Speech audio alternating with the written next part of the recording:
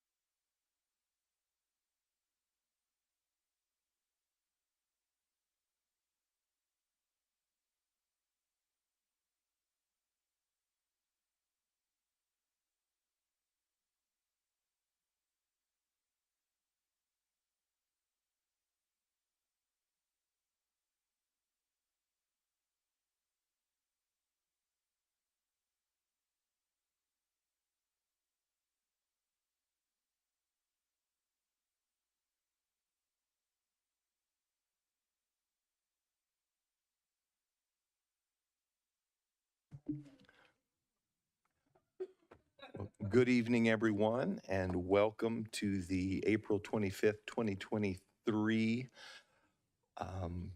joint meeting of the City Council and the Planning Commission. At this time, could we get a roll call for City Council? Councilmember Mendoza. Here. Vice Mayor Meyer. Here. Councilmember Orlemans. Here. Councilmember Pearson. Here. Mayor Bryant. Here. Now, at this time, could we get a roll call for Planning Commission? Commissioner Sparling. Here. Commissioner Fuller. Here. Commissioner Brand. Here. Chair Roberts. Here. And let the record reflect that Commissioner Ziegler is absent. Okay, we do have a quorum for both bodies. If you could join with me in the Pledge of Allegiance. Pledge allegiance to the flag of the United States of America and to the republic which stands one nation under God, indivisible, with liberty and justice for all. So at this time, we will begin the joint workshop of the Planning Commission and City Council to receive an overview of the plan check process. And Alexis, I will turn it to you. Good evening, City Council, members of the Planning Commission. Tonight is what we're calling Plan Check 101. This was a request from City Council several months ago to provide Council, Planning Commission, and the public additional information about the plan check aspect of our jobs, which is something that normally happens behind the scenes and is not necessarily part of the public review process that you all participate in. So tonight, Eric Noltenius, our planning manager, will be doing the bulk of the presentation. We also have Ken Murphy, our chief building official here, Alan Bacalar, our interim city engineer, Aaron Wanden, our parks maintenance manager, here to also participate and answer any questions you have about the plan check process. So with that, I will turn it over to Eric. Thank you.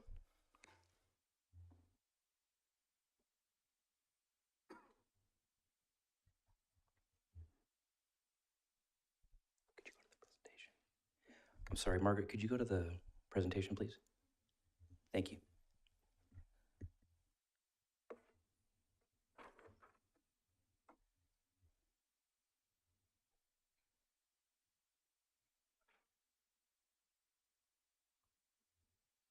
Awesome, thank you. So good evening, Mayor Bryant, City Council members, Chairperson Roberts, and Planning Commissioners. Thanks for joining us at this special meeting tonight. I know it's taken a little while to get here, but we've been working pretty hard behind the scenes to put the presentation together. And while I'm going to be doing the bulk of the talking, I am going to enlist the help of Alan, Aaron, and Ken, because it has been a group effort to put this all together, and it's really not just about what I do or what planning does. It's really what the city does as a whole.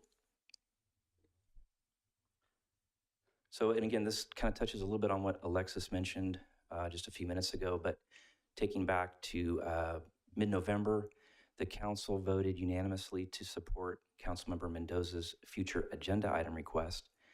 And what that did was authorize staff to spend time and resources on this joint workshop with the Planning Commission in early 2023. So here we are at the end of April to provide an overview of the plan check process, including the use of Amber Lane Apartments, which is now known as the Blossoms at Brentwood, as an example. So this workshop follows up on the council's request. I did want to make sure that everybody on the dais knows that staff is not asking for either direction or any action at this point. This is informational, but we certainly invite questions from the public and the council and the commission as we go. And to that end, while we do have a presentation to actually click through, if at any point you have some clarifying questions, please feel free to interrupt me, okay?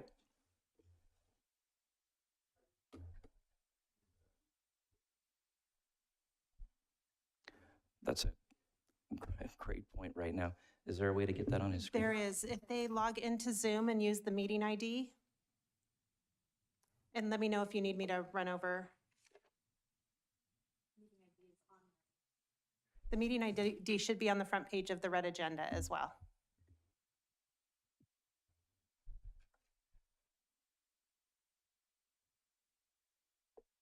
Did that work for you, Commissioner Floor?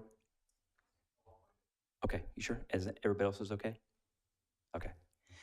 So just briefly, as far as the agenda for the presentation, we're going to talk a little bit about what a plan check is, who submits them, who reviews them, the different roles that staff plays in the process, some steps and timelines, what we look for when we review plans, why changes occur during the process, and then we'll get some examples at the end, and then we'll finish up with public comment and Q&A.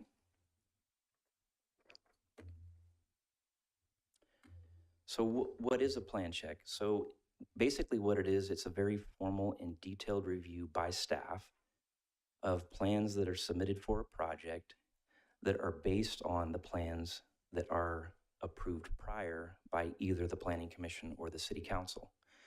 They come in a lot of different forms. These are some of the basic examples listed on the screen here. They could be plans showing how a site is going to be graded, how it's going to be improved with public utilities, how it's going to be landscaped, how a property is going to be subdivided, the different lighting that's going to be on a site. And we'll get to this at the end with the example of Amber Lane Apartments, the actual construction drawings, building construction plans, how a building's going to be put together.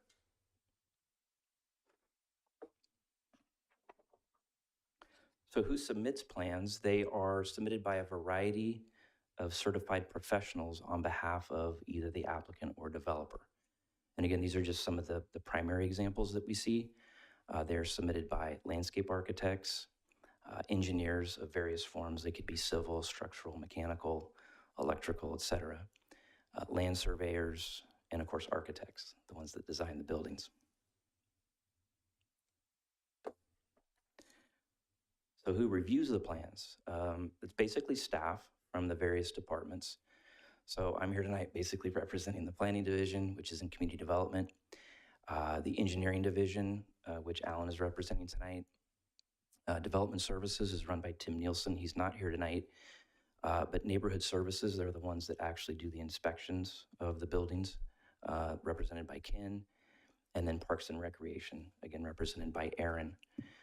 Oftentimes, and Eric, Kim, can I interject one time? absolutely. Commissioner Roberts asked a good question. She was wondering who the staff members were in staff. You kind of went through and introduced them. Could they maybe raise their hands so Oh, sure. some of the planning commissioners that have not met them can know who they are? And I'm going to bring them up at some point during the process. But Aaron, if you can raise your hand, our park maintenance manager, Alan, our engineering manager, and then Ken Murphy, our chief building official. Great. Thank you, Darren. And then oftentimes, and Ken may get to this when he speaks for a couple minutes, but some of the larger construction projects for the building plans, we farm those out to consultants to do the more complex and detailed review to make sure we're compliant with codes. So in terms of the different roles that staff plays in the process, and this is where I'm going to bring the various staff up. Basically, what planning does is we oversee what we call the entitlement process. So you'll see us at either planning commission or city council meetings presenting projects, right, with the actual plan sets that are being recommended for approval. Engineering, what they do is they oversee the subdivision map process and then the various public and private improvements. And that could be, roadways, traffic signals, grading of a site, utilities, et cetera. Parks and Recreation oversees the public recreational amenities and landscaping. So parks, medians, again, just examples. Development Services, they oversee the construction plan process. So they basically are involved in issuing the permits. And then Neighborhood Services oversees the actual building construction process and inspection process. So with that, what I'd like to do is turn it over to Alan Bacular, again, the engineering manager, just to talk a little bit about what he does with his group. And then we'll follow that with Aaron and then Ken, and then I'll come back up for a few more minutes. All right? Thank you.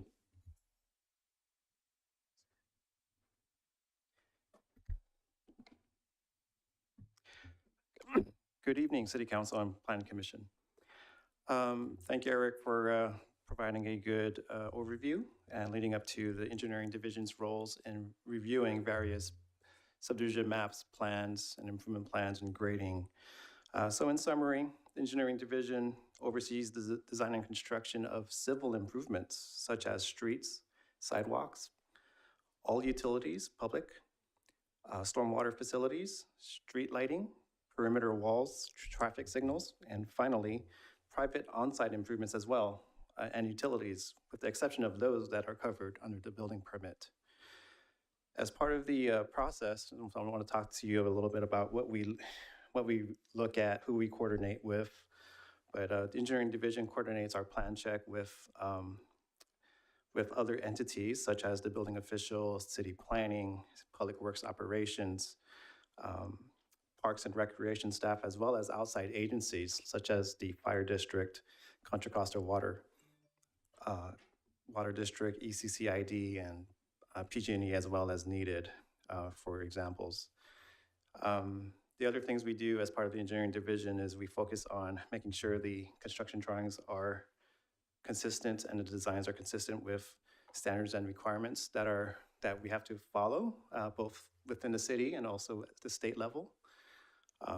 These include we have the City of Brentwood Standard Plans and Specifications, the Engineering Procedures Manual, and also the Municipal Code.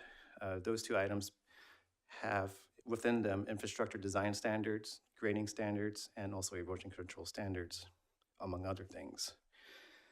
The other thing we're checking against is clean water program requirements. You might have heard of bioretention basins, which you've seen with developments. So those are the things we're making sure that when they're designing, that they're built to certain design standards, including their landscaping that they have within it. The other thing I want to point out is part of the design process, we do review and take into consideration various studies and reports that are prepared by a lot of professionals that include geotechnical reports, hydraulic analyses, preliminary title reports, and topographic surveys. Let's see. Lastly, before I wrap up, I'd like to note that the preparation, review, and approval of construction drawings that we review in engineering are required to be prepared for and performed under the direction of a licensed engineer. also known as a professional engineer, as certified by the Board for Professional Engineers, Land Surveyors, and Geologists. With that, I'll turn it over to Aaron.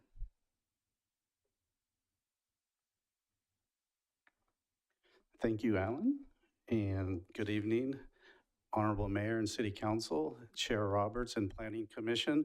Nice to meet the Planning Commission tonight. I think this is the first time I've had to speak in front of the Planning Commission. So this, we're the fun piece of this plan check. This is good stuff. We look at when it comes to parks, it's the landscape, it's the parks, it's the trails, it's park amenities, it's the trail amenities. So depending on if the project is required to construct parks, that's where Parks starts looking at the plan sets. If the development's required to construct public landscaping, that's where Parks takes a look at those plan sets. The Parks team consists of, we have certified arborists, certified playground safety inspectors, licensed pest control applicators, and there's an old organization called Bay Friendly that has turned into Rescape over the last few years. That's a Bay Area entity that promotes environmentally sound landscaping. So we have certified Rescape personnel on our staff. So we typically will work through the engineering and community development departments when these plan sets come in. And I brought the plan set for the Parkside Villas Park, which is the Trailview Park, the 24-hour fitness, our piece. So when you take a commercial project like 24-hour fitness, there's a public landscaping piece to that, and that's Jeffrey Lane. So that's what Parks was looking at, was the landscaping installed on Jeffrey Lane. And then the Amber Lane apartment complex also had public landscape. So what the park's other role is to provide the funding source, or to find the funding source for the city to pay for this maintenance. So that's where we are involved heavily in the landscape and lighting assessment districts for the city of Brentwood. So whether it's a park or city landscape, we need to form an LLAD to fund that maintenance. So that's another piece of these plan checks, because we're reviewing these plans with our consultants as well. So it's not just city staff reviewing them, it's our consultants as well. Excuse me. So having said all of that, and losing track of where I was, we find the funding source, we review the plans, and we work closely with all the departments within the city just to make sure if anything that we captured that might have been missed by one of the other departments, it's a working document that we all help each other out with. So you're finding coordination between all the departments on various pieces of these projects, which, as you can see, there's quite a large amount of plan sets involved with all of them. So I'll cut this short, but these plan sets end up with the inspectors in the field. The inspectors are taking each and every one of these plan sets with them. I put some 11 by 17 versions on those desks as well, that the inspectors carry with them in their cars. But they're confirming that the city standard and specifications. Engineering has a huge document of standards and specifications. Parks, we look at the landscape section and the irrigation section, and basically confirming every product that's put on our property is top grade, commercial grade pieces. So that's what the inspector's role are as we move through these plan checks. So that's basically taking it from the start to the finish as far as what Parks is responsible for. I'll turn it over to Ken.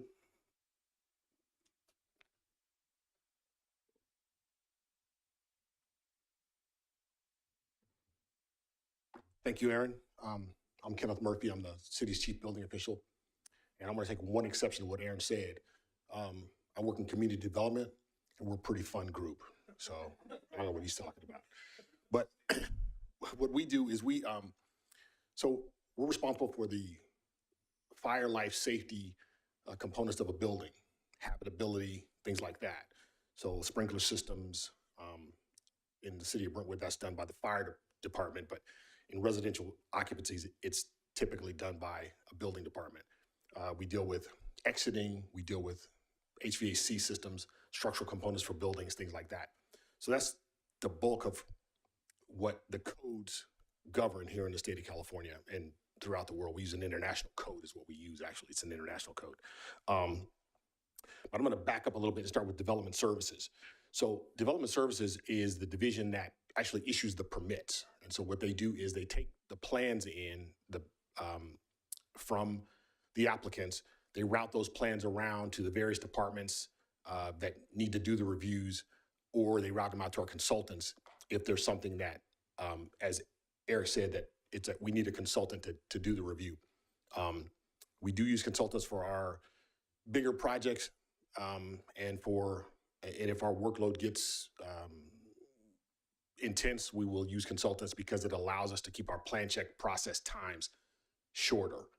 We can send the consultants have multiple people on staff. They have different reviewers to do. So they have somebody to do HVAC, somebody else can do structural, somebody else can do electrical, and they can do those reviews concurrently. Whereas if you do them in-house, you have to do them one after the other, and it extends the process. So that's one of the reasons we use consultants for the major projects, in addition to the fact that they're all qualified personnel. They have licensed professional engineers on staff, and it can afford you a higher level of review. So they issue the permits, they take in all the fees, and like I said, they route the plans around. Then the Neighborhood Services Division, which part of that is building inspection and plan check. If the plan check is done by a consultant, then when that gets approved, they will come back to us. We will do another review, just a cursory review, to make sure that all the city of Brentwood's specifications and everything are met, as well as to verify that they did the review according to the California Code of Regulations, which is Title 24. We hear that referred to all the time as the energy code, but Title 24 is actually the California Code of Regulations, which is everything related to the building code. I don't have the books here, but there's like 12 of them. And then there's other books that we don't use that are also part of that code. So we use that review, as well as other state laws and federal laws that govern how buildings are built and the way they're supposed to be done. The main focus for us is to make sure, like I said, fire, life safety, that people can get out of the building if something happens without loss of life. So that's the main focus of what the building code is designed to do. The habitability and other things are also there. They're important, but we want you to be able to get out of the building so you can come back in another building another day. So that's what we do. Other than that, I'm going to turn it back over to Eric.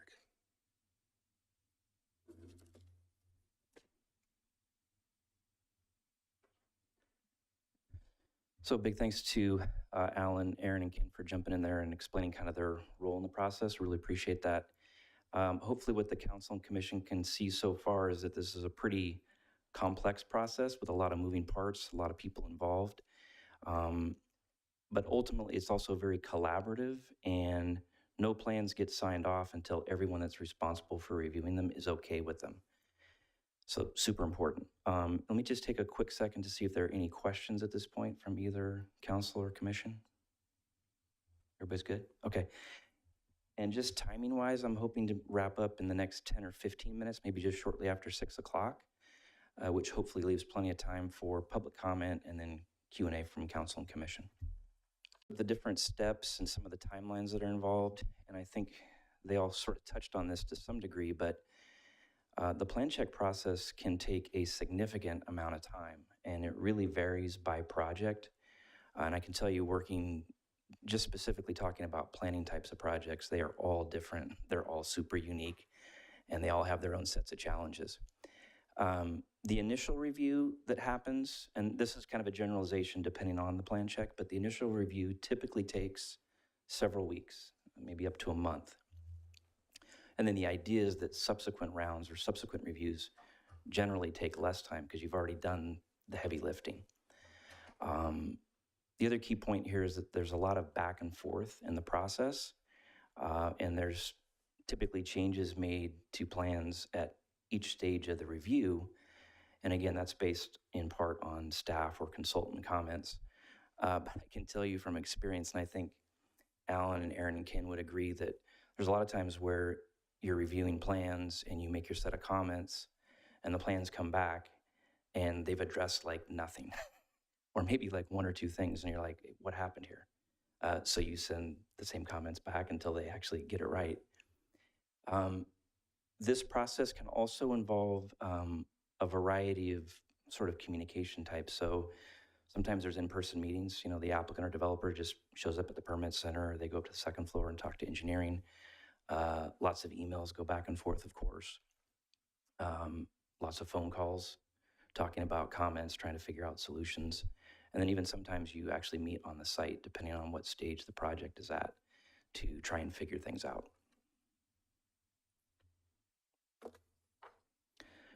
Okay, so here's another really important part of the process. What is staff looking for when we review these plans?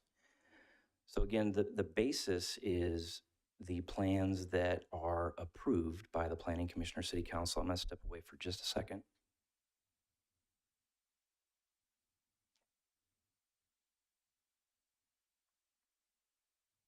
I don't know how, I know you can all see this, but I don't know how well this is translating over Zoom, but this is basically an 11 by 17 booklet that I'll call, it's bound, for the Amber Lane Apartments project. And it includes all the landscape drawings, all the preliminary architectural drawings, preliminary site plan. But these are the plans that the Planning Commission ultimately looked at and approved back in December of 2019, right? So when the actual detailed construction plans come in, this is what we're using as the basis to review against. So we're basically at that point, we're doing a compare and contrast, right? Here's the approved set, here's the detailed set. It should look the same, and if it doesn't, why? The other things that go into staff review at that point is we're verifying compliance with conditions of approval that may have been imposed by, again, either the commission or the council. And those can be both standard conditions, excuse me, or project-specific conditions. And then, of course, the various codes that are involved. I know about the zoning code. I know very little about the mechanical code, the building code, the electrical code, those kinds of things. That's where Ken comes in. And then I would say, you know, and this term gets used a lot, but it's really important when we do this staff review, is substantial conformance. So do the plans substantially conform to the approved set of plans? And I will say that the level of detail that you're looking at can vary, right? And it tends to be greater in the final construction level plans when you're comparing them to preliminary plans. So for example, you know, in preliminary plans, they're not identifying the depth of window trim, for example, but they are in the construction plans. So our job is to look at the window trim and go, does that look basically the same? Okay, and if it doesn't, again, why? And we're always constantly using our professional judgment to determine conformance. It's not an easy thing to do, but that's what we're trained to do. Okay, so why do changes occur? And I don't know if change is the right word. You could say, why does it look different? Why does it vary? Why does it change? So I'm using the word change here. And this touches on what I mentioned just a minute ago, which is that the preliminary plans, which are these design level plans, they simply don't include the same level of detail as the construction level plans. And those are the plans that we have on these tables here. The other thing, and I touched on this a little bit earlier, is, again, there are no typical projects. Every project is super unique. And the larger, more complex projects tend to have a little bit more variation in them between the preliminary set of plans and the construction plans or the final plans. Changes can occur for a variety of reasons. These are just some examples, but maybe a certain material isn't available at that point. Maybe a certain code has changed, and in order to comply with that code, it alters the design slightly. Maybe there was a change in site conditions that wasn't known at the time the original set was designed. But again, those whatever changes are proposed have to be explained and justified. So what we do at staff level is use our discretion to determine the level of change. In other words, is it something that we can approve at staff level administratively, or does it require some higher level of review?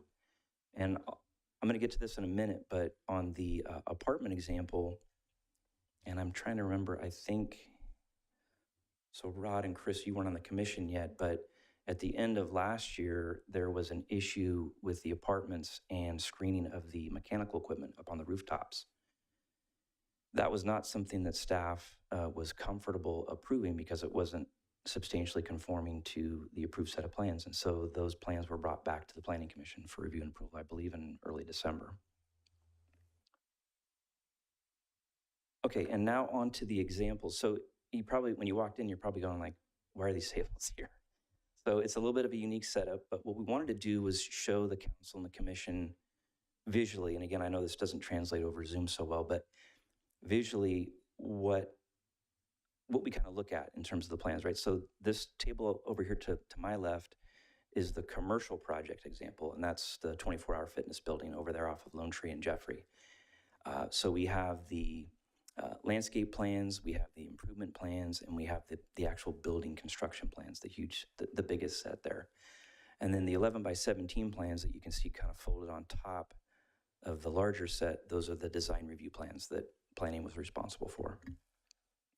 In the middle is the single family project example, which is Parkside Villas.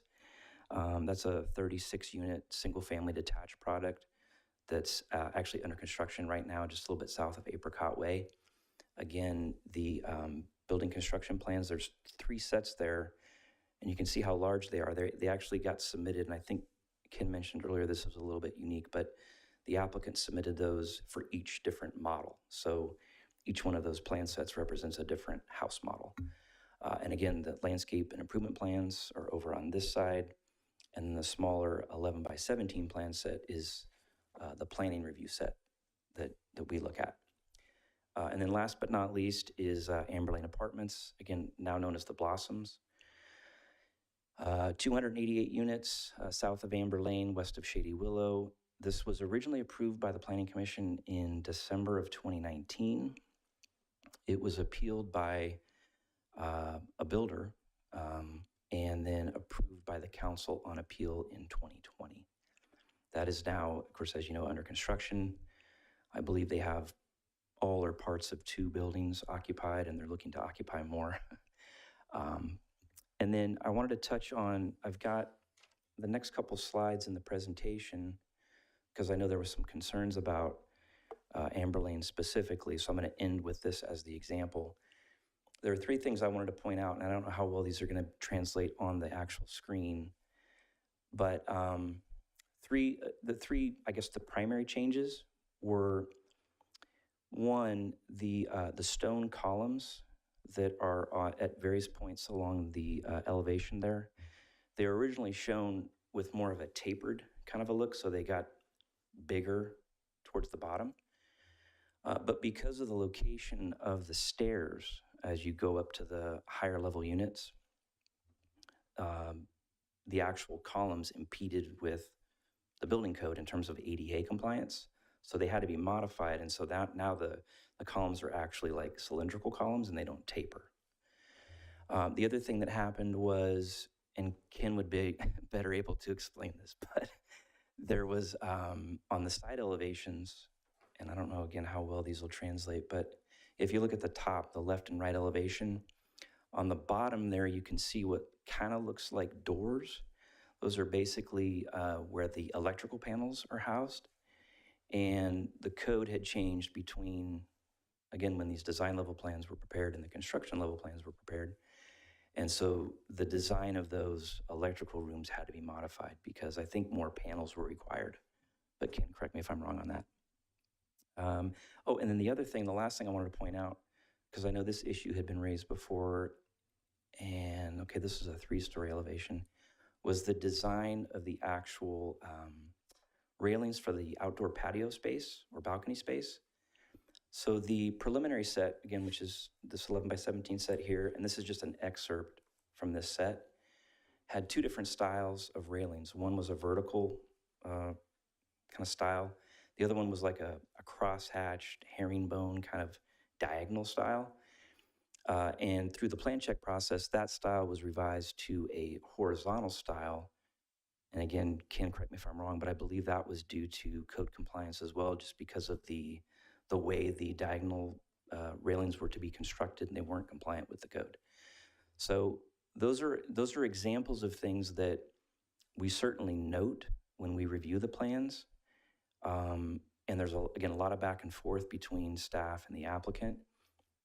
And depending on the level of changes that we see, and do they substantially conform, we have to make that determination. Either they do substantially conform, and if they don't, then they either have to find another way, or they have to take it through another process, which that was the example I used for the rooftop equipment just back in December. And with that, with that, that's really the end of staff's presentation. So we're at about 5 after 6. I'm certainly happy to answer questions from council, commission, to the extent that either Alan, Aaron, or Ken can answer questions. I will defer to them as well. But at this point, I'll turn it back to the mayor. Thank you. Any questions? Yep. Yes, Mr. Spartling? When do you decide to bring something back to the design subcommittee versus making it a staff decision? When do we decide, or how do we decide? Sure, how? Well, again, it's substantial conformance. There's no, each case is unique, so there's no real concrete answer to give you on that one, unfortunately. It's, some of it's kind of by feel, right? I've always looked at it as the 3 levels of review. So if something complies to a T, that's easy, right? That's a staff approval. If there's a minor tweak, but we're not comfortable for one reason or another, we've taken things to the design review subcommittee.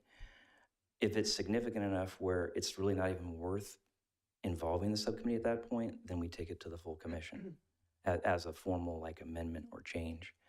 But it's a hard question to answer because there's no rule book there, really, right? It's again, substantial conformance. So I think some of the concerns from the public are around whether they're true or untrue. A lot of questions that we get asked are around, it was approved looking this way, and now it looks this way, and the builders are doing this to cut costs, right? I'm sure you've heard those comments. Yep. And I think the Amber Lane example is probably members of the public have asked that same question. So you did bring something back to the sub-design committee. It was the garage doors, which had to be changed because of supply chain. Mm-hmm. Correct? That's correct. And the changes were approved. Yeah, and also just, sorry to interrupt you real quick, but the other thing was that the project was conditioned that the carports, the carport design had to be approved by the subcommittee. So before we issued the permits, we made sure we brought those to the subcommittee, and then they had proposed that other change as well, so we grouped them together. Okay. And so the other changes in design had nothing to do with supply chain? Not to my recollection, no. I mean, there might have been material issues, but I don't recall ever talking to the applicant about a supply chain issue. Other than the rooftop equipment, but that was a separate issue that the commission handled through the formal amendment. And it was from the code? The reason why the balconies were changed was because of the code had changed, or the code was always the same and the review was? Right. So I guess another way to put it is when these projects are designed at this level, what they call design level, they're not thinking here to construction plans at that point, right? They're not thinking of everything. So when it comes time to do these construction level plans, that's where all the details kick in, and they're like, oh, this design actually doesn't quite work because of a code, or it could be something else, and that's why they went to a different design that actually met the code. But I will say that, so again, in terms of substantial conformance, one of the things we looked at with this one specifically is that it was always intended to be designed in this craftsman style. Right. And I remember talking to the applicant's architect about it, and it's all about in keeping with the style as well. So if they had proposed something that was wildly different in terms of style, I wouldn't have been comfortable with that. Okay, so I thought I had been told that some of the changes were due to materials not being available because of the supply chain. Is that Oh, not correct? okay. Outside of the doors. I use the materials example as a general example. I wasn't using that for Amber Lane necessarily. Okay, But that is a reason why it changes sometimes, yeah. okay. So the reason why I bring it up is because the applicant was specifically asked by me if any materials were were not available to make sure the design it was coded, and they stated that there was no other issues other than the garage door. I think that one of the things, and it's up to city council because I'm sure there's some cost to it, I do think that the design subcommittee review meetings, if they're called, they're not currently recorded. And so for projects moving forward, that may be something to consider. And thank you. Just real quick too, and I didn't put this on a slide, but I want to make sure everybody knows that we are always available, all the staff, but planning staff in particular.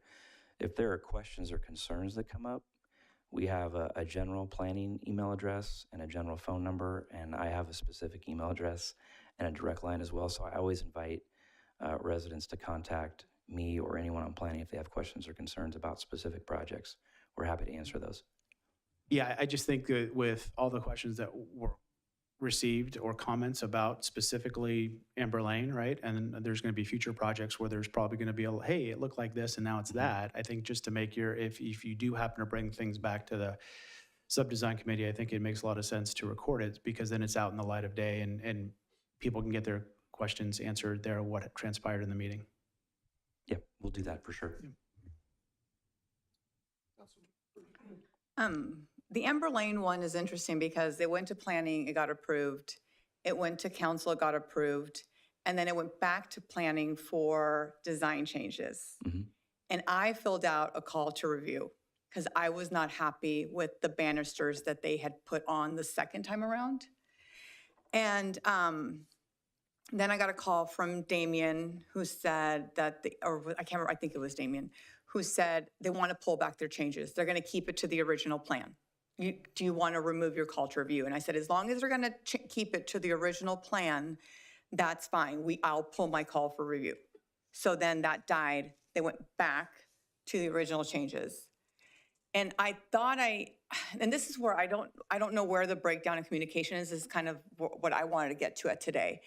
At what point, okay, we thought this was important, and now they're having to change this for whatever reason it is. When does it come back to us to say, hey, we're going to change the banisters. They're going to look like what you didn't like, and these are the reasons why. I feel like I shouldn't have to drive by it and see that on something that was such a big deal. So I don't know where that breakdown is or what I can do to be more proactive, or do we have an ongoing list of, if there's a big change from, I think it's called the design to the construction plans, is there like a punch list of those items that, if it looks very different than what we approved, how do we figure that out? Yeah, and it's interesting when you bring up the entire process for Amber Lane because it was very convoluted at that point. But they ended up going back to the Planning Commission and basically rescinding or officially withdrawing those changes, which again took it back to this booklet. But that's an example of, at that point in the process, and just full disclosure, I was the one that reviewed these plans, right? There was no other planner involved because the project planner was no longer at the city. So I took it over, and I take all these reviews very seriously, and this one in particular because I know it was, hypersensitive. So I was looking at everything in fine-grained detail. And when it got to the point in the process, and again, they had taken this set, and then with the big set, saying this is what we want to build, I'm looking at everything, and it wasn't just, there were some significant changes, but then there was also just a whole bunch of changes. And I'm like, this isn't something that staff can approve. So that's why they went through the Planning Commission process, right? They approved it. As you mentioned, Councilmember Mendoza, you called it for review. Then they said, oh, you know what? Okay, we'll go back to this one. So then, I'm going back now to make sure that everything matches. So I'm sorry, that's to one of your points. The other one I think is again a more difficult answer because it's very project specific, and it has to do with, and I'm sorry to use this term again, but substantial conformance and professional judgment. So we make these kinds of judgments pretty much, not all day, I was gonna say all day, every day, but every day on a variety of projects. And it's not just Amber Lane. I mean, Alan and Aaron and Ken, they do the same thing with their part of the process. It really, I think, bubbles up when staff is not comfortable with either the level or the scope of changes. And again, the next step in a process like this would be, we would say, you're going to have to go back to the Planning Commission and ask for their approval. And then again, it calls into question, okay, is that something that gets appealed or called for review? But we don't maintain a list necessarily of like, here's all the variations, and then like distribute it and say, is this something that everybody's comfortable with, right? That's just the way we work the process. So if it's a question of how the process can be maybe done differently, maybe that's either part of tonight's discussion or a future discussion. But It's awkward because we're all sitting. I just wanted to question. I'm like, was I leaning one way or? We have to talk about what we define as substantial versus what you see as substantial, because I saw the railings as substantial. I would have wanted to see that before it got implemented on the job site, because it was important to me the first time around. So how do we define substantial and, for something we might want to see or we feel passionate about? Yeah, and that's a great question, and that goes back to also the roles in the level of review, right? So that project originally just was approved by Planning Commission, right, and then Council. So in some cases, it may be Planning Commission that's asked to look at changes like the rooftop equipment, or in some cases, it's Council. So it's not always even going to go back to Council every time. It depends on the original approving body. So for each project, that aspect of it's And that's okay if it doesn't come back to Council. If it goes to planning, I watch every single one of their meetings anyway, so I'll call for review if I don't like it anyway, but I think it should kind of go to at least them. So, so substantial conformance has been thrown around a lot. Professional judgment has been mentioned a lot.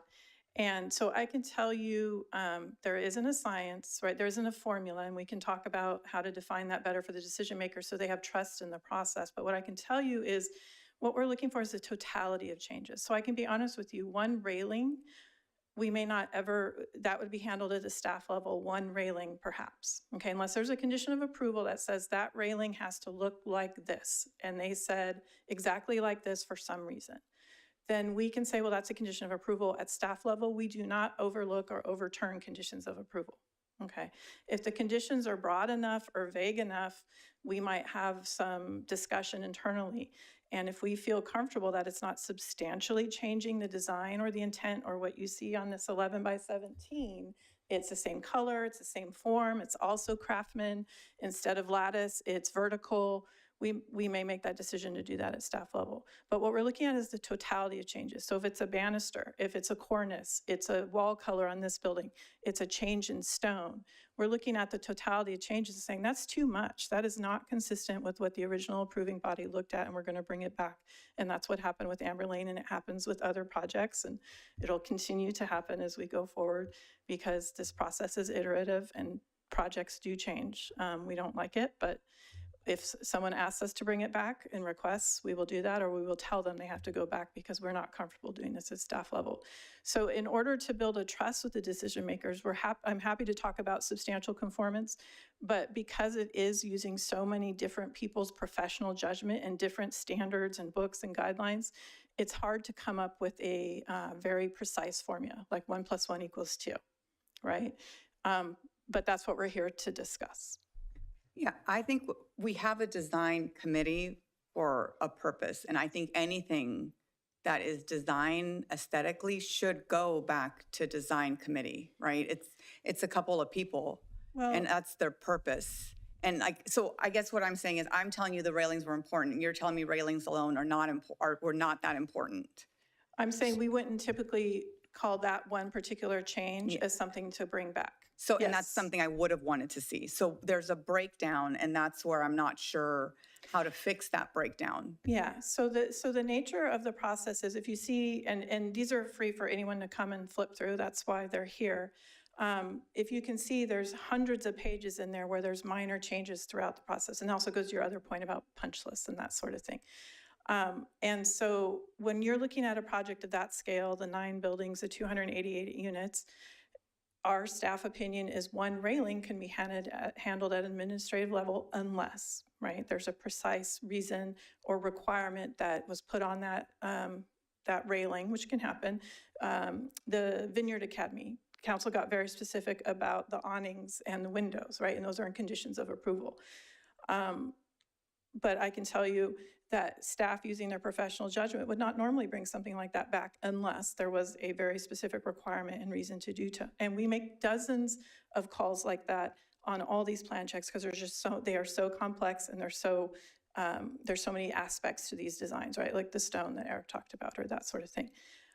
So you have a different opinion about that, but I can tell you if every time we bring a change that we make or something we consider administratively a red line to a committee, this process could take years because it's so complex and it's so iterative.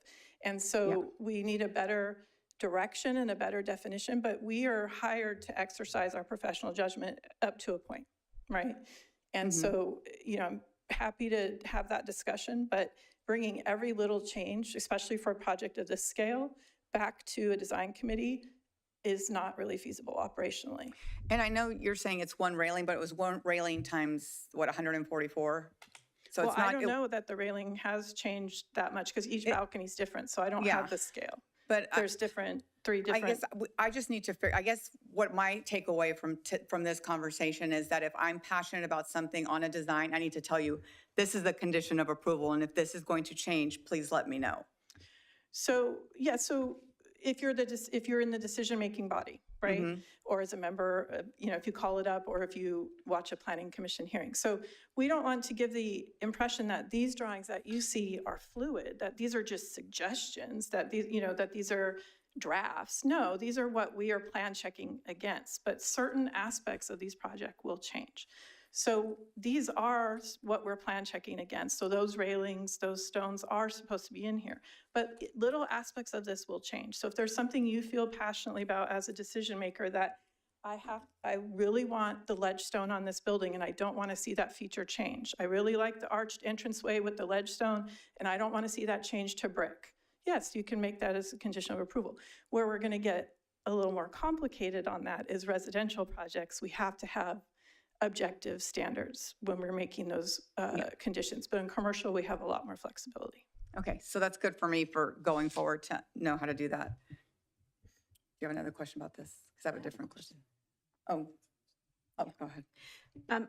Thank you for the presentation. And I agree there is a little misunderstanding when we don't have any way to quantify or understand what substantial conformance is. In the law, we have burden of proof or burden of proof like reasonable doubt or preponderance of evidence, and I can kind of quantify what that means. Here I understand because there's so many people there, it's hard. However, I think Commissioner Sparling, what he raised that is a concern for our residents is when we have materials that are a little less than beneath or when developers may sneak in, let's get something a little cheaper. I've seen it in purchasing my home here where you come in one area and then you come back and garage doors are a much cheaper material that don't last beyond the 1-year warranty. They don't extend beyond that.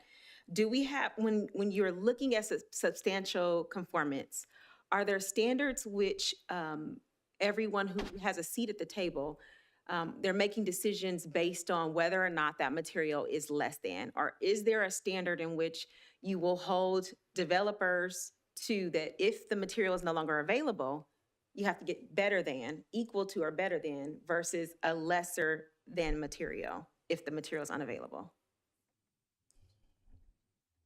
Yeah, I think I understand your question. We don't really have like a formal process in place for that.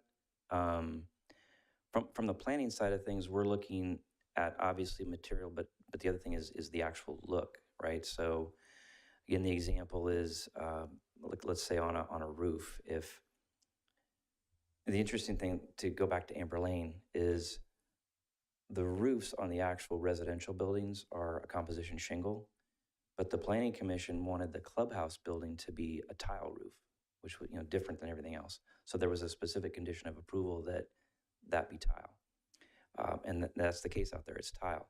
So if they had proposed like, well, we know the condition says tile, but we want to use a composition shingle or a different style of tile, we would have said, no, that needs to go back to the subcommittee or the full commission because it's too significant of a change.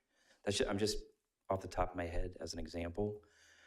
Does that sort of answer your question, or? It does. I think my deep concern is that if we accept materials that are below the standards that the Planning Commission approved and then council approved, then maybe we're not substantially conforming if a year later it doesn't look to the aesthetics of our city, or it doesn't conform to the nature of what our neighborhoods are looking like because of the quality of the material, or it just doesn't look like what our expectations would be. These people are really surprising me tonight. Can I just have Popping up Kenzie? on you. Yeah. Well, Alexis did, I figured it out. Oh, So I just want to, Commissioner Pearson, I'm sorry, Councilmember Pearson. So you asked a question about quality materials. So the planning division, they're looking at the aesthetics of it.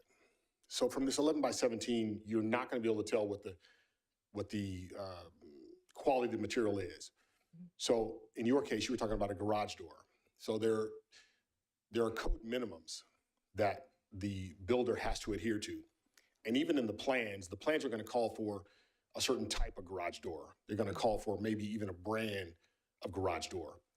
That's what has to be installed. Now, with respect to the building code, if they choose to go to a different brand, but yet it still meets the code minimums, then there's the building department, they can revise the plans and say, well, I'm going to do this. But we only enforce the code minimums. That's all we can enforce. And the planning division is only going to be interested in the aesthetics of it. So if it looks exactly the same, that's what you're going to get. Now, if they say we're going to use redwood trim, and then we show up and they're using spruce or they're using, Doug fir, well, that's different. So we're going to say, no, that's different. It may even look the same, but it's a different material. We can tell that. So those kinds of things we're going to hold them to. I don't know what they call it today, but in the old days, they called it value engineering, right? So that's something that you will see, but it's not something that we allow to happen without some input from someone saying, okay, well, why are you doing this? Because that's never a reason to change something. It costs too much. That's never a reason to change something. I just wanted to weigh in really quickly on the Amber Lane railings too. So one of the things that Eric was talking about was the way that they looked, the way they were built. So he mentioned the fact that there was a code issue related there. And I wasn't involved in the process then, but I will tell you this, that guardrails have to resist a certain amount of force against them so that if somebody falls into it, they bump into it, there are structural requirements for guardrails. So the design of these that I saw here, I don't know what kind of material was proposed to make that pattern. And so when these plans were developed, those plans were not completed. So when these plans are done and the design level stuff's done, those plans are not done. They want this to be done pretty much first. I mean, they're working on them, but the details and whatnot that go into those plans is not completed because they want these plans to match those plans. And so sometimes what happens is they'll get to a point where they'll look at the design level plans and say, well, I can't build that. I can't make that work. That's not going to work. We got to do something else. And so the construction plans will look different. And when the construction plans come to us, the planning division will look at those construction plans and make sure that the construction plans match these plans.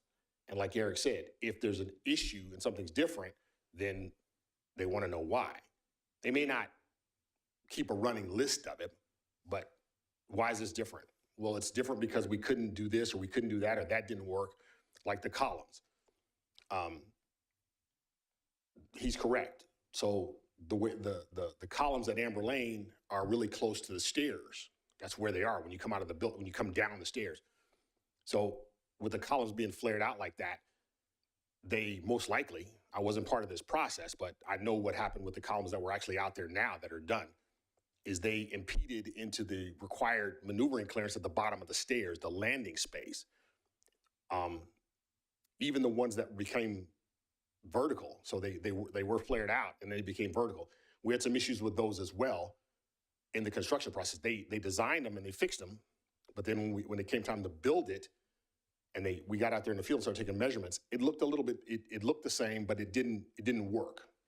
They had to, move some things around. It still looks like those plans, but they had to move some things around. And you can't have, well, I'm not gonna say you can't, you could have some columns flared and other columns not, but I don't think the developer really wanted to do that, because then that's a weird look, and I think that would be even more of a problem.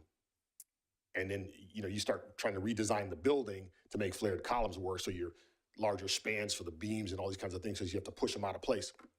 So there are decisions like that that are made in between these plans and those plans to make sure that those plans conform to the code and as closely as possible to these. Okay.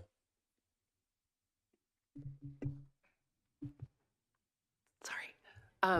So across the board, it appears that the concern is the level at which when it comes back to us, right? So is there a way to do like a ranking to get your totality? For example, for your structural versus your design versus your code versus if someone comes back to you and said they need to save money, can you rank those and then come up to some kind of a formula that way to decide when it's necessary?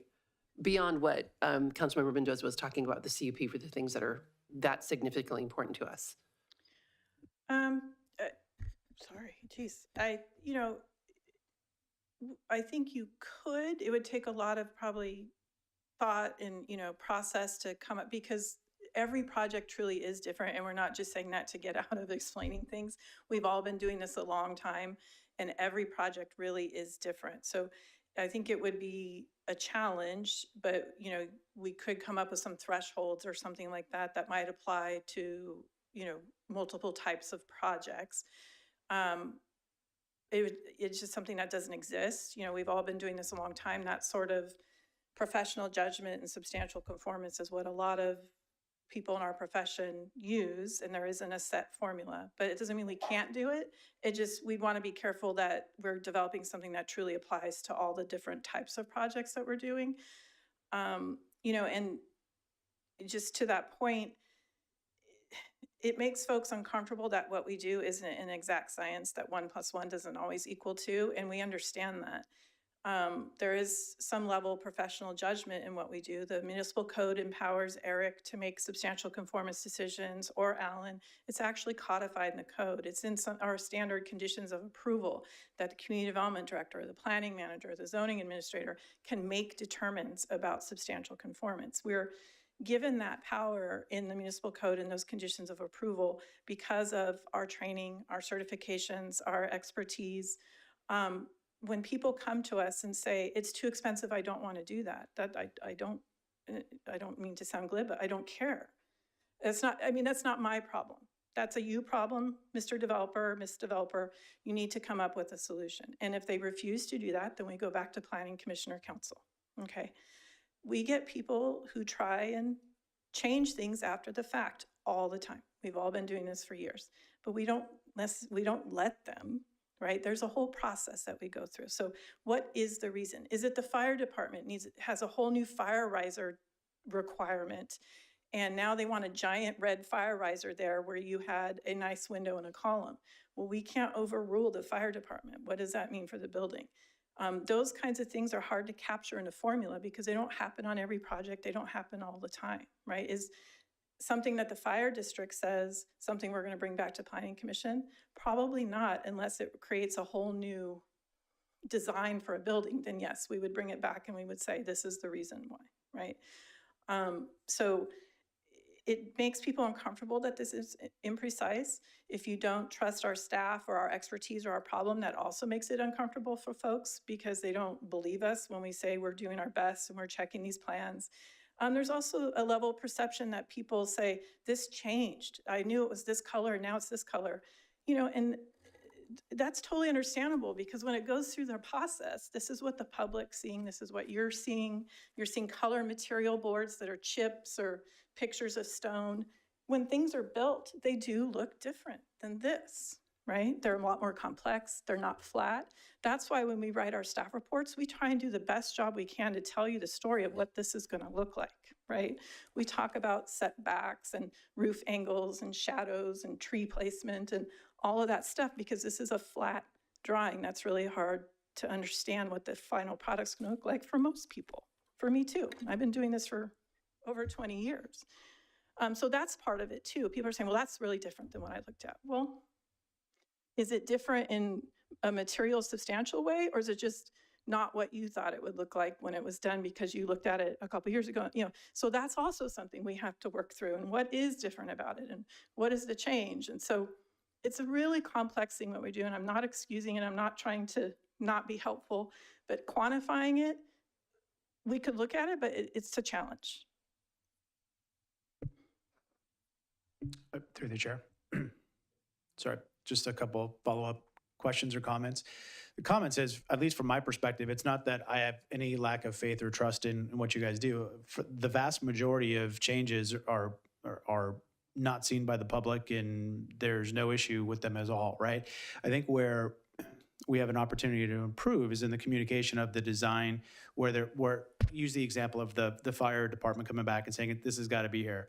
Is there a way to, maybe it's an informational report at a planning commission meeting saying we had these changes, or simply if the balconies needed to be changes because change of code? I mean, personally, I would think that the builders shouldn't be putting forth a design that they know they can't build, and I would expect that they should know that they can't build that design given the codes. I also suspect that the builders should know ADA requirements from a pillar to a stairway when they design it.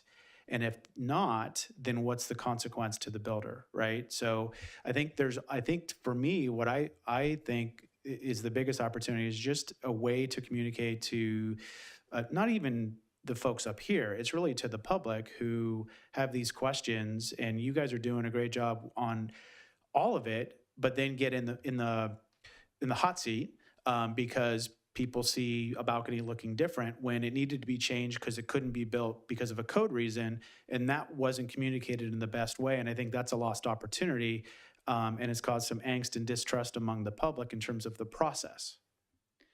Yeah, and that's where I would look to council direction on what you would want to know, what that would look like, because again, there could be 300 changes to that plan set through red lines that, we would look for some criteria or for some direction, because, what is valuable information to have and at what point? Because there could be 3 or 4 or 5 plan checks on a project. Right. So that's where I would look for direction. I think what I'm hearing so far, and I think the feedback I've heard from members of the public, it's not the structural, engineering, functional parts of the building, it's the design. Aesthetics, yeah. It's that simple. So I don't want to make it about everything, make it about the design. And again, is it as good, good, better, best? Was it best and now it's good? Or was it good and now it's better, right? Is in terms of materials and design, right? I think that's really the fundamental concern that the public has, and maybe folks up here as well. But I think it's just an opportunity to improve a way to capture, even if it's just posted on the website, hey, here are the design changes that are coming in, and here are the reasons why, here's the code. Don't know if any of that can be done. I'll let the council give you direction on that. But I think that's where because we're beating up Amber Lane, there's other projects that have the same thing, and there will be future projects that will have questions from the public. I think there's probably a way to better communicate these changes, because I certainly don't want you to bring back to me 300 changes from an engineering standpoint that I have nothing to say except yes, because I don't know. So yeah, and I like I said, I'd welcome council's direction, because that would be a significant amount of staff time. It doesn't mean we can't do it, but that would be the kind of thing that we would want council direction on, some criteria of how and when to do it. And I'm trying to find a diplomatic way to say this. Not every project goes through the same amount of red lines and submittals and changes and follow-up hearings as other projects. Just like people, just like any other field, there are some architects and developers who are better at what they do than others, that are better at putting together this with that, right? Are more experienced at it, have fewer issues, fewer red lines, fewer plan checks. So in my mind, if that was the field that I'm in, and thank goodness I'm not, I would hire those people and it would be cheaper and quicker for me to get through the process. Not everybody does that. And so the projects that we're talking about tonight, not all of them have gone smoothly through no fault of the staff or planning commission or councils. It has been a process that not every project goes through. Okay, so there are projects that have changes that we could post on the websites as council wants us to do. Some will have more and some may have none that are the aesthetic nature that you're describing. But every project's different, every architect's different, every developer's different, and some are more of a challenge than others. Okay, I'm going to move on from Amber Lane real quick because I have other questions. So once we approve a project, how long does the applicant have to start that project? Like, how long is that valid?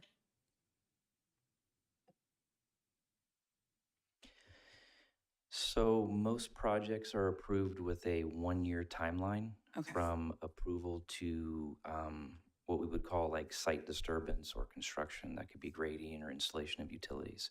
So it's generally a 1-year time frame to initiate construction. So if I'm a developer and I start grading like in 11 months, then I'm good to go, right? Then I'm fine. Correct. And then what if all they do is grade and then they stop? Does the time start again, or is like they're now in compliance, so they're fine? Good question. I mean, that kind of depends on where the actual construction document process is at. Permits do lapse over a period of time too, even building permits. And Ken could speak better to that than I could, but you have to make continuous progress on a construction project to keep it active. Okay. But that generally hasn't been an issue, but maybe to your point is, and the commission, not so much the council, but we have seen a lot over the years, especially when the recession was hitting in like 2008, 2009, extensions of time requests, because people would get projects approved and then they couldn't build them. And some projects requested multiple time extensions. And those can get kind of dicey too, because people get leery after so many years, like, okay, is this actually going to get built? Okay. And then we see a lot of applications that have been submitted and nothing has happened to them. How long can a submitted application just sit on our list before it has to come to planning or to council? And they have to resubmit a new application? I have to be careful how I answer this question because I know what I would like to say, but the actual answer is it's really kind of indefinite. Okay. We have projects that have been on the books for years. And again, I talked about this earlier, they're all super unique and the applicants are unique, the sites are unique. The reason I'm asking is because if I put an application 5 years ago, things like CFDs or affordable housing, they were different on our code. So they submitted those applications during those times. But we all want things like affordable housing in our city. So can they just let it hold forever, then not be subject to the new affordable housing guidelines? Okay, so good question, and I don't know if the assistant city attorney wants to weigh in on this at some point, but I will say that it does depend on when an application has been deemed to be complete. Okay. So one of the things that we do at staff level initially, the planning staff, is an application comes in, we review it. So like the plan set is one part of it. They need to submit a title report, various technical studies, the appropriate fees. Every time they're missing something.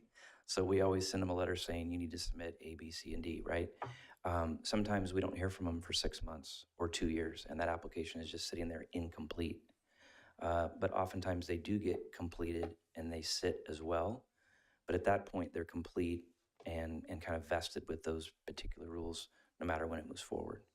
Okay. So, And then I have a question, like, let's talk about Vineyard Academy because that one was interesting because I thought we had like landscape guidelines, right? When something comes to planning, it should have a minimum standard of landscape guidelines. And I don't think we saw that project have it. Like I remember Karen Rary asked for it. We all asked for the landscaping.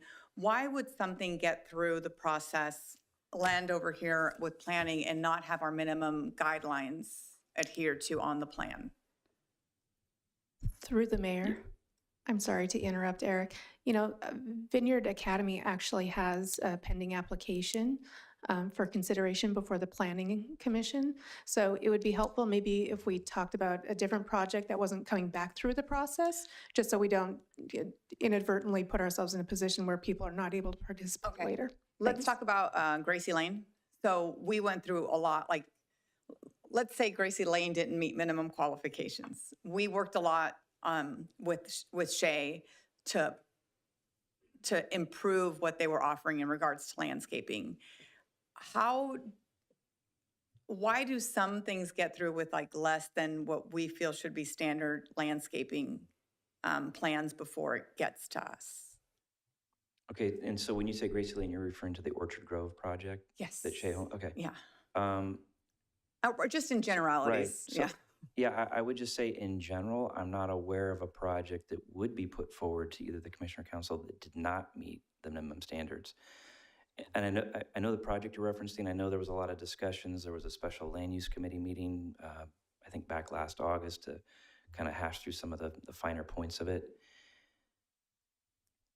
I don't know what the specific answer is to Orchard Grove, but I know that it met the minimum standards. I think if memory serves, the council, you and former councilman were very concerned about specific plantings in the stormwater basin. Yeah. And maybe around Lone Oak and Gracie, but it would have met the minimum landscape standards to get to that point. Okay. I was going to ask you one more question and then okay, so then let's talk, and I might get stopped, but you talked about conditions of approval.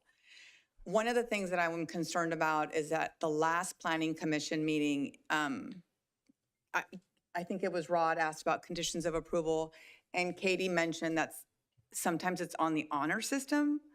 So do we give permits without making sure every condition of approval is met? Okay, so I don't want to speak for Katie, but I think what she was referencing is that a lot of times the conditional use permit applications that get approved include operational conditions. So those are conditions that the applicant or property owner developer has to meet on a continuous basis, and that staff is not out there on a continuous basis making sure they're complying. So that's kind of the honor system part. But they would be issued either a grading permit or a tenant improvement permit only if they met all the conditions that were required to get to that point. So for an operational condition, for example, is a bar that would only be allowed to be open until midnight, right? Yeah, I don't think we were talking If they stay open operational. until 1:30, that's not in compliance with that condition. Yeah, I don't think we were talking operational. We were talking about like things being built and completed, as a condition. Yeah, then there's no honor system in that. It's either they meet it or they don't. Okay, And and we then, Go ahead. I think there's a project, so I'll bring that one to you to talk about that offline. And then my last question is the apartment Sterling, what's it called? Sterling something? Silvergate? Silvergate. Mhm. I think you know what I was talking about. That one on the landscaping, I'm concerned about because the median does not have, like, I think it has a couple of trees, but it's very bare. And I understand that we say, the city doesn't do that. We wait for development to happen. And development happened with the apartments. And I would think they'd be paying into an LLAD that would then be used to complete that landscaping in that median? Like, when does that happen?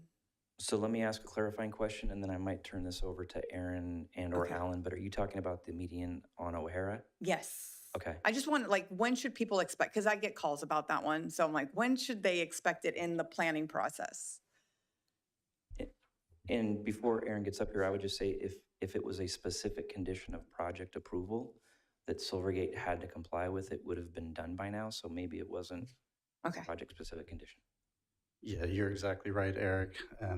The LLDs are formed just to fund the maintenance, not the actual installation. The installation would fall on the developer through a developer agreement.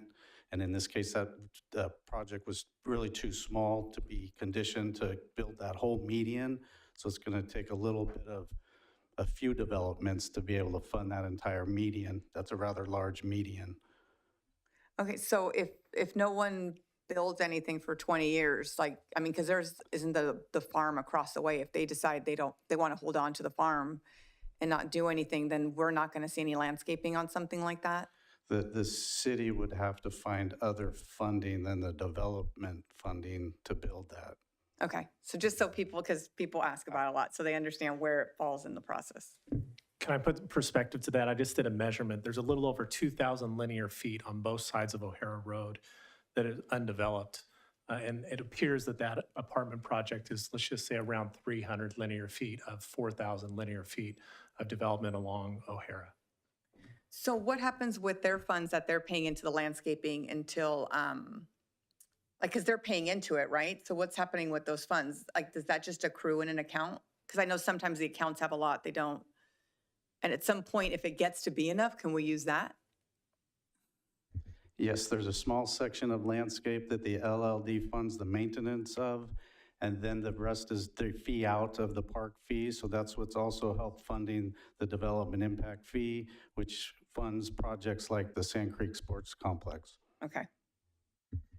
And do you mind if I add on that real quick? No, go ahead. So one thing it's difficult for people to accept is that we are under legal requirements regarding nexus and proportionality and fair share. So something that would look better and might theoretically make sense because you were just out there building this, we not necessarily legally require projects to do those improvements based on nexus and fair share. So that's an example of the frontage, where they are developing their project. We just don't have unlimited flexibility to put those kind of requirements on projects, even though it might look better or the best for that neighborhood. There are legal requirements in terms of proportionality and fair share. Okay, thank you. Mr. Mayor, can I add one thing? Yes. Eric did not mention the MAP Act, but there's other rules as it relates to entitlements to the MAP Act, which are different than the one single year. And we could have 2 or 3 multiple meetings like this to try to understand the MAP Act. And then one other thing I just want to mention as relates to commercial projects in that year, I will tell you many commercial projects are trying to get entitlements, then they go out to try to get a tenant before they're going to build. And I'd say in most cities, a year is very, very short of a time for a project to get an entitlement, go out, get financing, and then try to, initially start a project. And for your economic development team, that's difficult. For example, we have Oak and 2nd Street right here, right? They had this 3-story building. They allowed their project to expire. They could have come and asked for another year extension. We had a kidney center, Fresenius, they're going to, that project has left. They're going to lose that entitlement. In our economic development team, we wish we had those to try to find a developer who could come in and they're one step closer to getting a project approved.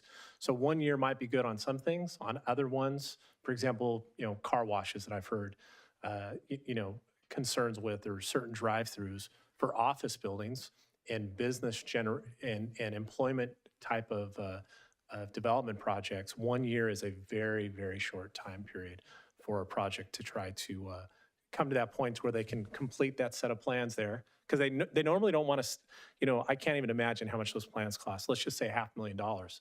They don't want to do that until they have this approval from the Planning Commission. And then most of the times they're waiting until after that time period expires to where either a city council or an environmental lawsuit could put into jeopardy their project. So if you think in a 12-month process, that time frame gets really small for them to finish that and do everything for, and I'm really speaking of an office type of development project. So just 2 cents as relates from the economic development side. Okay, if there's no further clarifying questions, and we are running out of time, at this time we will open public comments. We'll take public comments for the special meeting. If you're in person, please file a speaker card with the city clerk. If you're participating via Zoom, please raise your hand under public comment. At this time, the public is permitted to address the City Council and Planning Commission on items that are subject to the special meeting. And I have no speaker cards in person. I do have one hand raised in Zoom, but I see him here in the chambers. Danny Dorman.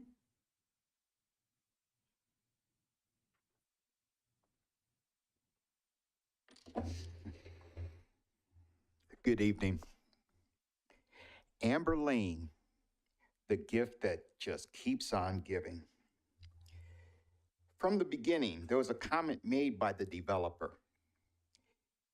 One of the things he said, and this was early on, one of the first changes, he said, we want to make these changes to save money. That's what he said. Had nothing to do with supply chain or availability or any of that. He came right out and said this. We want to make the changes to save money.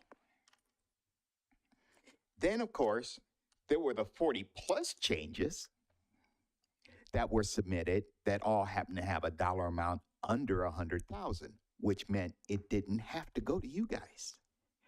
And had it not been for the eagle eye of the Planning Commission, it wouldn't have gone to you. 2 + 2 will always equal 4. As Mr. Sparling stated, if the developer gave a plan using sources and materials that they know they cannot build or should use, should be an automatic return to planning. It should be. The moment they come in and say, oh, by the way, go back. They just reset it to 0. Because if they're not competent enough to give you a plan with materials they think they have, vis-a-vis, we're going to build Amber Lane using minerals from the moon. And you guys buy into it and they come back, oh yeah, well, we couldn't do minerals from the moon, so we're going to do it with this. No, not acceptable. 2 + 2 will always equal 4, but don't tell us you think a wood railing versus a metal railing is not a big deal.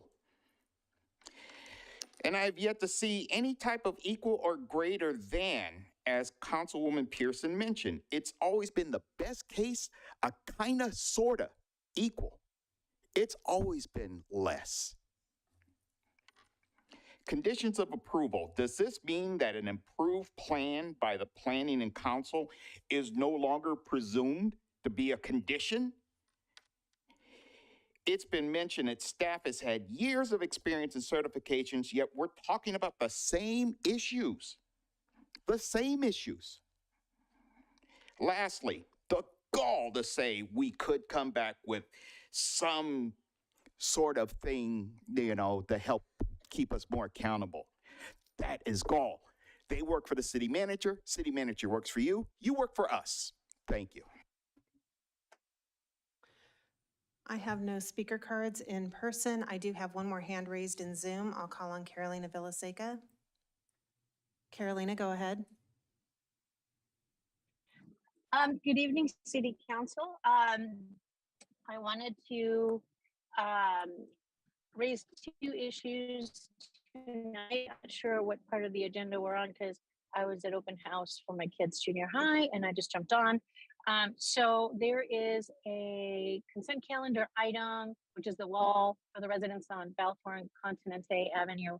I just wanted to make sure that if that gets pulled, people remember that this issue has been discussed for so long.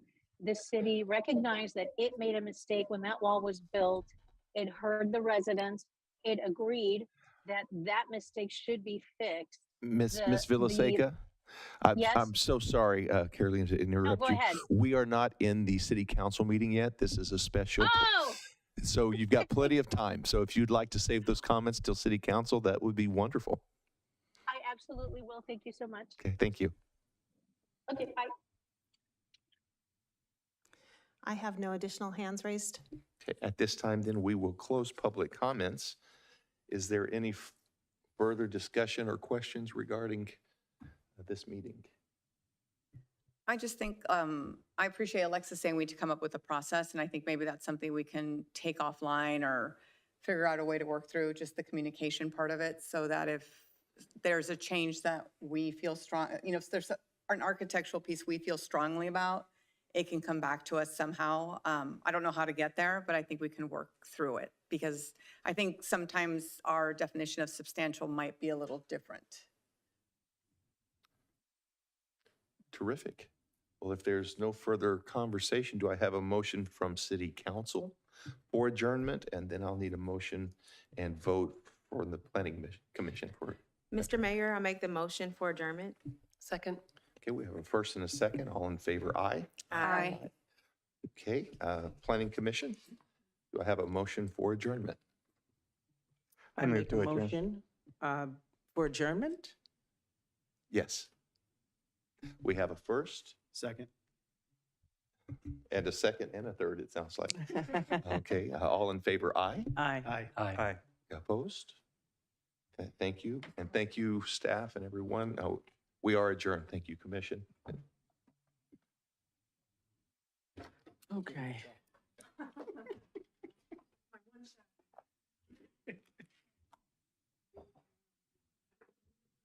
You gonna hang around?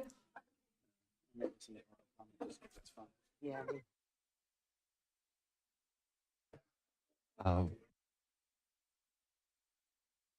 For the members of the public that are in the council chambers, we will probably start 5 to 10 minutes late so that we can reset the room for our council meeting.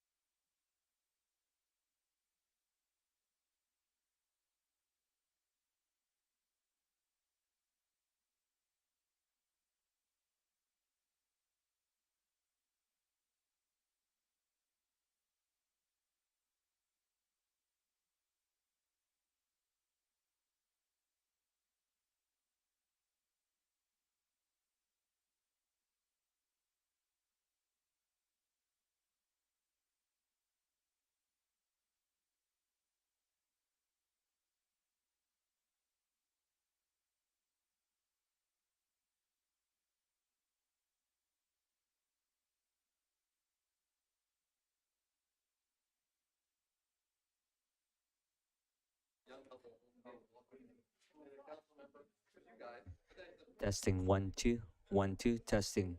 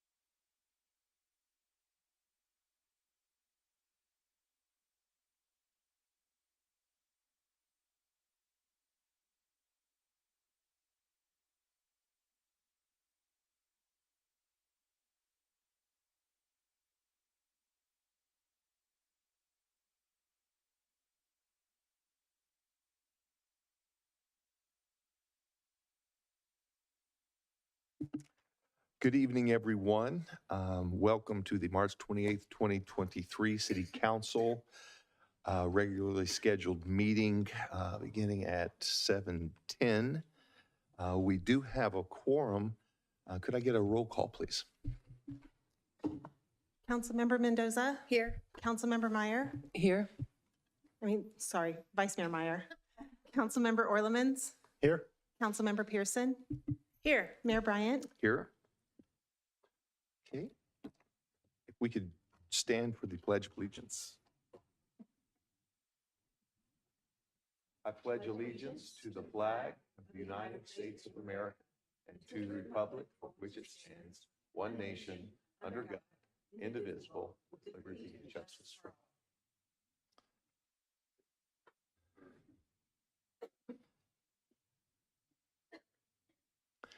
At this time, we will open public comments. Margaret? We'll take public comment in the chambers, followed by Zoom public comments. If you're in person, please file a speaker card with the city clerk. If you're participating via Zoom, please raise your hand to speak under public comment. At this time, the public is permitted to address the city council on items that are not on the agenda. Items listed under presentations, informational reports are on the consent calendar, and request for future agenda items, new request. Please save your comments for any other items that are on the agenda for that part of the meeting. Remarks are limited to 3 minutes per person, and your microphone will be muted after the timer has expired. I received 10 written public comments for item C14 that were submitted prior to the meeting, and these have been posted on the city's website. While we encourage your comments, state law prevents the city council from discussing items that are not on their meeting agenda, and if appropriate, staff will follow up on them directly. I have speaker cards. I'll call on Rod, followed by Clifton Fagerquist.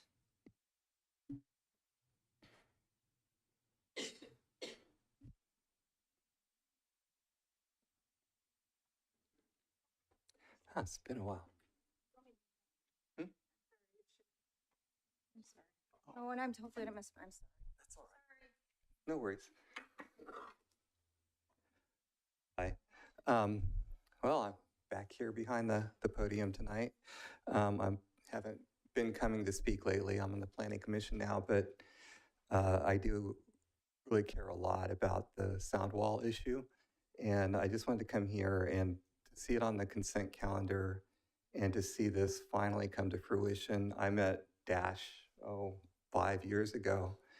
He's been coming down here trying to get this resolved. And I just want to thank, Karen Rary, she's not here, but she's here in spirit for all the work that she's done on this. I want to thank Council members Mendoza and Meyer for the work they continue to do on it. I want to thank the mayor for your kind consideration of this through all these years. We're just so happy to see this finally coming forward, and we're hoping for a resolution tonight and to finally let the people in this neighborhood get some peace. So thank you so much.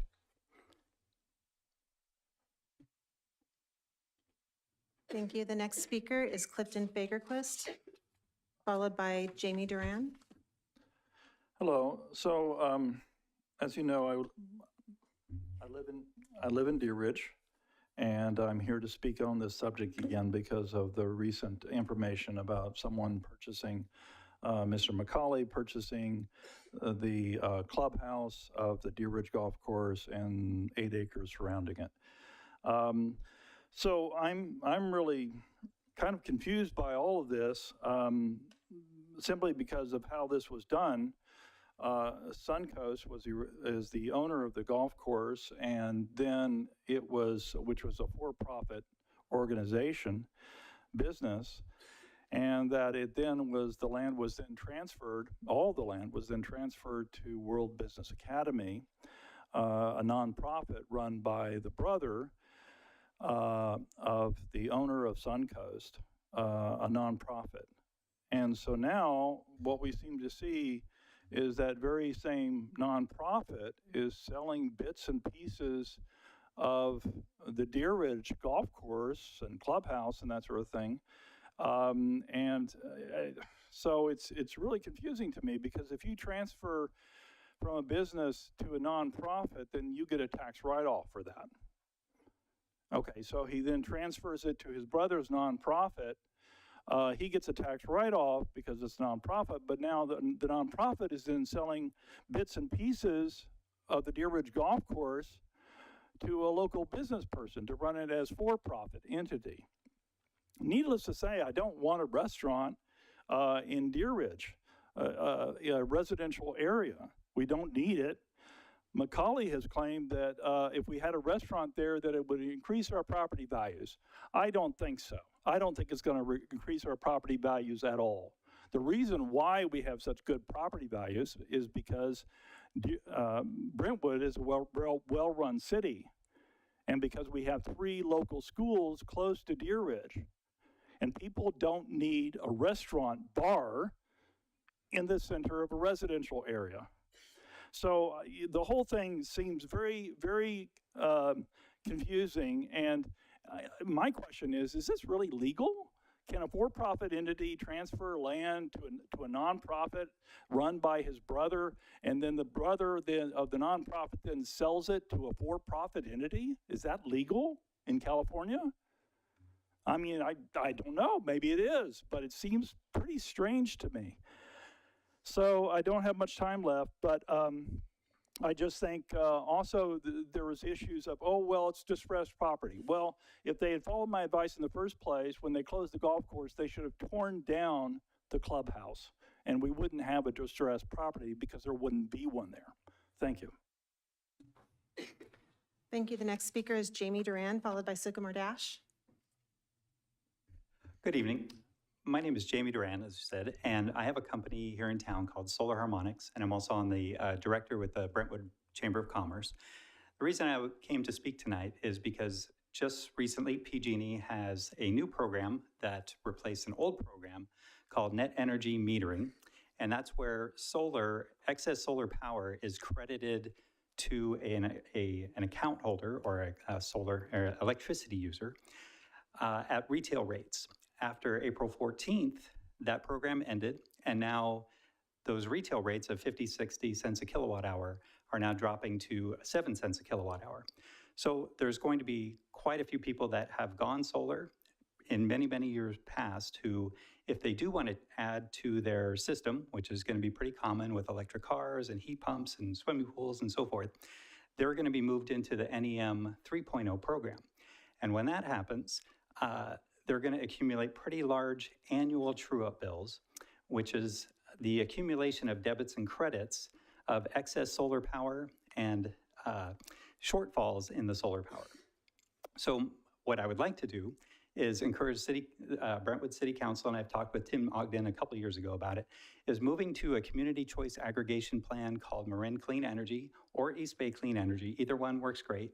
And what they do is they change it from an annual true-up, where it'd be like a $4,000 or $5,000 electricity bill due just like any other PG&E bill, to a monthly true-up. So that way somebody, if they did get an electric car and they're driving to San Jose every day, that they won't get a $7,000 true-up, they would get a $400 true-up. And that gives them time to make decisions as, should I add more solar, or should I look at battery storage, or should I reduce my, should I not go electric? But at least they would have the information and not get penalized by this new PG&E program. So I'll continue working with Tim. Happy to answer any questions about it. It's really complicated, but basically I'm looking out for our residents. We have thousands and thousands of people that have gone solar, thousands and thousands of more that will be going solar, because PG&E rates will never go down. They'll never be cheaper than they are today, and they'll never stop because everyone is going to be using a lot of electricity. Thank you very much. Thank you. The next speaker is Sycamore Dash, followed by Ramanan Mahalanam.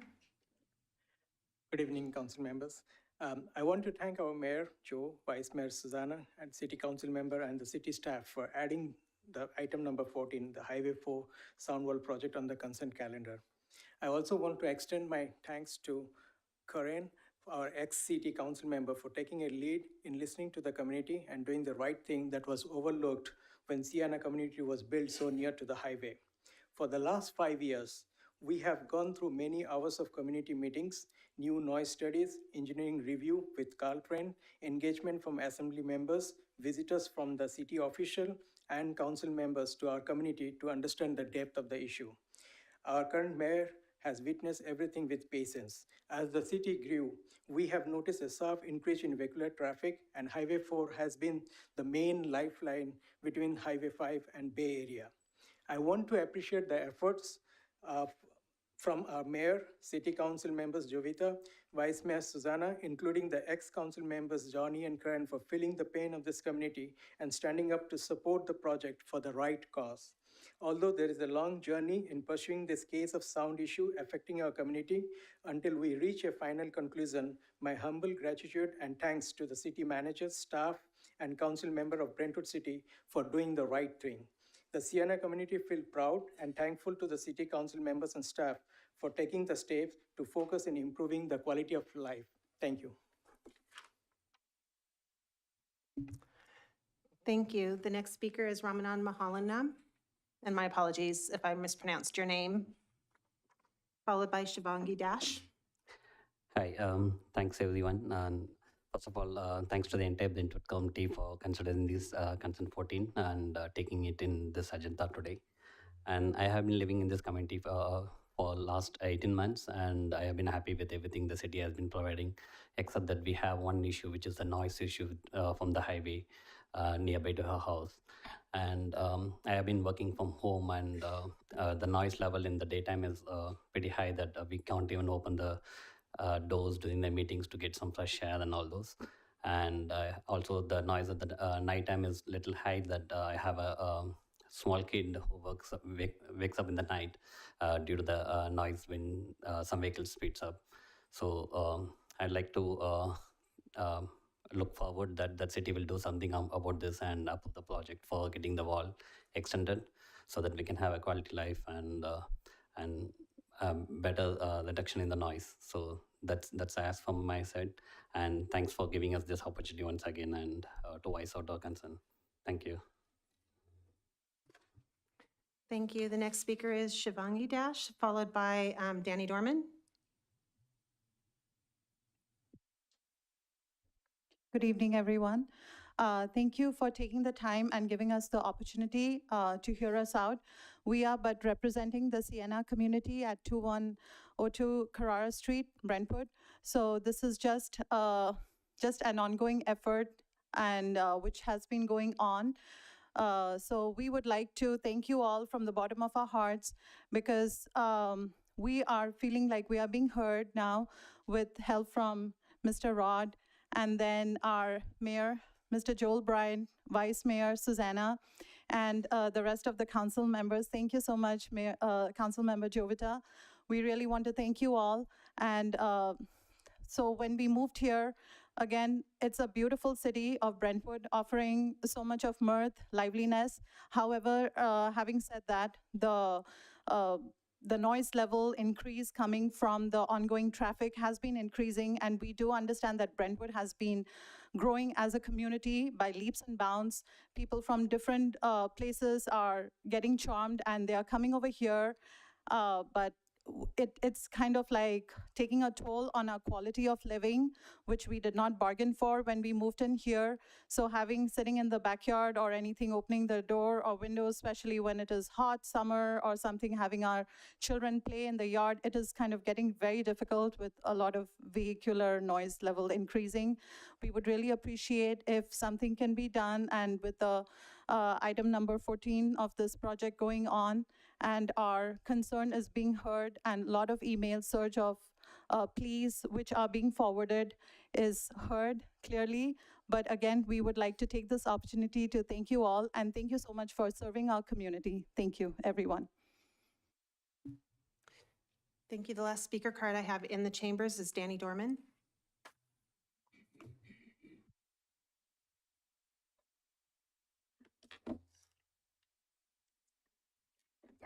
Good evening again. Okay, 2 comments. C14, as everyone has discussed here, there's a chance that the sound wall could be pulled to discuss. I don't know why someone would be silly enough to pull the item, because the only reason to pull the item is to try and kill it again. The only reason, or the only thing that makes sense to me to pull it and argue against it again is vindictiveness, because nothing else makes sense. And any of the original 3 that voted unanimously the last time decide to vote against it would be political suicide. So please, just leave it in the consent calendar. There's no reason to discuss it at all. Everyone here will be happy. The second thing, and that's a little bit tougher. This is a quote. If you have nothing to hide, you won't mind if I check. Every black and brown man has either heard this themselves or knows someone who did. It's so commonplace, I don't even need to give what I just said a frame of reference. Antioch is not a surprise, other than 1, the cops didn't think they'd ever get caught, And two, they still have their jobs. The fact that they have cops like that, if you look like me, that's not a surprise at all.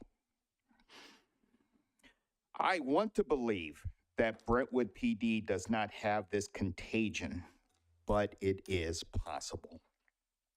And it's better if the chief and council check them out than the feds.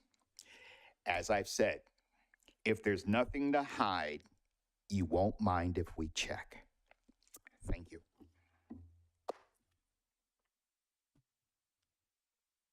Thank you. I have no more speaker cards in the chambers. I do have 2 speakers on Zoom with their hands raised. I'll call on Cynthiana Todor, followed by Carolina Villasica. Cynthiana, go ahead. Hi, good evening. I hope everyone can hear me. I would like to start by thanking you for the opportunity to speak tonight. I'm here primarily to express my support for Sienna neighborhood, and I'm very grateful that the item around the sound wall that would improve the quality of life in their neighborhood is on the consent calendar. However, I would like to address the council through the chair, and I would like to ask Councilmember Orlemans and Pearson to not hold this item and continue it for a future meeting. Residents and previous councils fought hard to get this problem addressed, and they worked tirelessly for years. The both of you were misguided when you were told to just watch one snapshot of this issue being discussed. So careful who you listen to and take direction from. The only reason you will want to continue with this item is to defund it when CIP conversation will take place later this year. I'm not bringing this up to attack you. Please do not look at it this way. You both set up a precedent during the meeting on January 24th, 2023, about hour 4 on the recording, when you both explicitly inquired about the budget for this project and suggested to defer the funds to other accounts, such as funding the pensions, which Mr. Ormans and some of his family members are some of the beneficiaries. So please stop taking orders from your handlers at Chamber of Commerce, collude with city manager on government business, and do what's best for the residents. If you think this is not serious, please look out city of Anaheim and see what happened there. I would like to thank our mayor, vice mayor, and councilmember Mendoza for all their hard work supporting Sienna community on this particular issue. And I trust they will do the right thing about not walking back on their commitment to solve this serious problem for our community. Also, I inquired 2 weeks ago about the beautification of the median on O'Hara Avenue between Sand Creek until it turns into 2nd Street. I did not receive any answer on status from city staff nor from District 2 council member. I would like to ask Mr. Mayor to request an update on what next steps are required to get this area up to Brentwood standards. Let me remind you, this is a route that the visitors are guided towards downtown, and its aspect is less than desirable. Also, one more quick thing, the design for Sand Creek Sports Complex looks pretty messy, so I would like to ask all of you to please take a look at it and protect our city's investment for the future. Thank you. Thank you. The next speaker is Carolina Villasica. Carolina, go ahead. Hi, thank you. A different perspective on C14 on the consent calendar is this. City councils change over the years, people roll off, new people come on, but the promises made by any iteration of city council to its residents is really, really important. A couple of iterations ago, city council began repairing some damage that had been done over the years with promises not kept and requests ignored. And they had finally gotten back to the point where residents felt comfortable coming to city council with requests and things that needed fixing. And that's what you want. You want people to trust you. You want people to come to you. And you want to be able to have that relationship. And C14 is exactly that. It's years of work between city council and the residents. It was a promise made. It was voted on 5-0. It was line item budgeted, and it should go forward. So that's very important. Just remember, it's your word that you gave to the residents, and now you have to follow through on that. Also, thank you for finally mowing that field. A lot of critters came our way because they had found a comfy home in that field that was taller than me behind Pioneer, but it finally did get mowed, and I'm seeing a lot of other fields get mowed. And in a few weeks, I hope that we will all feel so much better from the pollen. I appreciate the efforts, and finally the weather is cooperating. Thank you for your time. Thank you. I have no additional hands raised and no additional speaker cards. Thank you. At this time, Oh, I do have one more hand raised. Sorry. Marisol Velez, go ahead. Hi, thank you so much. Sorry, I'm on my phone and it's a little wonky. I just would like to reiterate what others said tonight, and I'm so excited about item C14 in the consent calendar. And I'd just like to please ask to not remove that item C14 of the execution of the sound wall. Please have it remain in consent and finally be approved. 3 of you have been fantastic moving this forward and hoping this is the end of years of discussions. A reminder that this has been in progress after so many back and forths, long meetings and approvals. It's ready to execute. Previous city councils made errors with this development, and the city council has the opportunity to make it right for our residents. Every resident matters. Do the correct thing by leaving item C14 in consent and approving the sound wall. Thank you. Thank you. There's no additional hands raised. thank you. At this time, we will close public comments, and we will move into item A1. And this is a presentation from Andrea Frailer, the Brentwood librarian, for an update and the presentation of a proclamation. Andrea?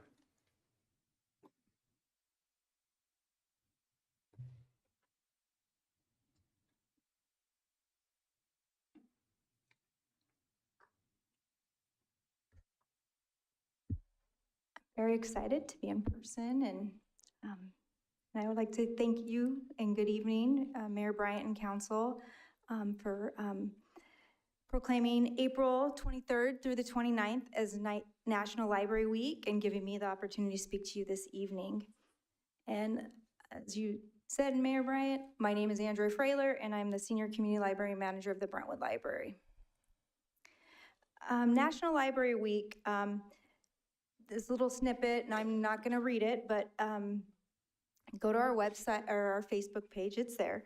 National Library Week Honorary Chair Kelly Yang found the courage to pursue her dreams through access to resources at her childhood library and the support of librarians. I don't know if she went to Stanford or Harvard, I can't remember, but she went to law school, and she's a phenomenal author, and she lives in the Bay Area. Today's libraries are far more than print literacy. We have technology, and we provide information literacy. We build strong communities by bringing people and ideas together. Thomas Jefferson said it best when he said, "A democratic society depends on informed and educated citizenry." That's why I fell in libraries, and that's what the Brentwood Library does. We advocate for intellectual freedom. It's the freedom to read and think. We make sure that materials are available to everyone, regardless. It doesn't matter what I think or what I have any opinion on. I don't have it at my workplace, and no librarian should. We have everything for everyone. And it starts early, promoting people to think and learning. The stories, songs, and toys that we provide at the Brentwood Library are tools specifically designed to boost brain development and build skills for future school success and lifelong learning. We currently have 3 story times at the Brentwood Library. And that one photo is after our stay and play, which those are all early literacy toys. And that bee board, you look for things with bees, and those are on the end of our end caps at the Brentwood Library. So our #1 goal in the library is to champion personal and community engagement to enrich lives in reading and literacy. And we do this in many ways at the Brentwood Library. One way is through our passive programs. This was in November. We have something different every month. Not all month, but part of the month at least. And so this is one example. We had 414 entries for the Guess the Number buttons, and we had 120 artists tell us what their favorite picture book character was. So super duper fun. I've never read Creepy Carrots, but we got a lot of creepy carrots.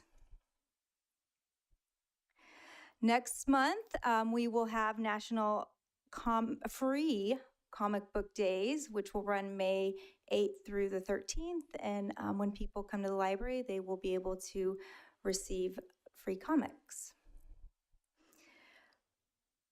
And you're hearing this first. We are doing the second virtual visit in partnership with the Brentwood Unified School District. Lauren Tarshis will visit every 4th grade classroom virtually. And starting in May, kids will get password or secret codes to come to the library. And if they get their secret code, each school has a different secret code, bring it to the library, they'll get a free book signed by Lauren Tarshis. We are also having a virtual presentation at the library if you'd like to attend. This is for virtual students and homeschoolers who aren't on the school site.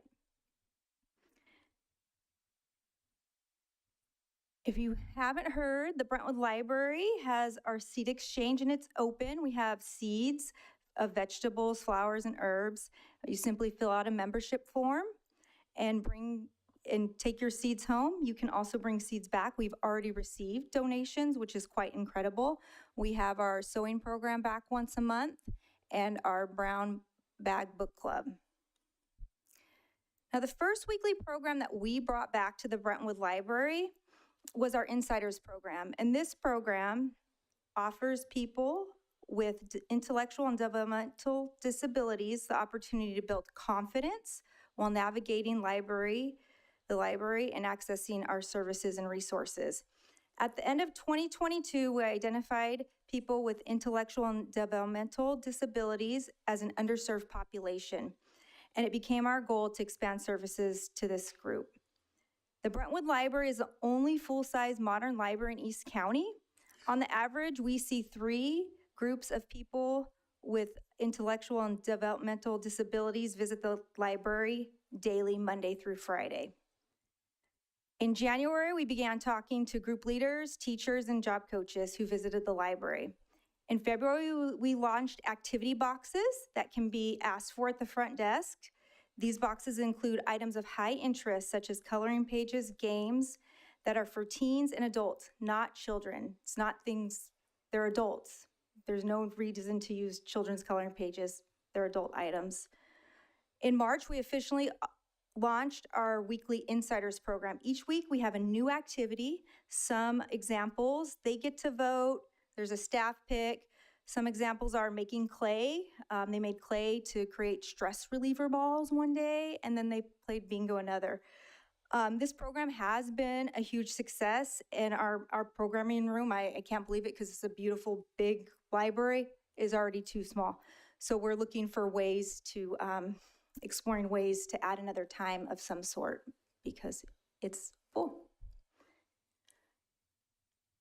There's so many things about the library. I mean, we are far more than books. And here's just a few of my favorite things. We have a partnership with Contra Costa County Vet Services and the Brentwood Library, well, yeah, that's us, to aid men and women in the armed force who served in the armed forces and their surviving dependents to obtain benefits from the U.S. Department of Veteran Affairs, Department of Defense, and California Department of Veteran Affairs. with help from a Veteran Services representative. From its launch in July of 2022 until March 2023, the program has helped 174 veterans connect with services and information. Buck, who's in the photo up there, and a Brentwood resident, has helped veterans from World War II that are in their hundreds to those who are currently transitioning out of the military. It's pretty awesome that these people or veterans have ability to come to the Brentwood Library. I've been telling my friends and family members, because there is a barrier of getting to Martinez. You have to make an appointment and go to Martinez. A lot of veterans don't want to do that. I know personally I have 2 members of my family who still haven't got to Buck, but they're getting closer. And the comments we've gotten is that the library is an extremely welcoming place. And it's really awesome. That veteran you see right there, he hadn't received any benefits since he left the service, and he was entitled to benefits, and he now has them, and it's amazing. Actually, I'm not going to go into the story, but when I heard it, I got goosebumps and I cried. So sorry I can't tell you, but I'll get better at these guys. First one back, well, yeah. Scanning is now available. We have a scanner. It's a high-tech scanner, so photos, printers, it's not one that you can buy, like it's not your scanner at home scanner. We also have 10 free black and white print jobs that you can print each day. The Brentwood residents and community, you are amazing. The food bank, we now have them on bi-weekly pickups. They pick up bi-weekly. We have 2 barrels. When we only had 1 barrel in 3 months, we collected 900 pounds of food, or 492 meals in 3 months. And so I don't even know what we're doing now because we haven't had an update in a while, but I've really been blown away about the amount of donations that Brentwood residents bring to the library for other residents. And then the library's adult literacy program. This program is for adults who read or write below the 6th grade level to get basic instruction, all by volunteers that are supported by our Project Second Chance office. So little numbers. The Brentwood Library, we are open 52 hours this fiscal year thanks to your support. The county, as you know, funds 40 hours. In the city, you support an extra 12, plus you have us in that beautiful building, so thank you. Our study rooms, we have 2 study rooms. Those are reserved 94% of our open hours when we're open. They are extremely popular, and especially when finals and midterms come in, you cannot get those. Last year, we issued 2,027 new library cards. Our circulation, we're not supposed to be competitive, but we are the 5th highest circulating library in Contra Costa County. We're beating Lafayette now, which is pretty awesome. Pleasant Hill came in, and they're beating everybody because they have a new library. But we're 5, and we want to keep 5th, if not increase. And I think we will, because we are the only library that has continuously increased. We last year we had a 20.88% increase, and most of the county had a 7% increase. So Brentwood residents love their library. We're number 3 in summer reading. We finished, and that was, summer reading for years has been on a decline. That we had the highest numbers 2 summers ago since 2015. This last summer, we saw a 13.7% increase, making us number 3 in the county, right behind San Ramon, Lafayette, and Brentwood. That's a big deal, I think. Last year, we held 76 story times. We had 4,247 attendees. So at every story time, we have 56 people. What's not on here is we have been number 2 in incident reports in the county. I'm happy to report that we had a security guard start in February, and we have seen a huge decrease in our incidents. Another huge factor has been the city's support, your IT team, and your facilities to improve add some building and safety improvements. And it has really made the library a safer place for the community and library staff. I'm gonna play this short clip. It's only 30 seconds. Hopefully it has sound. It might not. Is there a microphone there? It's really cool if you can hear it. You can go to our website and check it out, but these are all the online things that you can access with your library card without even entering the library. LinkedIn Learning, they just showed, is an amazing resource. You can learn how to budget, take photography classes, how to build websites. It's all free with your library card. And none of our programs would be possible without the support of you, who support our extra hours, and the Friends of the Brentwood Library. The Friends of the Brentwood Library have a new website. I encourage you to check it out.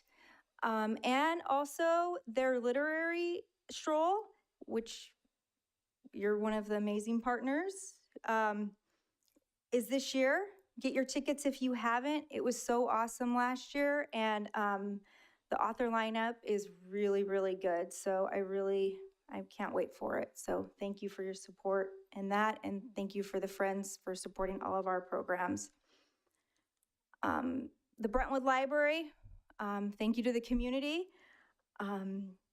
You voted us the best place for families, recreation, the best place for government spending, and one of the best places to show a visitor. And that's pretty amazing to get 3 awards, and I'm a little competitive, so I really hope to get a gold next year and maybe even some more awards. So that concludes my presentation. And again, thank you for support. I love working in this beautiful community and a beautiful library and the community that I love. So I'm happy to answer any questions.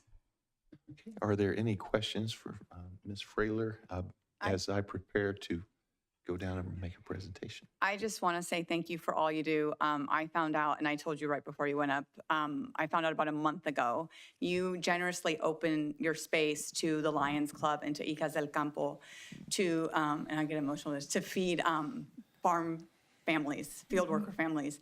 And my parents were field workers, so I get emotional about it. But I also heard that the bilingual kids have grown in use of your library, children that you'd never seen before coming to story time and getting library cards. And for that, I thank you. Thank you for all you do for our community. It means the world to me. Thank you. And to the Lions Club. Yeah, and thank you, Adele. And that's what we do, so thank you. And you know this, the first time I was in there and they were there, the kids were on the glass windows, like not knowing they can come into the library. And it's like, yes, come into the library, you know? So yes, thank you.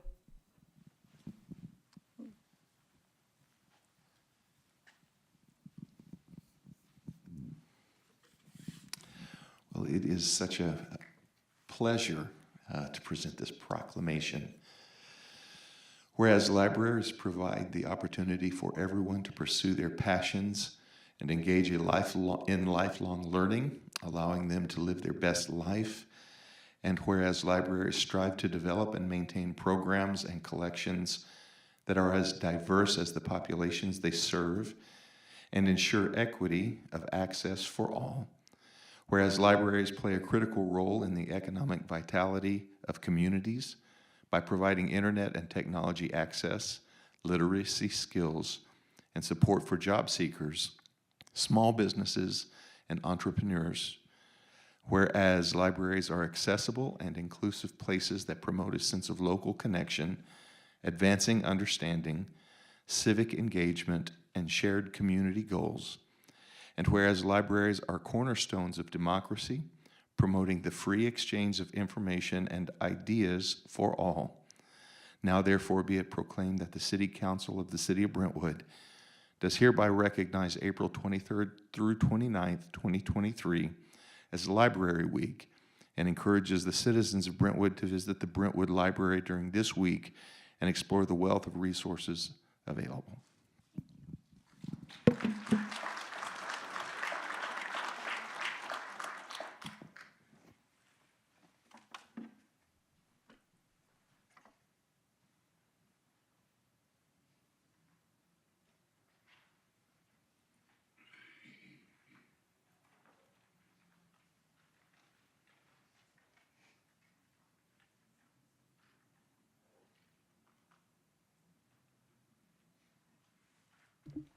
At this time, we will move into item B, informational reports from council members, committees, liaisons, and staff.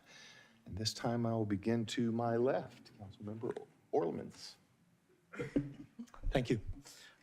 Thank you, everybody, for being here tonight. Since the last council meeting, I attended the dedication of the new gym at Liberty High School, which was kind of weird. The new gym was 20 years old, but they dedicated it to Joe Jagiri, became the Joe Jagiri Gym. Town hall, I also attended a town hall meeting at Heritage High School with Senator Glazer and Assembly Member Grayson. I watched the Planning Commission meeting that took place just the other evening. I was able to attend the East County Chamber Mega Mixer hosted by Supervisor Burgess. The police department did a community meeting regarding the military equipment last night, and I was able to attend that. I watched the committee meeting regarding the Nail property and the Harvest Time project, the agricultural committee meeting. I attended a construction trades workforce initiative, CTWI open house over in Concord this morning, and then the joint workshop with the Planning Commission this evening. Thank you. Vice Mayor. Thank you. I attended the California Alliance of Local Electeds meetings. One of them, Assemblymember Liz Ortega spoke. Interestingly enough, she does not support the trickle-down theory when it comes to housing. She was very vocal about that and is committed to exploring some of the ideas that Callie was presenting. The Youth in Government mock council meeting, I caught the last half, rushed over from work, caught that, and then attended the Lions reception immediately following, which was really nice. Had the opportunity to swear in 3 new arts commissioners at the Arts Commission meeting and stayed to listen to the Downtown Brentwood Coalition presentation to suggest bike racks that also serve as art installations. Of course, took part in the Special Ag Committee meeting to consider harvest time requests regarding the Nail property and an Ag Innovation Center. I listened to a presentation from Representative Barbara Lee, a discussion of SB 423. I actually watched the recent special Antioch City Council meeting, wanted to hear more about how the council was going to address problems there. Couldn't attend it in person, listened to it in the car on the way home. And then I spent 3 days in Sacramento at the California League of Cities City Leaders Summit and Legislative Advocacy Conference. There was a joint convening with Cal Cities and the California State Association of Counties. Supervisors Joya, Carlson, and Burgess, I did see them and speak with them. It was about homelessness. There was a press conference on the Capitol lawn. I was not able to attend Glazer's town hall, but I did attend a reception for his East Bay cities that he represents to discuss Cal City's legislative advocacy priorities, including requesting opposition to SB 423. Attended a legislative reception there. I spoke at the opening and closing sessions, topics including session topics including prevention of organized retail crime, the Surplus Land Act and its housing and land use implications, universal inclusionary housing, best practices around illegal dumping, and how cities can fight crime with civil litigation. A lot of discussions with council members across the state to discuss local control, the housing element process, housing bills, and then attended a joint caucus lunch for the Women's, API, and LGBTQ caucuses. Thank you. Thank you. Councilperson Mendoza.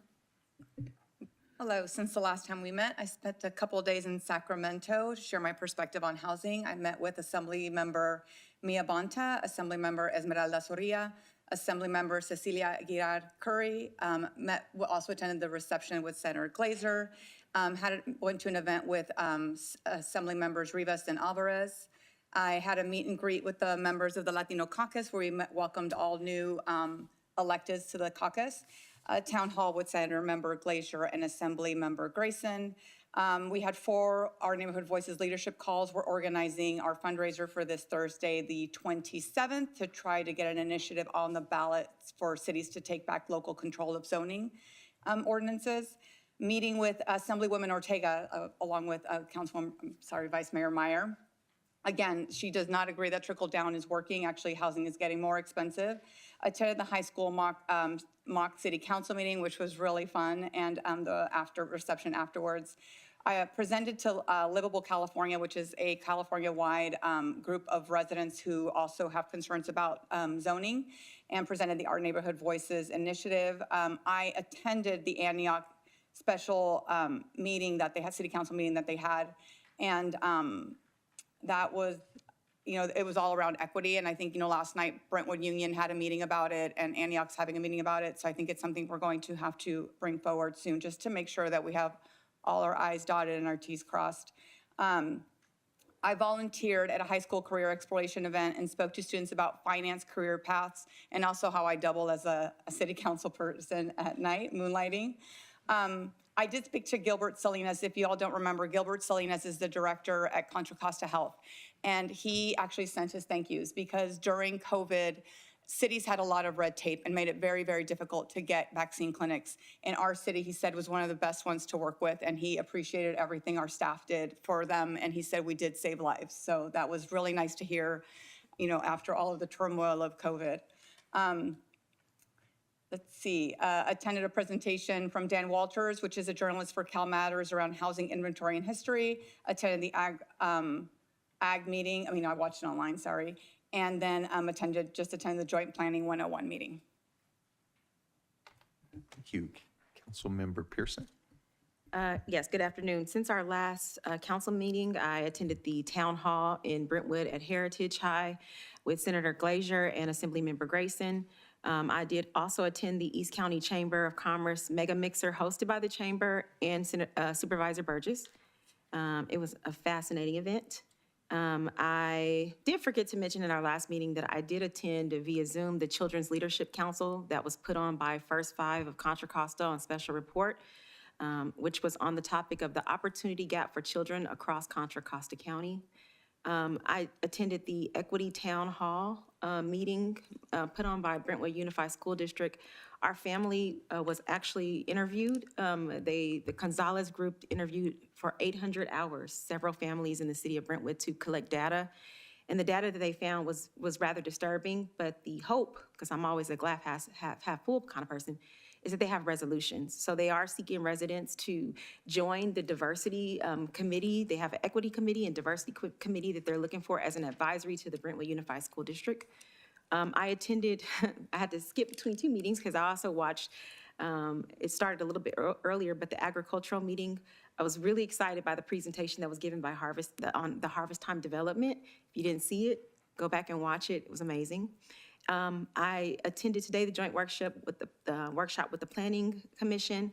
And also, today I was able to go out and see the pipe fitters, UA Local 342 in Concord. They had the open house for Construction Trades Workshop Initiative. It is an amazing trades program for our youth, especially for our veterans, our youth, and for women, for people who are from a socially disadvantaged perspective to have opportunities to get into the trades. And they walked us through the school that they have there, and the programming was spectacular. It was awesome to see veterans, women, and people from diverse backgrounds coming to learn about how they can get in the apprenticeship program. So that was dynamic to see today.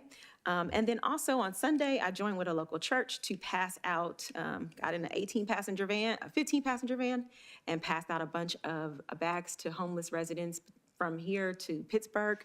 Backpacks were filled with deodorant, toothpaste, and food, and just some little inspirational cards. Thank you.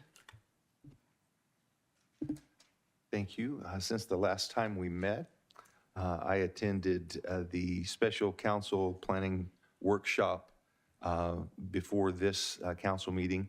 I did want to see at some point if we can address, I know one of our callers requested an update on the median in O'Hara. I know that was addressed in the workshop, some of that information. So if we could get that information that was addressed to the caller, that would be greatly appreciated. Also, I attended the Habitat Conservancy meeting.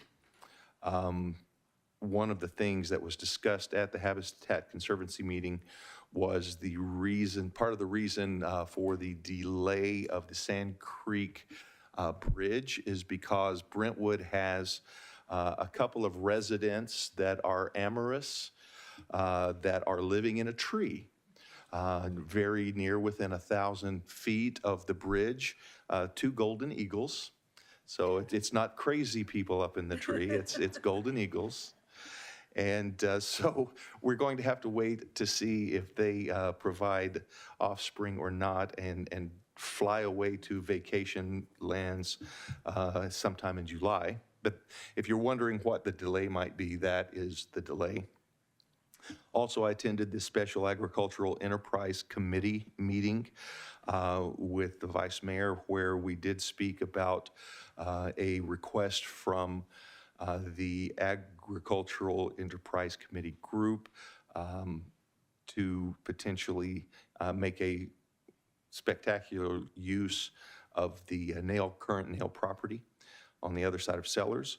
I attended the Liberty Union District Hall of Fame event where several of our local residents were inducted into the Liberty Union Hall of Fame.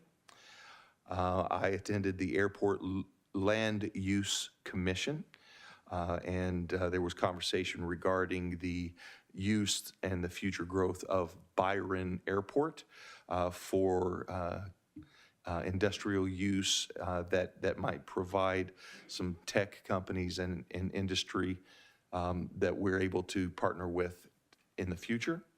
I attended Supervisor Burgess meet and greet with the local Chamber of Commerce and was able to speak with a lot of the residents, business owners, as well as individuals from Bethel Island and Oakley that worked in partnership with Contra Costa Fire Protection District to bring fire protection to Bethel Island area.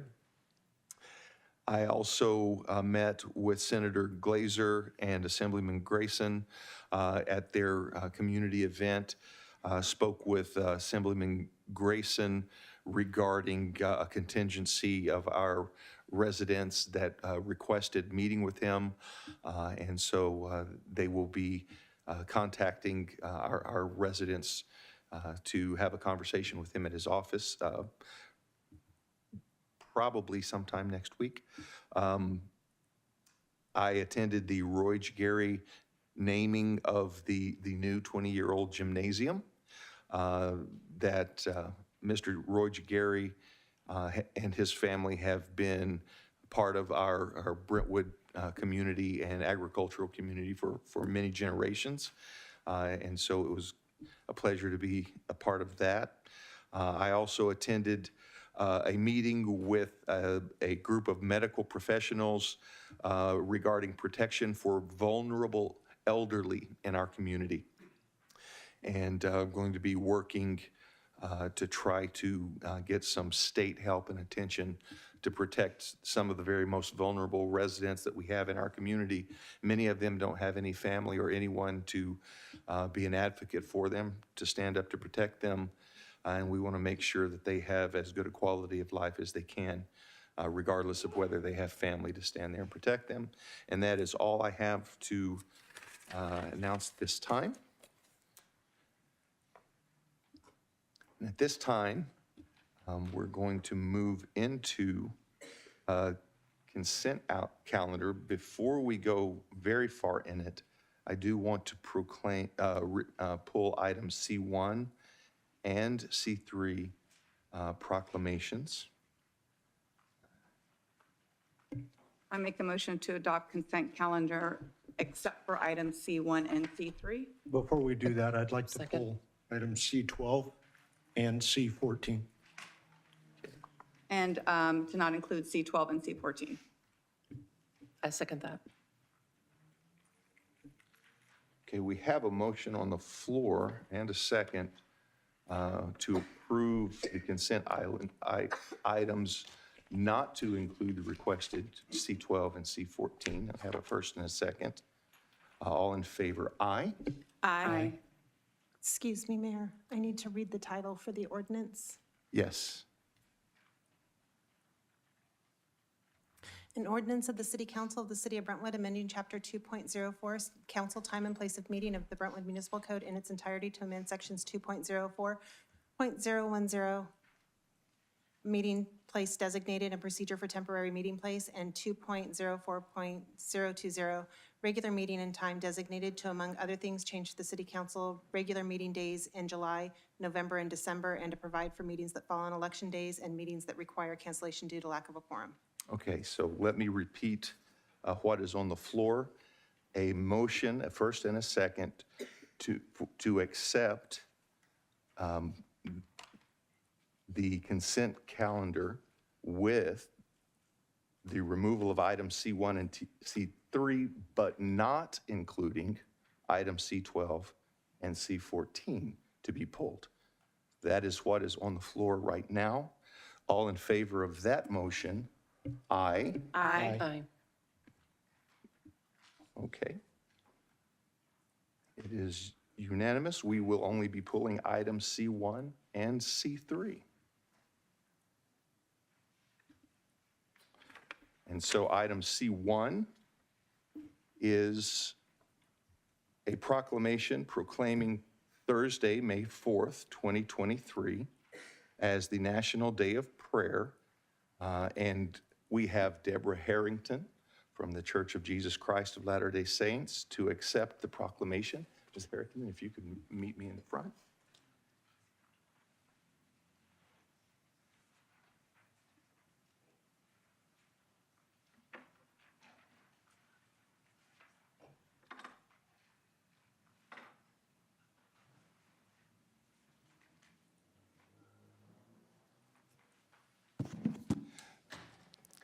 Thank you so much, Ms. Harrington. If you would like to address the audience and council regarding this proclamation, and then I'll be happy to read it. Okay, that'll be fine.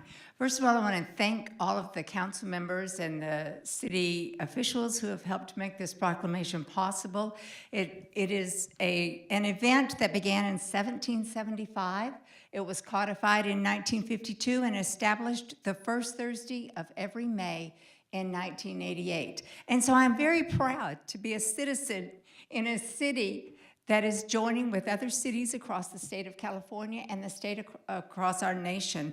On this morning of May 4th, we will be holding a Contra Costa County, East Contra Costa County Day of Prayer breakfast at 2350 Jeffrey Way, and you have received invitations for this event, and we appreciate Mayor Bryant, who will be our keynote speaker that day. And we have interfaith members from Pittsburgh, from Oakley, from Antioch, and from Brentwood, as well as civic leaders, elected and appointed officials that will be joining us. And so all are invited to come. You can register on Eventbrite or let us know that you would like to attend. Thank you so much. Thank you so very much. This time I'll read the proclamation. Whereas on April 17th, 1952, President Truman signed a bill proclaiming the National Day of Prayer into law. And whereas in 1972, the National Prayer Committee was formed and went on to create the National Day of Prayer Task Force. And whereas in 1988, President Reagan signed a bill into law decreeing that the National Day of Prayer should be held on the first Thursday of May. And whereas the National Day of Prayer is a day when members of all faiths in the community can pray together in their own way, now therefore be it proclaimed, we, the City Council of the City of Brentwood, do hereby recognize Thursday, May 4th, 2023, as the National Day of Prayer, and invite members of the community to join in observing this day with appropriate programs, ceremonies, and activities.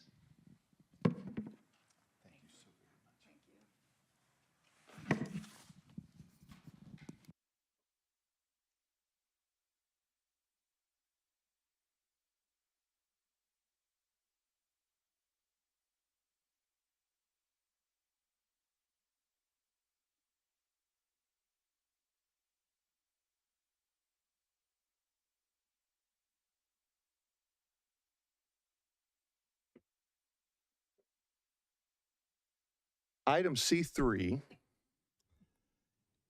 is a proclamation that is extremely important to me, and I know all of our council members.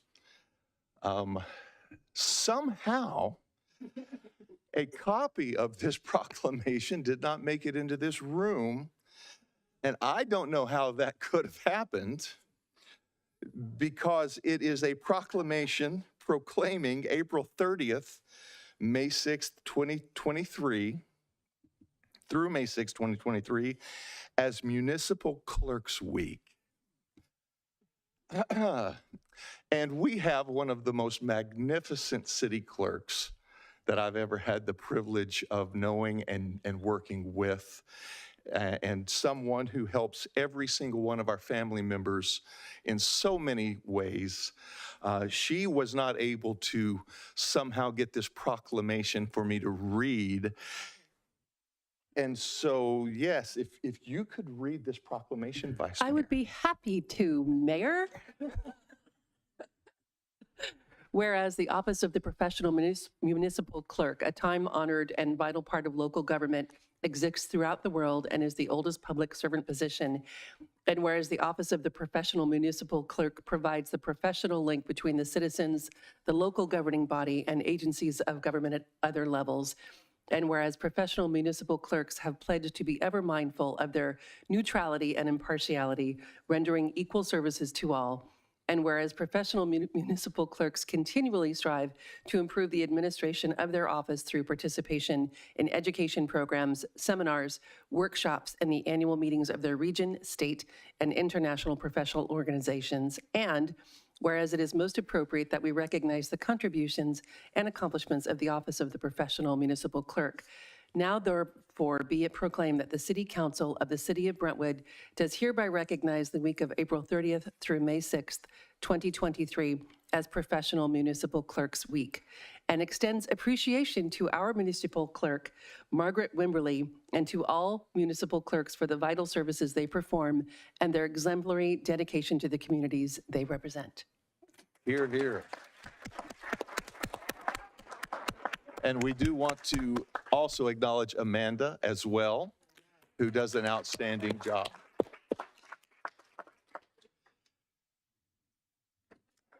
Okay. Moving into business items. Item D1.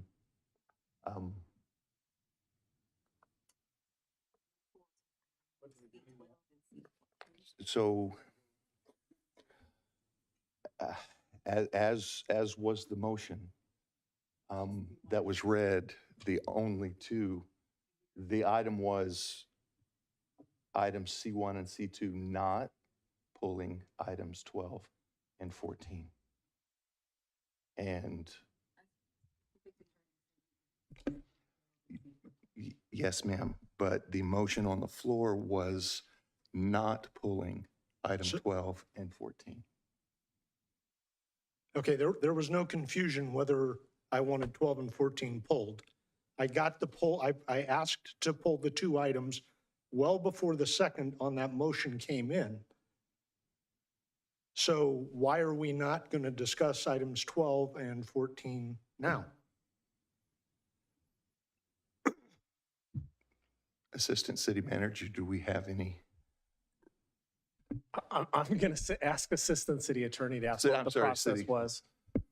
Attorney. So a motion was made and a request was made to pull two items, and fairly simultaneously a second was made as to the motion. The mayor read out the motion as only pulling C1 and C3, and that was confirmed as the motion, and a vote was taken on that motion. When I made my vote, it was asked to the request that was pulled. It was done at I make a first, and then Councilmember Lynn Oil said, oh, wait a minute, I'd like to pull C12 and C14, and I only voted to the motion, hearing that he had added that on, that it be pulled. Not,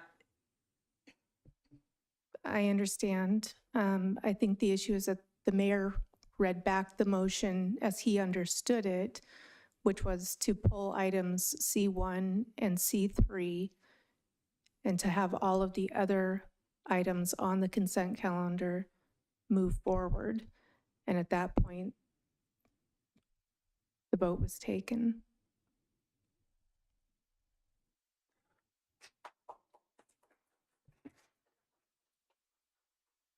I understand. You don't understand anything. I'm disgusted with the ability for you to push something forward to make it appear that it's a fair and judicial way of handling an item on a council where we're supposed to be heard. We were voted in by our public, by our constituents, so our voices could be heard. And you're going to sit here and look me in the face and tell me, oh, it was a mistake. That's garbage. That is garbage. No, sir, it wasn't a mistake. That is the stupidest thing I've ever heard. It wasn't a mistake. That is pathetic. That is the most pathetic thing I've ever heard in my entire life. Can we have a break for just a couple minutes? That's the stupidest thing I've ever heard in my life. We'll have a 5-minute recess.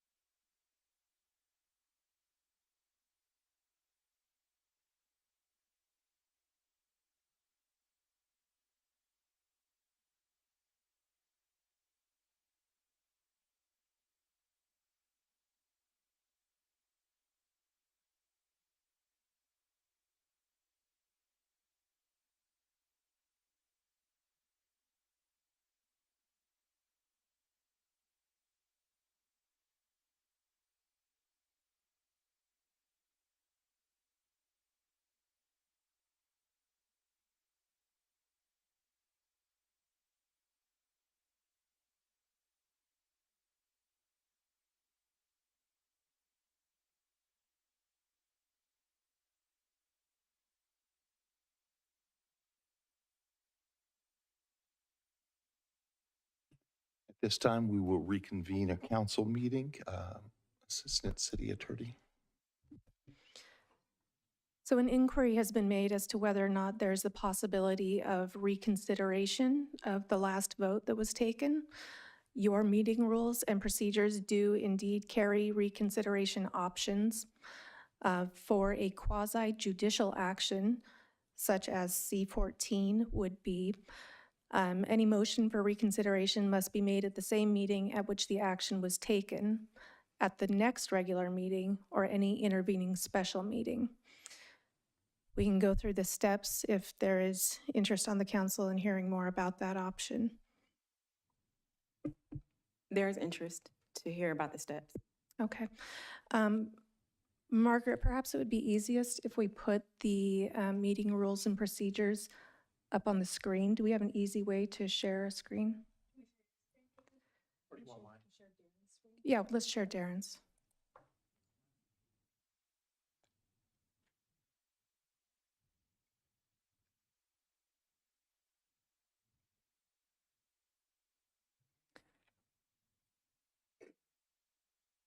So I think that first view might have been a little easier to read.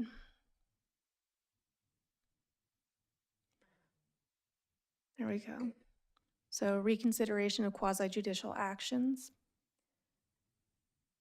Anyone making the motion must have voted with the majority on the question. You all voted in the affirmative, so any one of you would be able to make the motion. Any one of you would be able to second the motion. The motion for reconsideration would have to be approved by a majority vote, so at least 3 of you of the entire council. And in terms of timing, this could be done either this evening at your next regular meeting or any special meeting between now and your next regular meeting. Margaret, I don't believe we have any planned special meetings between now and the council's next regular meeting. No, we do not. Okay. This talks about the process for communicating a request to the city manager if you wish to go that route. Otherwise, it could be done this evening if there is the desire to do that. Section 2 talks about if the motion is made and approved at the same meeting and all interested persons are still present, the matter may be reconsidered at that same meeting or at the next regular meeting. No further public notice is required. Here we have not had any additional individuals attend tonight's meeting, I believe, for C14. I could be mistaken if there is anyone here on behalf of the contractor to whom that award might be let. Feel free to identify yourself, but I don't believe that is the case. So if the motion to reconsider is made and approved at the same meeting,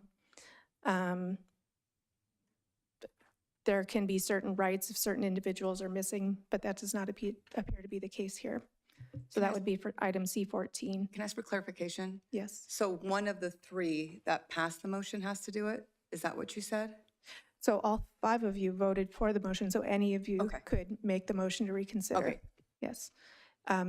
It would need a second. Anyone could be a second. It would need 3 votes to actually be reconsidered.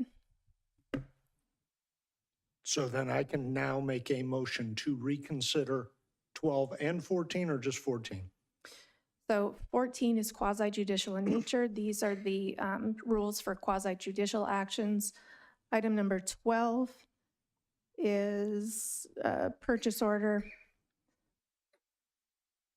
which is more legislative in nature. So that's section B, which you see on the screen. That can be done at any regular or special meeting, and the noticing and scheduling would have to be done properly. For this item, C12, I'm looking to Chief Herbert. I don't believe there was any particular noticing that had to be done for the award of this purchase order, so I believe that one could also be acted on tonight.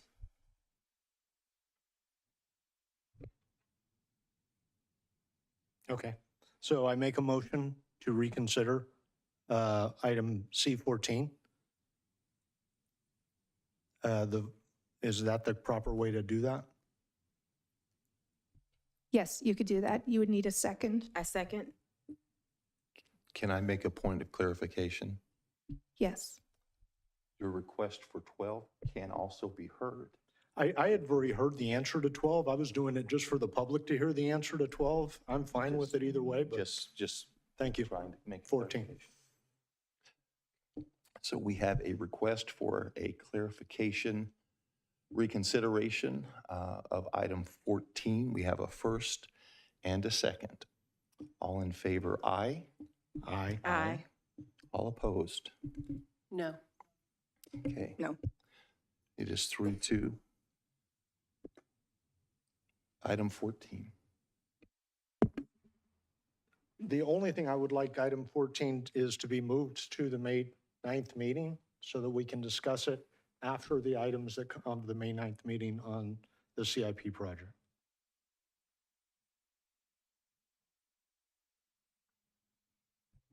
But this has been a 5-year project, so I'm ready to let it happen and let it It's go. 5 years. What's another 2 weeks? I'm ready to just get it done. I mean, these poor residents have been put through the ringer, and we've worked really, really hard on this, so I would like to get it done.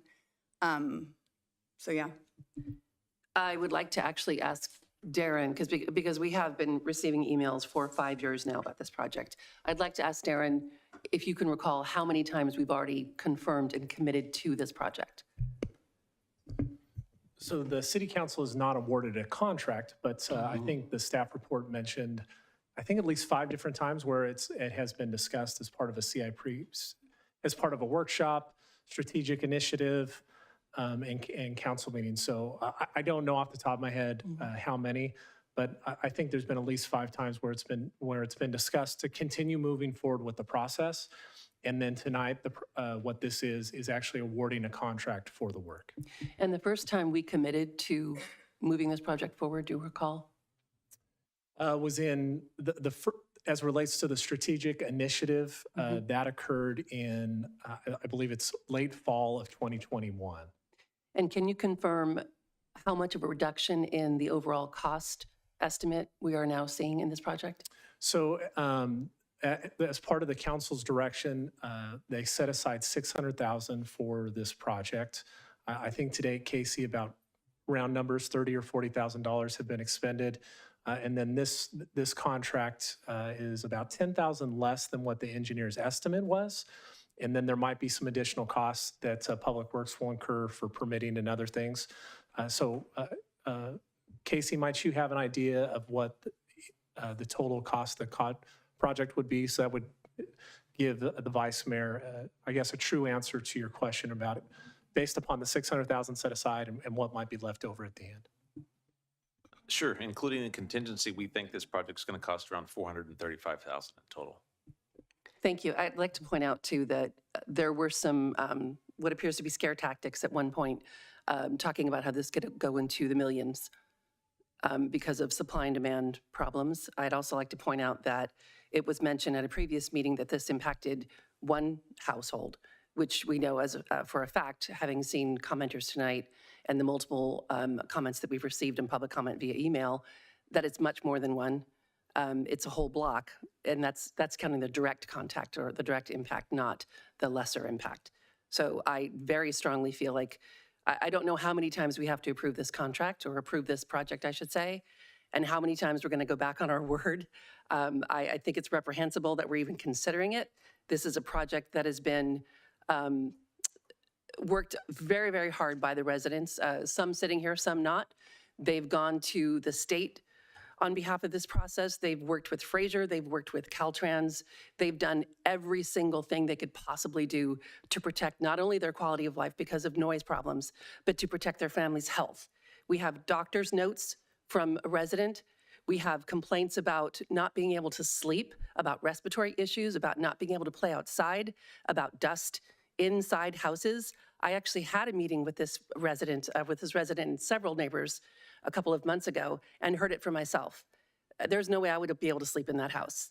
I've seen the mitigations that were attempted through the windows, did not work. They were very shoddy.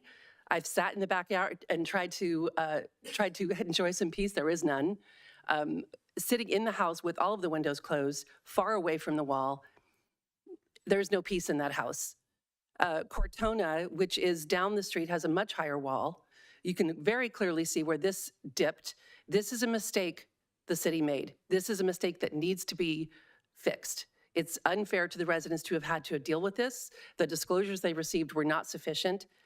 Again, I don't see any reason to halt this yet again and let them down and break promises again when the city needs to take care of this. They've done everything they could possibly do to advocate for themselves and their neighbors and their families and their entire Sienna community, and we need to listen and do something about it. This is ridiculous.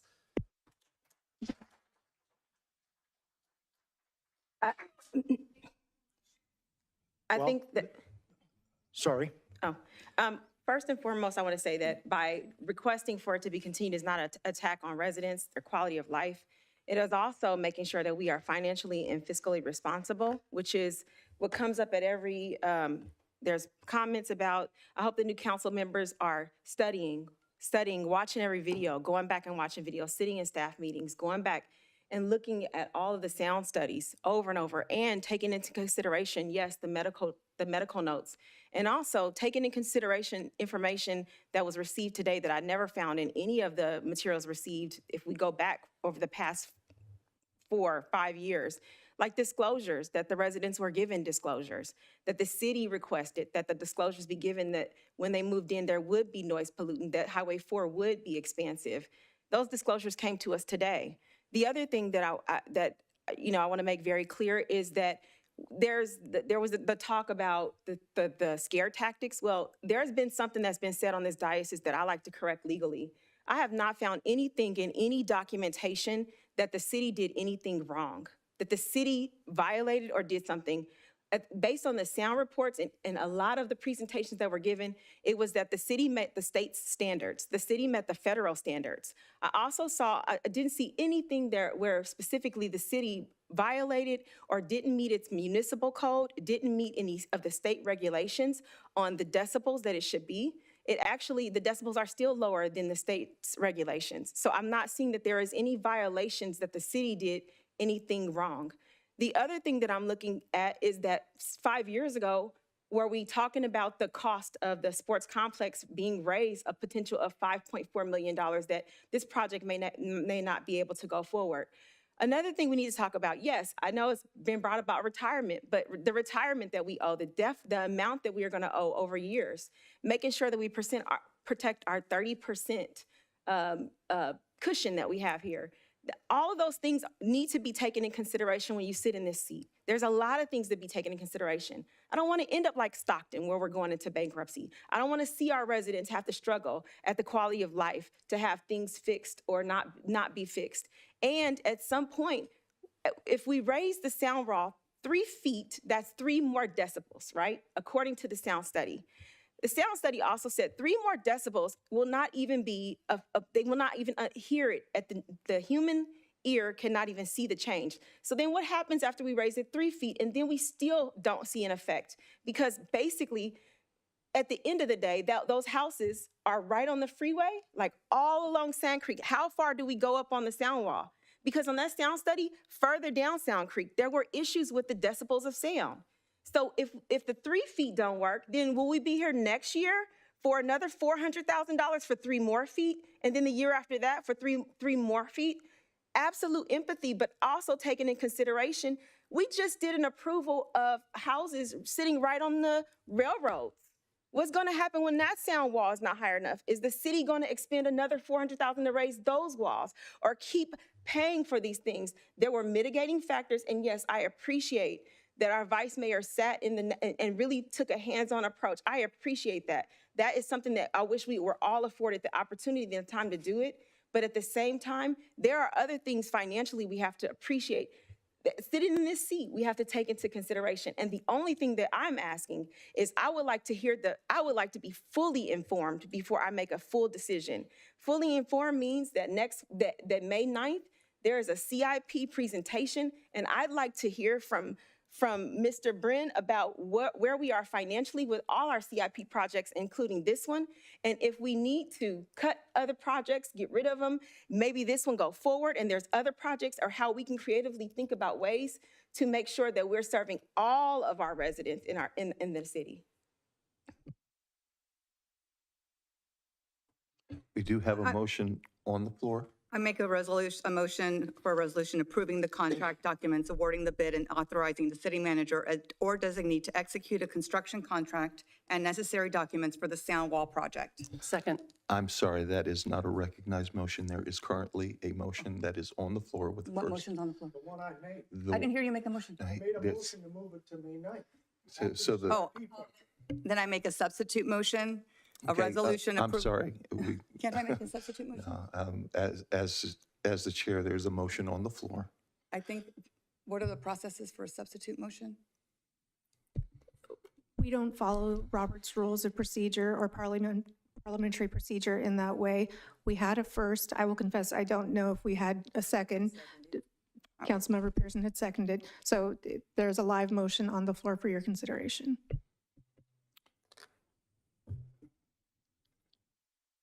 So this, before I take the motion, it's very important for me. First of all, I do want to thank all of the families that are here. This has been something that this council and the previous council, the two previous councils, had addressed and have spent, and the city has spent a lot of time and effort to find ways to actually remedy the issue. And I understand that there is a lot of personal impact, not only on the Dash family, but others have been impacted in several ways, emotionally, physically, and potentially financially. At the same time, it's very important for me that a full council has an opportunity to have an equal discussion with all the current information. I cannot tell you right now all of the information that is available to discuss that would either, well, I'm going to stop there because the limitations of how this is presented in our agenda, it limits it very specifically, the item C14 on in essence, a yes or no vote tonight. But what the motion is on the floor is the reconsideration to move it to the next city council meeting after Can I the make a night. comment real quick? I got a call from someone that you got a call from too. And what I was told from this person was that staff is slow walking certain items. This is one of them. And when you say it's been here for 2 council worth, you're being slow walked. We're all being slow walked. And also the same with the adaptive recreation info report. That one I was told specifically, it's sitting on a shelf and you're being slow walked. I think that the reason this has been through 2 councils is because it's being slow walked. And I understand that you would like for 2 new council people to have all the information. But at some point, I mean, we've been hearing about this forever. And I get what you're saying, but you're always going to have new people with new agendas. And we made a promise. And I get it. $20 million. This is way overpriced. It has an 18% contingency when we should only be doing 10. You can go line item by line item. This is not a bid for $20 million. This is an engineer's estimate. We just had an engineer's estimate come in below 10%.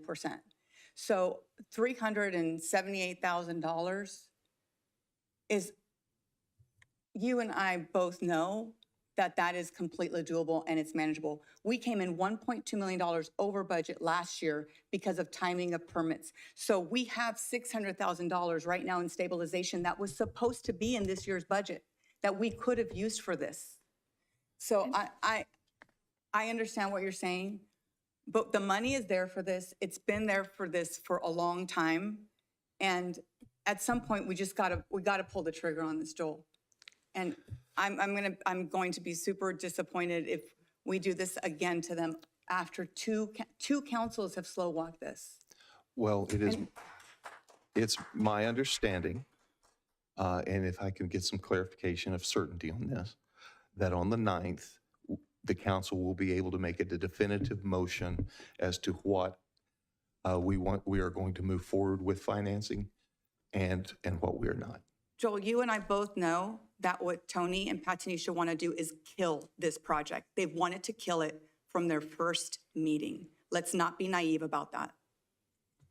And let's not be naive. Okay. I'm sorry. Okay, I'm sorry. We can continue to okay, call we- names listen, and please. make each other try and feel bad. Listen, Make each okay, other feel that's- bad. Enough, please. We have committed that we are going to behave professionally up here. There will be times when things are very emotional, but I have confidence in every one of you that you can behave yourselves with respect, self-respect, and professionalism, because our residents are owed that from us. We have all agreed that, and I, as the chair, expect us to behave on such a manner. May I have an answer to my question, please? If the motion was to continue to the 9th, this would be on the city council meeting at the 9th. Would we be able to make an ultimate decision on the 9th? Correct. It would regarding this? be, what would be on the council meeting for the 9th is the exact same item as time, which is awarding the contract as discussed in the staff report. And it would be on the consent agenda unless we were told otherwise. Okay, thank you. So the potential of moving it past the 9th is something that I do not see happening, because I do want to be as uniformly fair as possible to all council members. I would do this for every single council person up here. I'm going to ask for the vote that for the motion on the floor to move this item to the 9th. There is a first and a second. All in favor, aye? Aye. Aye. Opposed? No. Okay, it's 3-2. The motion passes. We will hear this on the 9th. Item D1, the next item pertains to the construction of duets for affordable units, and Sylvia Elias will present. Sylvia? Good evening, Mayor, Vice Mayor, and council members. At the May 26, 2022 City Council meeting, information was presented regarding the by right development of affordable units in very low to medium density zones and the discretionary approval of duets, duplexes, triplexes, or fourplexes on corner lots within single-family areas of all zoning districts. At the same meeting, the City Council briefly discussed the construction of duet units for the city's affordable housing program. The City Council discussed the possible removal of the option to construct duet units and only allow single-family units on separate lots for the program, or require developers to build duet units for the city's affordable housing program on corner lots only. The current ordinance allows the construction of duets, duplexes, triplexes, and fourplexes for the program. Tonight, staff would like to provide a brief overview on these types of units in the city's program, and at the conclusion of the presentation, staff will ask the City Council for direction to whether amend the ordinance for the option to construct these types of units for the affordable housing program, or keep the current option in the city's affordable housing ordinance regarding these types of units.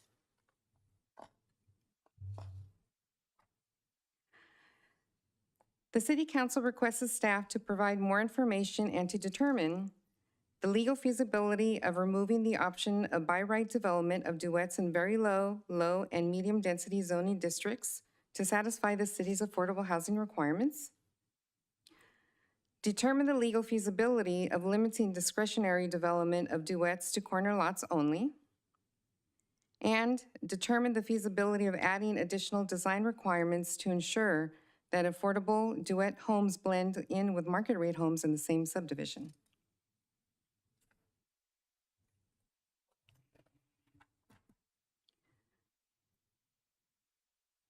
The City Council requested staff to provide more information and to determine if removing by right duet development, in addition to the Housing Accountability Act, which is part of the planning and zoning law, which prohibits the local agency from disapproving approval in a manner that renders infeasible a housing development project for very low, low, or moderate income households, unless the local agency makes specified written findings. SB 330 prevents local governments from downzoning unless they upzone an equivalent amount of housing elsewhere. Adding a discretionary approval process for the development of duets where currently allowed by right could lead to a decrease in the potential number of units in the development, which could conflict with this aspect of state law. Limiting discretionary development of units to corner lots only, rather than considering a case-by-case basis, may decrease flexibility in the design of projects and may reduce the number of units built in a development, which may conflict with the downzoning provisions of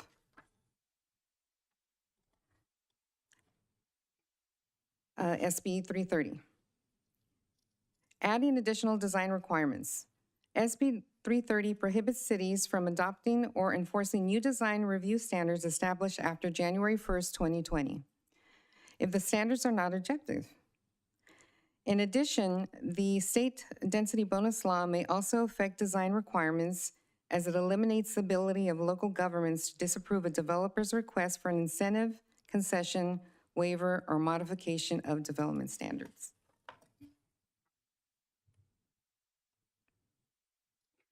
Currently, the ordinance allows for the construction of duets for very low to medium density zoning as a means to provide massing and lot proportions consistent with the residential development. As a flexible design standard, the current ordinance also allows the modification of city standards and design guidelines for affordable units to include the construction of duets. The current ordinance states, by right duet development, where the affordable housing ordinance allows the developers to opt to build duets to satisfy their affordable housing obligation in very low to medium density zoning districts, and the discretionary development of duets on corner lots, or separately in all zoning districts with single-family areas. The ordinance allows the City Council or Planning Commission to choose whether to modify city standards and design guidelines for affordable units. The city's affordable housing ordinance also requires that affordable units be comparable to market rate units in exterior design, quality, and overall construction.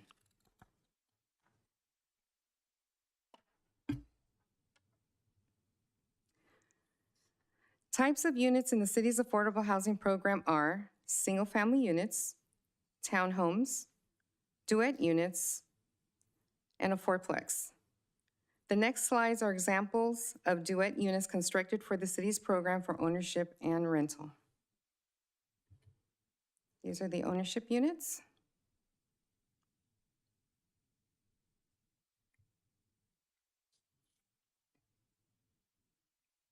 These are the rental units.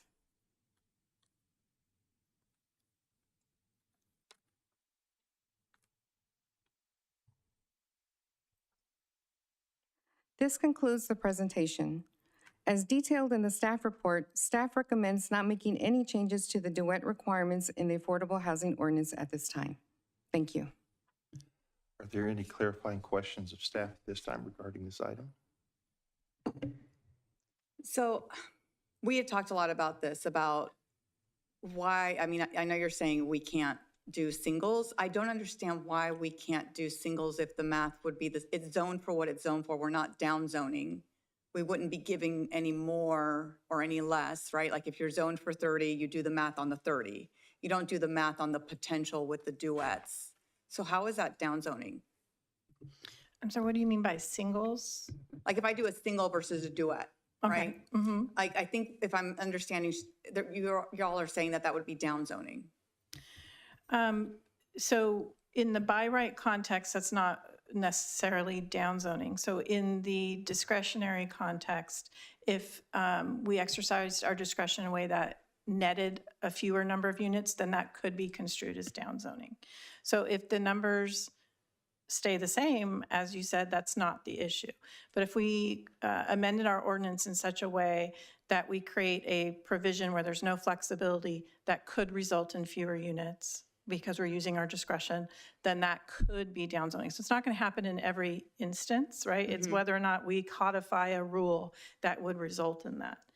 The other section, so there's two sections dealing with the duets in the ordinance. The other section allows them by right anywhere in the project. They may build them without the discretion. So if we change that by right to another discretionary action, then that could result in fewer units if a council decided they didn't want those duets in that location. There could be a net reduction in units if it went from by right to a discretionary action. So there's no guarantee how these ordinance changes might be exercised. So all we're telling you is that under the provisions of SB 330, there could be a result that might be in conflict with Do SB we have an 330. example, like of a math problem where that would happen? Because if it's based on the total zoning, like if you're zoned for 100 houses and it's 13%, it's 130 no matter what, right? Whether they're duets or they're singles. So not everyone proposes the maximum or, every project's so the zoning could be a range, right? So every project is going to propose a number of units based on their map and their lot sizes. And then we have our 13% of that unit mix. So if they have 100, I'm going to use 100 because I'm not as good at math as them. 100's easy. Yeah, 130, not so easy. So if they propose 100 units and 13% of those have to be affordable, the Affordable Housing Ordinance says that 13% mix, the first clause says that 13% mix can be allocated and distributed throughout your subdivision. Okay, so if you have 100 units, 13% of those are affordable, easy peasy. 113. Well, no, of the 100, 13% are affordable. It's not a density bonus. So Okay, that it's 100% max in our ordinance. Okay. The bonus comes as a whole separate. So 100, 100. Okay, 13% of the 100 have to be affordable.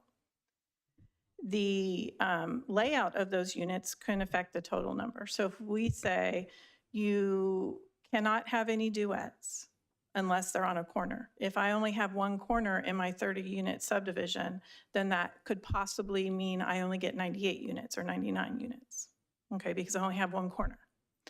If I have 5 corners and I can put I might get to my 100.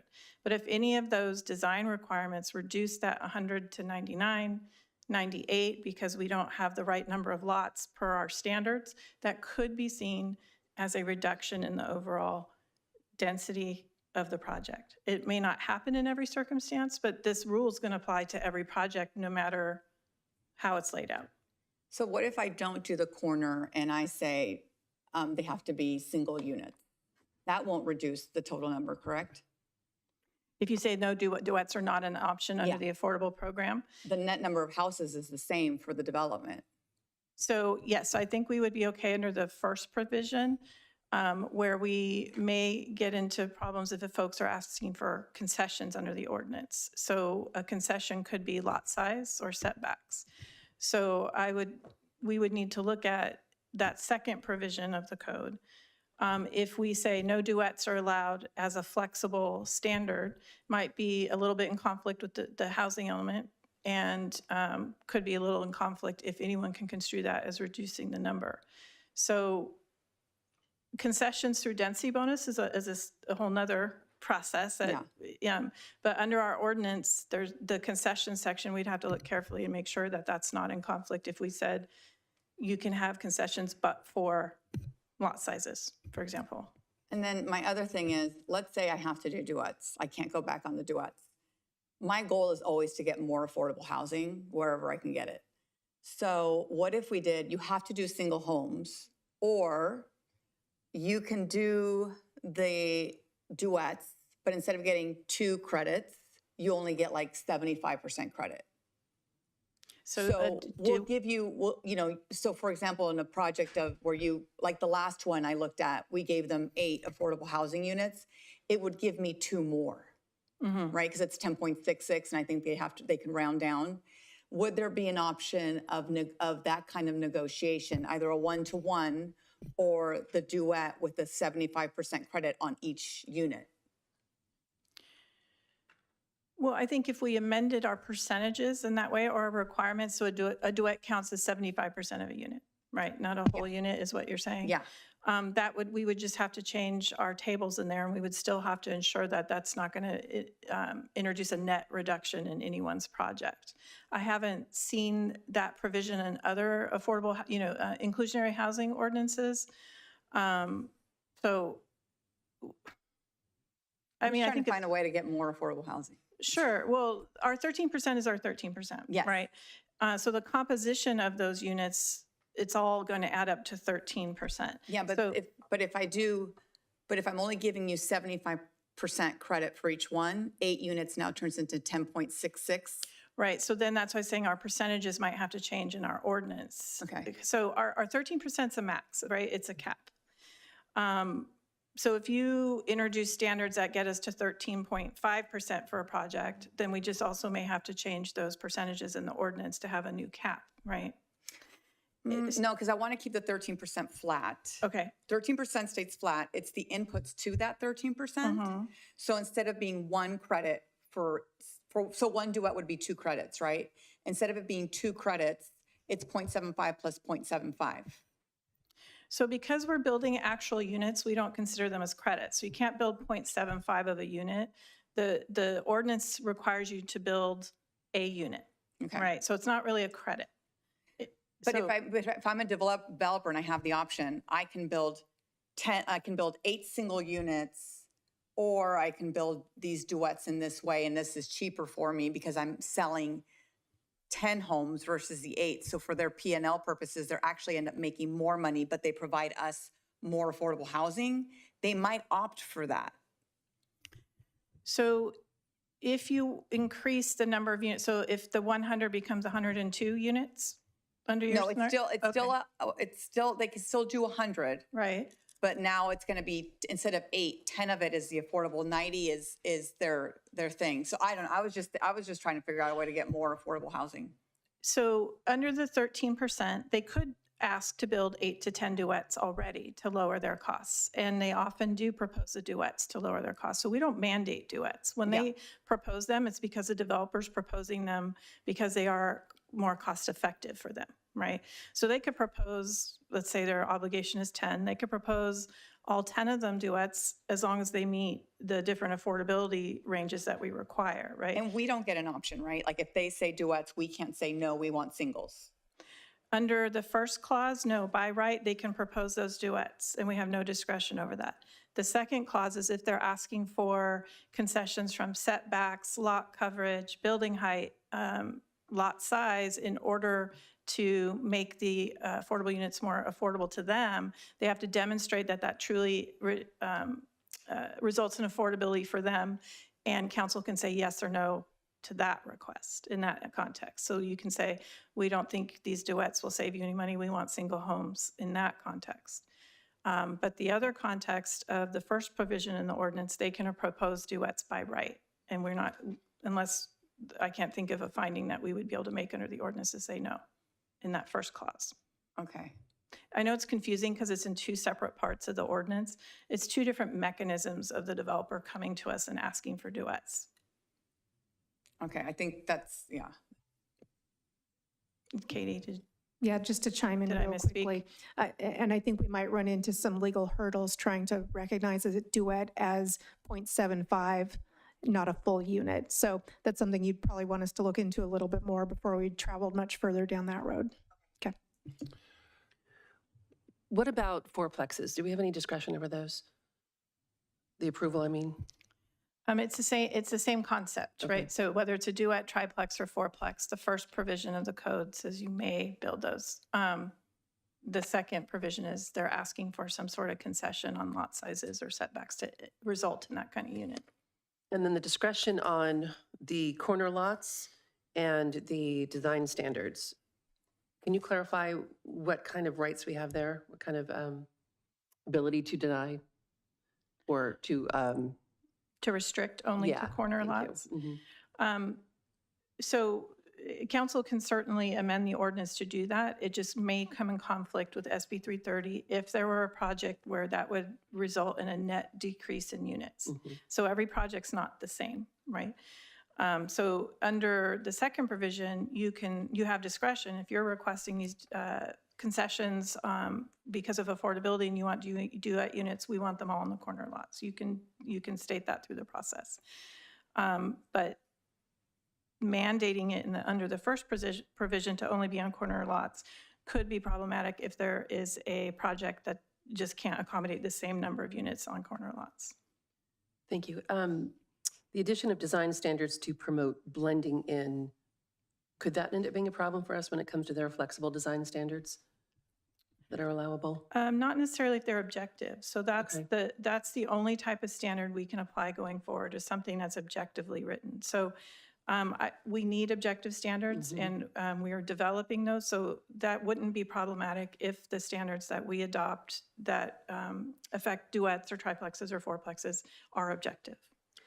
And until we have those permanent design standards, are we at risk of applications coming in currently? Okay. Yeah, so that's why it's such an urgent item for staff, is as long as we don't have them, we're vulnerable. So that's why we would like interim standards to be adopted before July 1st, if council agrees with what we present, and then spend some quality time developing the permanent objective standards. Okay, thank you. Any further questions of staff before we move on? Okay, seeing none, this time we will open public comments. If you're in person, please file a speaker card with the form provided at the back of the room. If you're participating via Zoom, please raise your hand. Remarks are limited to 3 minutes per person, and your microphone will be muted after the timer has expired. And no public comments were received on this item prior to the meeting. I do have one speaker card in person from Danny Dorman.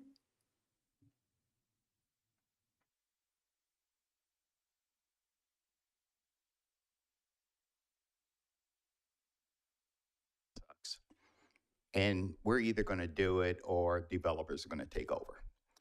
Speaking of sucking, what I saw earlier was appalling. Council member getting up and leaving. If Katie might be able to tell, but I thought if somebody just up and left, they couldn't come back. He should have stayed out there. He left of his own volition. There was no recess or anything like that. So therefore, had he not been back, we wouldn't be talking about what it is I'm getting ready to talk about, which is the wall. Councilmember Pearson, you want to talk about how many hundreds of thousands of dollars? Think of, oh no, I already mentioned, I'll keep going back to D1 if you think you're going to stop me with that. And rest assured, I'm doing it for 2, 3, and 4. So, Councilwoman Pearson, ask how many hundreds of thousands of dollars were spent during the last 5 years. They have spent more in this in the last 5 years than it would cost to actually build it. So the fact that you guys even brought it up, and let me not even start about the Brown Act, I'm going to bring that up next time because you two always seem to tag team on something. And I'm hoping one other person even got a whiff so Katie can do some Brown Act stuff. Oh, and by the way, Councilmember Pearson, I'm going to start a drinking game for every time you refer to yourself as an attorney. I really am. I'll see you in a bit. I have one hand raised in Zoom. I have no further speaker cards in person. I'll call in Marisol Vallis. Marisol, go ahead. Oh my God, Danny, that was hilarious. I don't even know where to begin because this is unscripted. Tony, you should be so ashamed of yourself. I cannot believe that this happened tonight. Joel, Patanisha, freaking unbelievable. I'm shaking. This is ridiculous. This has been going on for 5 years. Patanisha and Tony, if you haven't gone on the bandwagon yet or listened to everything, again, this is why you guys are constantly in the hot seat, because this is unacceptable. You have just ruined people's lives in Brentwood. And I don't even understand how you're sitting in those seats right now. I am livid. Thank you, Susanna. Thank you to my sister Jovita for actually having the ability to stand up for residents. Tony, why are you so stuck on this wall? I do not understand. You should be here for the residents, and clearly you are not. And I hope the two of you are ready for your reelection, because this is ridiculous. Absolutely. I'm shaking in how you just hurt. You hurt residents in Brentwood, because I don't even know why, because you were uneducated, you were uninformed, because you don't have the time to have listened to the last 5 years of city council meetings, and you want another 2 weeks? Oh, what's another 2 weeks, as Pat Tanisha said? Ridiculous. You should have been prepared for this already. And Joel, how did you not vote for this? How did you not stand when those people off the highway? I don't understand. I'm just so disappointed. My heart is breaking. Shame on you.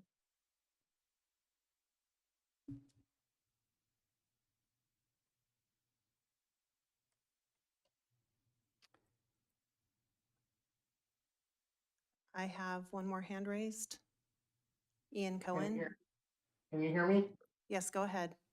All right, I just want to say, Susanna and Jovita, thank you both for being what we need in this city. I log into this meeting to, listen and enjoy my homework, and you two are the saving graces to this city. I cannot thank both of you enough for the way you both treat everyone in the city. And to the three, I'm sorry, but come on. You're kidding me, are you? I'm sorry, but I trusted everyone on here, and now I have to rethink who I trust. And also, I'm really mad about one comment. Do not compare us to Stockton. I grew up in a city like Stockton, Albuquerque. You shall not compare Brentwood to Stockton. Brentwood is amazing. Our staff will make sure we never get anywhere close to bankruptcy. Our staff have won how many financial awards to make sure we don't get a dollar near bankruptcy? No recession, nothing will hurt this city at all. So I don't want to hear anything like, oh, we might end up like Stockton. No, we will not end up like Stockton, like Oakland, or like any other city. I grew up in a very crappy city, and I'm lucky to be in the city of Brentwood. Like I say, it's better in Brentwood. The Susanna Jovita proves that. Our staff proves that. But you three, you know who you are? Please, just do better. I'm not kidding. Do better. Just next meeting, be better. That's all I have to say. Thank you. The next speaker is Carolina Villaseca. Carolina, go ahead. Thank you. First, I wanted to thank Councilmember Mendoza for always asking really thoughtful, well-prepared, and intelligent questions of staff on items such as the one we just heard. This is a huge issue, not just for the city of Brentwood, but for a lot of cities across California who are grappling with this and who are trying to find ways to build more affordable housing without any state help and without any consideration from the builders. So thank you so much for that. And I also want to thank Susanna and Jovita for standing up for those residents who have been grappling with this for 5 years, who have put in their blood, sweat, and tears into presenting what their situation is and what their daily reality is. And, what it's so difficult to just put it into words until you've lived in their situation. The city did make a mistake when they rezoned the houses for 3 floors versus 2 floors and then didn't adjust the wall accordingly. There was a mistake made there, and it definitely needs to get fixed. And I certainly hope that it will get fixed at the next meeting because those residents have gone through hell and back, and it's enough. I know that Councilmember Orlemans and Councilmember Patnisha are resisting the message that when a city council makes a promise, that promise needs to be kept. And looking forward at other projects is fine. I think that's great. Yeah, look at all the projects that are on the books, but this one was already budgeted. So it's time to move forward. And the next meeting, May 9th, will definitely be very well attended. You're going to get a flood of letters. And I really hope you listen to what residents are trying to tell you. Please listen to the residents. Thank you. Thank you. I have one more or two more hands raised. I'll call on Anne, followed by Cinziana. Anne, go ahead. Hi, thank you. Good evening. First and foremost, I want to say that the caller continuously stated that she did not understand. One thing she stated is that she did not understand how Tony and Pontanisha, and named them by their first name, would even be sitting there. Does she not know the process that the people voted them to be there? Also, for the caller who indicated that he was insulted by Pontanisha making reference to Stockton, she was not indicating that Brentwood is like Stockton. She was indicating that she did not want Brentwood to be in the position that Stockton has been in and that Stockton is currently in. So I think what we need to understand is that we're here to make remarks, but not to insult the council members. One caller indicated that she doesn't know what their education is or that they're not educated. Do you even know what their education is?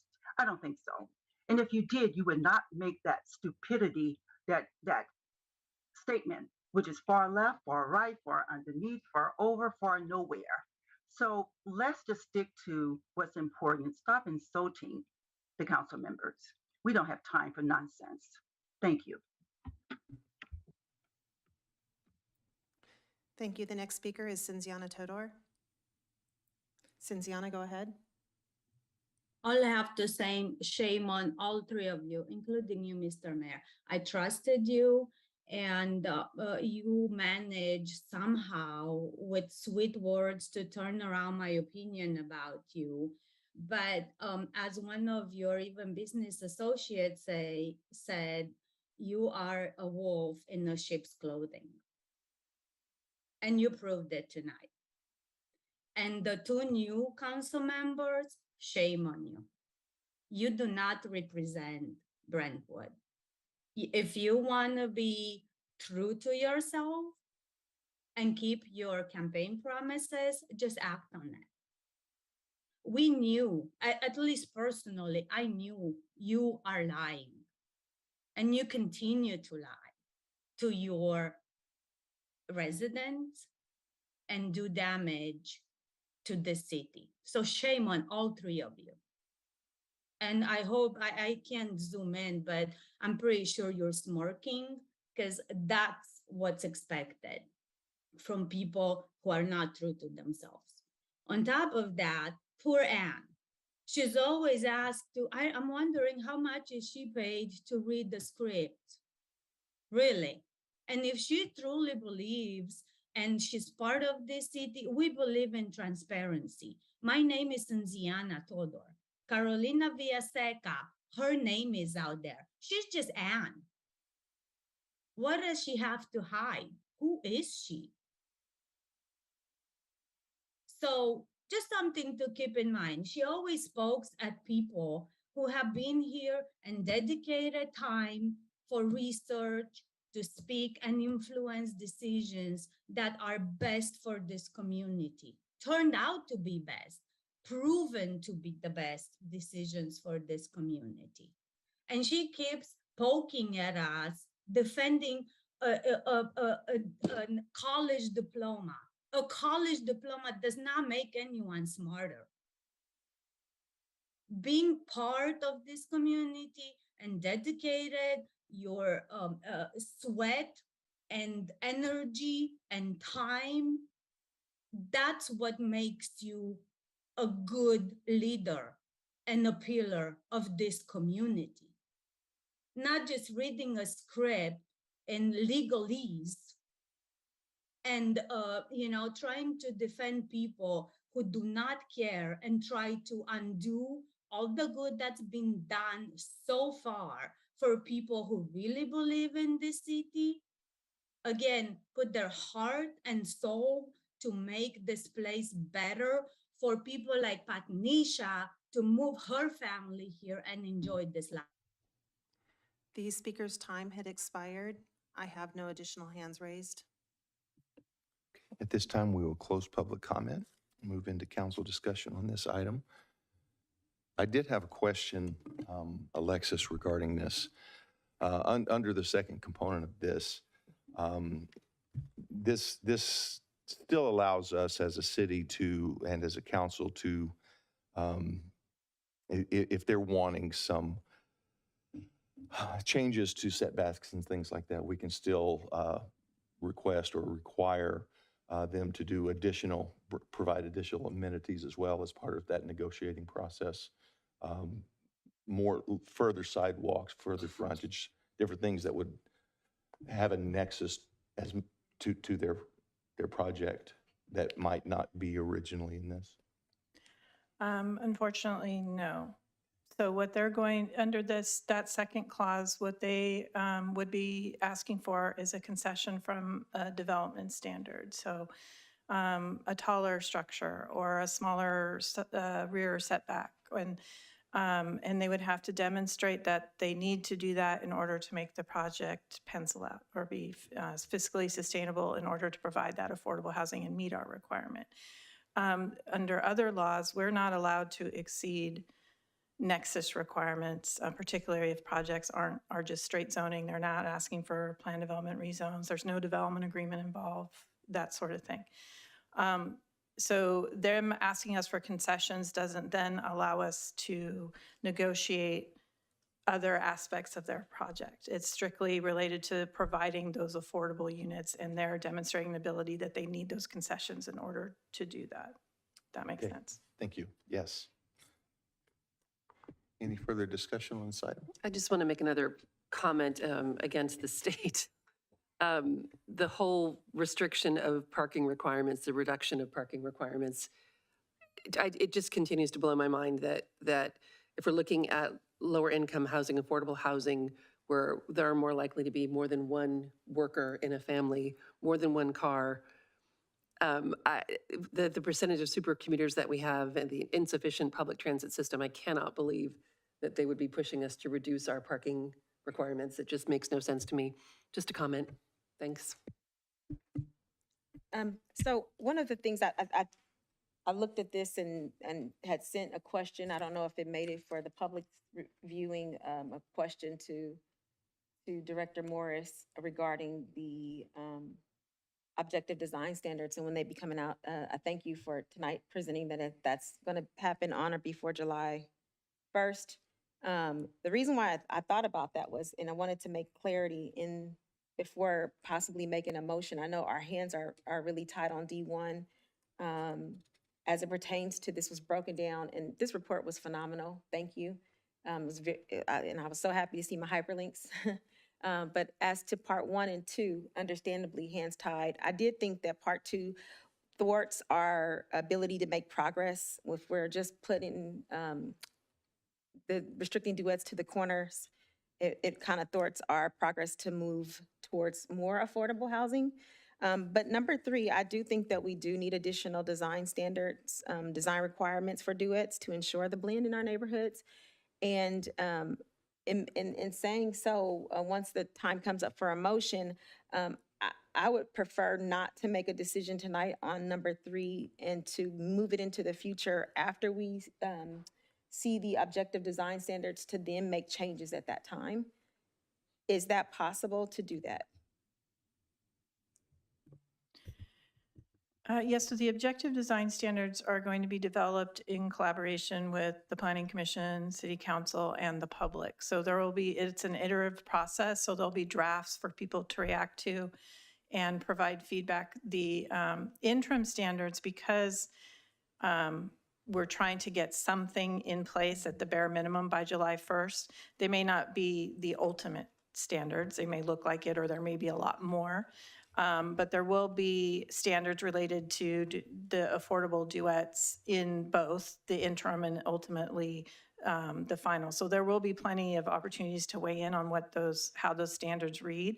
The guideline will strictly be they have to be objective, right? So that'll be the feedback that we give throughout as we're developing the guidelines, is whatever we come up with has to be objective per the law. So interim, there'll be less of an iterative process because of the time constraints that we're under. By the July 1st deadline, there will be opportunities to weigh in, but not necessarily have multiple meetings and discussions if we wanted to meet that July 1st deadline. And I apologize, I just looked down at the red agenda and what I'm requesting is on as a part of the motion, so. And one thing, to mention is we did a lot, council did a lot of work on this ordinance last year to increase the affordability. There are other ways we can visit affordable housing that aren't constrained by state law.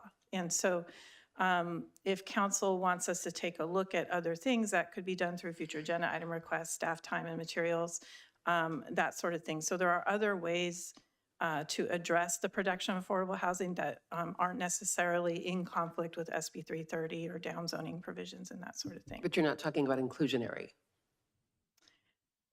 It could be changes to this ordinance. It could be incentives for certain types of units. The council would rather see X type of units than others. That might net more affordable housing. Those are some of the programs and policies in our housing element already.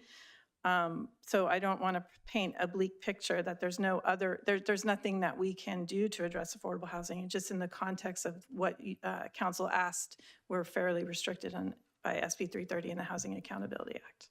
But So if I make the motion, one thing we talked about is looking at the possibility of like if we do singles and the 75% credit for duets, I think we talked about maybe there's an option for that, to look at that and then add.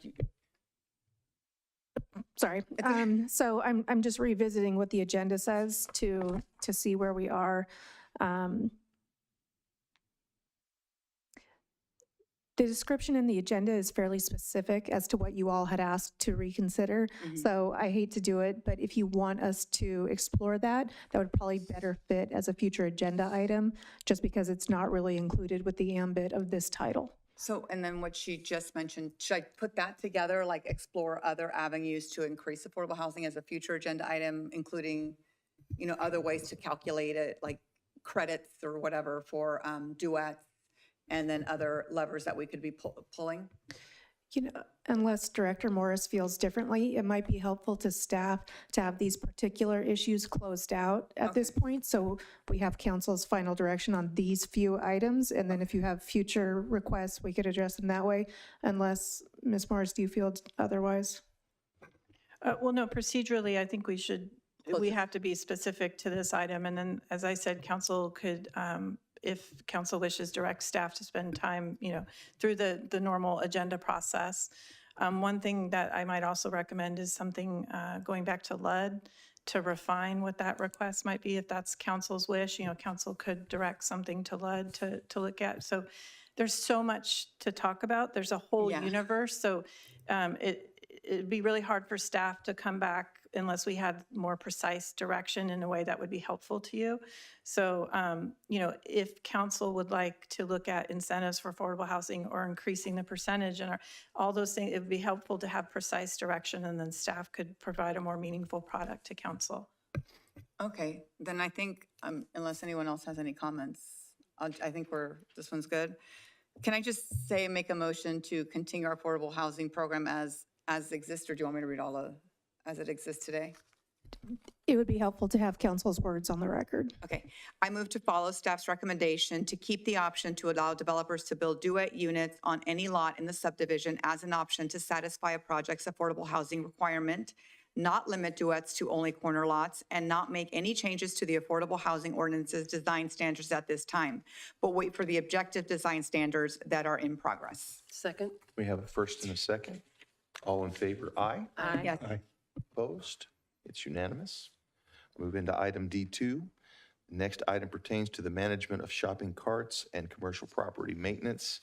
And Robbie Portillo Beneman. Robbie.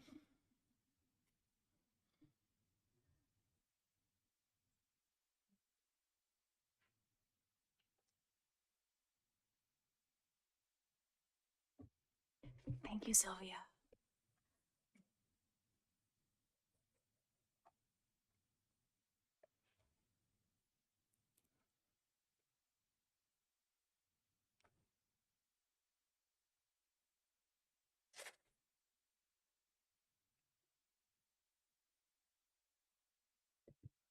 Thank you. Good evening, Honorable Mayor and City Council members. Tonight's item is to discuss the proposal of two new ordinances to be added to the Brentwood Municipal Code. The first is pertaining to lost, stolen, or abandoned shopping carts, and the second is regarding commercial property maintenance. The purpose in creating these new regulations is first and foremost that we do not have adequate regulations to address the uniqueness of commercial properties. And also we don't have an ordinance in effect at all with regard to shopping carts. So we need a mechanism in place to address lost, stolen, or abandoned shopping carts, as well as the maintenance of commercial properties, as I said. We'd also like to provide greater clarity regarding the property owner's responsibilities as well as business owners' responsibilities and provide better enforcement tools for staff. Staff's recommendation tonight is to introduce and waive the first reading of the two new ordinances, Chapter 5.74, lost, stolen, or abandoned shopping carts, as well as Chapter 8.38 for commercial property maintenance. To give you some background, as I mentioned, the Brentwood Municipal Code currently does not have language specific to address abandoned, lost, or stolen shopping carts. And our property maintenance regulations are quite inadequate. We do have some generally applicable municipal code sections that we can apply towards commercial properties, but we have more specific needs with regard to commercial properties. And we currently have that in place for residential, but not yet for commercial. City staff needs these additional tools for enforcement due to lack of clear regulations and to ensure timely compliance. City staff has worked in collaboration with outside counsel as well as our own city attorney's office to draft these clearly understood and enforceable requirements. We have also looked at other cities to see what they're doing and try to use them as a model. The appearance and maintenance of commercial properties impact property values and the general quality of life of city residents, visitors to our city, and it can also impact our efforts towards economic development. The maintenance of, or lack of, maintenance for commercial properties can either encourage or discourage potential businesses from wanting to start a business here in Brentwood. Voluntary compliance is our goal. An important aspect of that is outreach, and I will touch upon that. So I'll start with the lost, stolen, or abandoned shopping carts. These abandoned carts can be located off the premises of business establishments, and they can interfere with pedestrian and traffic access. They can end up in our streets, sidewalks, parks, ravines, and other public areas. They substantially contribute to visual clutter and blight. We have three goals in mind. First and foremost is to improve cart security by providing a mechanism to place the primary responsibility for managing those shopping carts with the retailers who provide them to their customers. And as part of that, we are going to encourage that they either have employees or that they have a third-party vendor that they can hire to go ahead and retrieve those carts. We have specific requirements in place regarding securing the carts, placing signage on the carts, and for retailers who provide more than 25 shopping carts, we specifically require a shopping cart prevention and retrieval plan, which I'll touch upon in just a moment. We would also like to set requirements for the prompt retrieval of carts that have been removed off of the premises of the business. And it will also reduce staff time and resources expended by our public works staff, who often are tasked with removing these abandoned carts from public spaces. The proposed ordinance is consistent with state law, and it's consistent with shopping cart ordinances of other California cities. As I mentioned, as part of the research in drafting this ordinance, we did look at other existing ordinances. Abandoned and unattended shopping carts are indeed a public nuisance and are subject to abatement by the city if the private retail owners do not fulfill their obligations to maintain their carts on site or retrieve those carts that have migrated off-site. And city staff would be providing notice of the removal of those carts being necessary. Moving on towards commercial property maintenance, the proposed ordinance would add a new chapter 8.38 to our municipal code to encourage the maintenance of commercial, non-residential property located within the city. The definition of commercial property is on the screen. Means non-residential property primarily used for business or retail purposes located in a commercial or industrial zone, or illegal non-conforming property used for business or retail purposes and located outside of a commercial or industrial zone, regardless of whether that property is occupied or vacant, developed or vacant land. We have two goals in mind here. To provide city staff the enhanced tools to address a variety of concerns can range from deteriorated parking lot striping, it can be trash and debris accumulation, inadequate garbage service, deteriorating exterior of the building, lack of maintenance of common areas, graffiti, broken windows, really runs the gamut. And as we all know, these new commercial properties and shopping centers, they can look quite lovely when they're brand new, but over time, without the proper maintenance, they can deteriorate and can become a blight. We want to encourage property owners and business operators to maintain attractive places of business, to encourage patronage citywide, to provide a positive effect overall on the appearance of the city, and also it impacts our property values. As I mentioned, outreach is an important component. The city manager did provide notification of the proposed ordinances to solicit feedback from both the Brentwood Chamber of Commerce and the Downtown Business Coalition. We will be providing the information in our monthly Brentwood Buzz newsletter, as well as via social media posts. Information will also be placed on our community enrichment page of the city's website. And we will have a targeted mailing to all the commercial businesses that have a valid City of Brentwood business tax certificate. At this point, we estimate that number to be somewhere in the range of 1,500 businesses, so it'll be a pretty significant mailing. An example of the outreach that will go out, that targeted mailing that I mentioned, will draft a letter. That letter will include a brochure for our abandoned shopping cart prevention and retrieval. I gave an example there on the screen, and will also include a copy of the commercial property maintenance ordinance. In addition, businesses that are providing 25 or more shopping carts will be given 60 days to submit an abandoned shopping cart prevention and retrieval plan application. That application will be submitted to community enrichment staff. We'll review it and provide any feedback if necessary with regard to that application. At this point, we're estimating with our initial research that we think there'll probably be about 29 businesses impacted by the shopping cart ordinance. 21 of those will have potentially 25 or more shopping carts, with 8 having less than the 25. So those 8 would not be subject to the mandatory plan.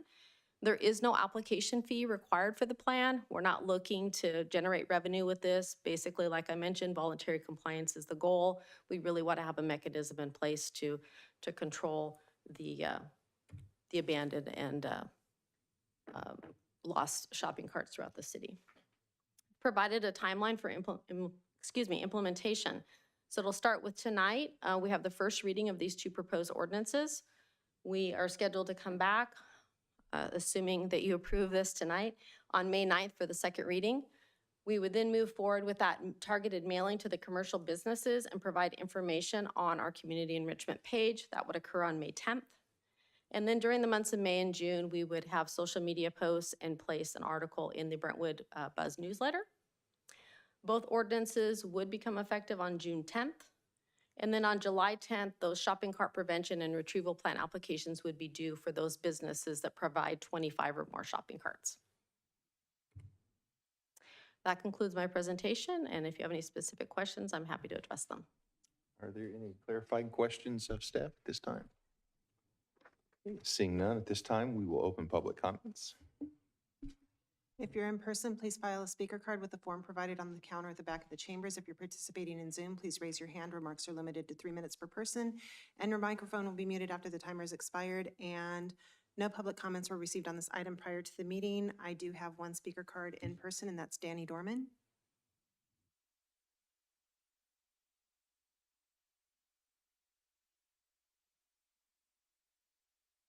shopping carts. One of the questions I have is how many tens of thousands of dollars were spent finding out if an ordinance needed to be adopted, and how many more tens of thousands of dollars are going to be spent after the second reading. See, when you guys talk about budget, it's, you know what, it boggles the mind how people can cherry pick what is important, what isn't important, and then throw, oh, it's money as a reason. Again, I mean, this is a serious question of staff. I hope somebody sends me an email. How many tens of thousands of dollars were spent on this particular agenda item? And I'm asking staff also to look into a potential violation of the Brown Act, specifically when Councilmember Orleans went into that antechamber in his hissy fit, and Mayor Bryant went in there as well. That was out of view of the public. It was a specific agenda item, so it should have been discussed in public. It was not. So I'm asking staff to look into potential Brown Act violations. Lastly, yeah, we got to do something about those cards. We really should. And in closing, I really meant when I said, Mr. Mayor, if anyone flipped, it's political suicide. You've been here 3 councils, vice mayor and mayor, and yet you kicked the can down the road because somebody had a fit, because they weren't paying attention. Now, some will say you did it on purpose. I really don't think so. You were about as clear as I've ever heard anyone. So, and I have to focus because I know that's decorum, as opposed to looking at the people I really want to look at. And somebody ought to do something about those cards. Yeah, it's you. Ever since you guys had the Kumbaya meeting, it's been worse. I've seen more, almost fisticuffs, in the 4 years that I've paid attention this year than all the previous years. So I'm not sure why people ran on a Kumbaya, let's work together, when it's apparent they don't want to. Brown Act. Peace.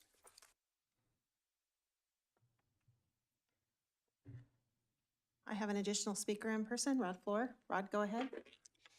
Thank you, Margaret. Sorry about the card. I don't actually have to have one to speak.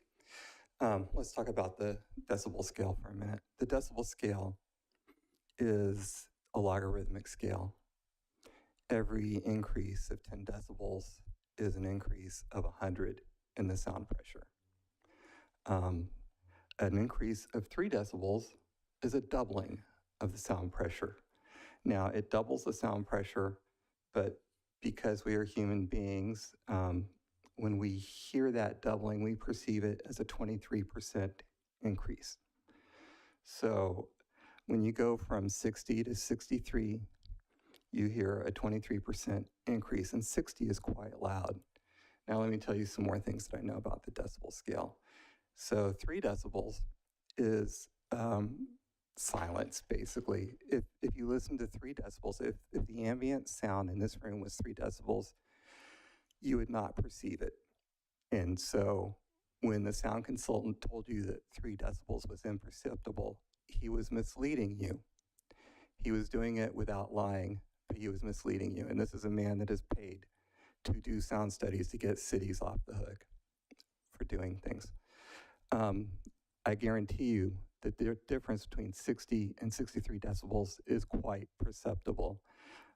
You don't have to believe me. You just go Google that 3 decibels, which is what I did when I was interested in this. I was interested enough to go find out because I knew the man was lying to us. He wasn't lying. He was just misleading us when he said 3 decibels was imperceptible. I wanted to know. I am somebody who reads science books for fun. I watch physics videos just for the hell of it. So to sit there and say that 3 decibels is imperceptible is just a flat out false statement. 3 decibels is quite perceptible. So 3 decibels would be imperceptible. 13 decibels, your dog might hear it. 23 decibels, if you have no hearing impairment, you might hear it. 33 decibels would be a whisper. 43 decibels would be about as loud as I'm talking now without a microphone. 53 decibels would be about as loud as Councilmember Orlemans was when he threw his fit. 63 decibels is about as loud as my AC compressor in my backyard, which I measured because I put a NIOSH on my phone because I was interested in sound for obvious reasons. 63 decibels is so loud that I installed Wi-Fi thermostats in my house so I can turn off the AC compressor so I don't have to listen to it when I'm in the backyard from my phone. It's very loud. And I just wanted to let you guys know what the decibel scale is. Thank you. Thank you. I have no additional speakers in person. I do have 2 hands raised. I'll call on Ian Cohen, followed by Marisol Vallis. Ian, go ahead. Can you hear me? Yes, go ahead. Okay, I just want to say I'm in favor of the shopping cart ordinance because, gosh, these shopping carts are out of the place, and I didn't realize we didn't have an ordinance in place before. I'm doubtful staff will be able to enforce it compared to everything else on their plates, but just having the ordinance in place will be enough to let staff figure it out. I cannot count how many shopping carts I saw today, and I drove all around town today before joining this pretty crappy city council meeting, I have to admit, because of the 3. That's all I gotta say. Thank you. Thank you. The next speaker is Marisol Vallis. Oops. I'm not sure if she just put her, oh, no, there it is. Marisol, go ahead. Sorry, my technology tonight isn't great. This is incredible. Thank you, Rod. You had so many facts that were pretty incredible. And so thank you for doing the research. I'm still not okay about item C14 not being approved. Tony, what nugget of information did you take out of this kumbaya meeting since you ran out tonight and you were absolutely unprofessional this evening? So Tony, yes, your seat is still going to continue to be hot. I'm still so livid about earlier today. And Pat, Tanisha, and Tony, you keep wondering why people are going after you. And it's because you have special interests.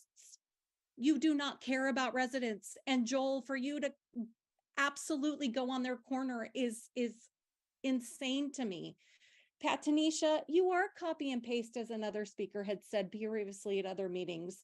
And, stop. Your spinning is so incredible. You spin and spin and spin. So Pat, Tanisha, and Tony, you have failed the city of Brentwood. Failed. Did you hear that? You failed the residents of Brentwood. And again, if you go for re-election, I hope you're ready. And I hope you're ready for this kind of speak every time you go in those seats. So shame on all of you. Shame on Pat, Tanisha, and Tony, and Joel for what you did to the residents of Brentwood this evening. Good night. I have no additional hands raised. Okay, at this time, we'll close public comments. And is there any further discussion? I'm sorry,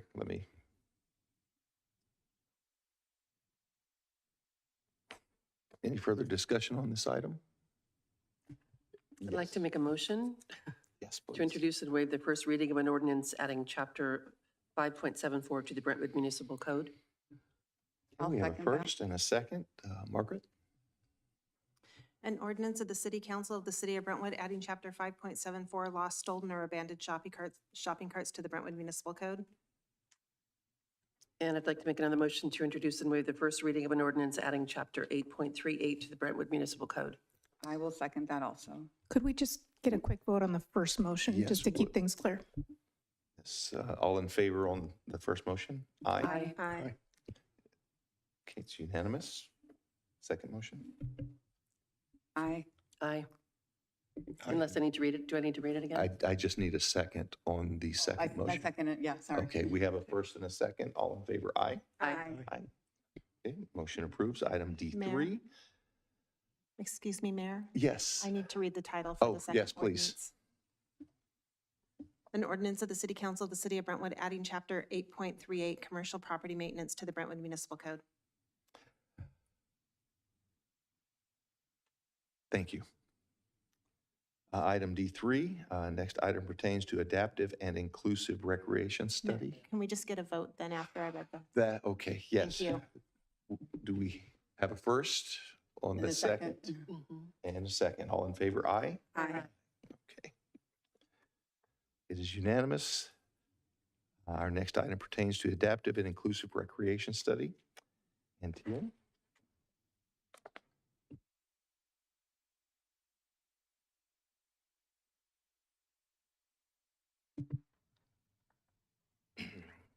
Thank you, Mayor. Good evening, Mayor, City Council. Tian Nguyen, Recreation Manager. Tonight, we have an informational report about adaptive and inclusive recreation. Included in the staff report is an assessment about adaptive and inclusive recreation done by More Recreation Therapy and Consulting. They're also online tonight to answer questions at the end of the presentation.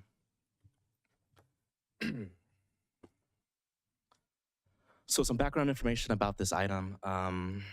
Back in 2019, the City of Brentwood Parks, Trails, and Recreation Master Plan was adopted by City Council. In early 2020, City Council adopted the Brentwood Strategic Plan. Shortly after that, the COVID pandemic hit and a lot of things were paused, including that strategic plan. It was amended through multiple fiscal years. City staff came back to City Council back in 2021 to bring back the strategic plan, as well as pursue some funds set aside for an assessment to be done on adaptive inclusive recreation. City Council did approve that back in 2021, and More Recreational Therapy was awarded after an RFQ process to do an assessment on adaptive inclusive recreation. That assessment was turned into city staff last year in 2022. And in August, it was provided to the Parks and Recreation for their review, and it was accepted, and it's being brought back tonight for City Council for the review and discussion.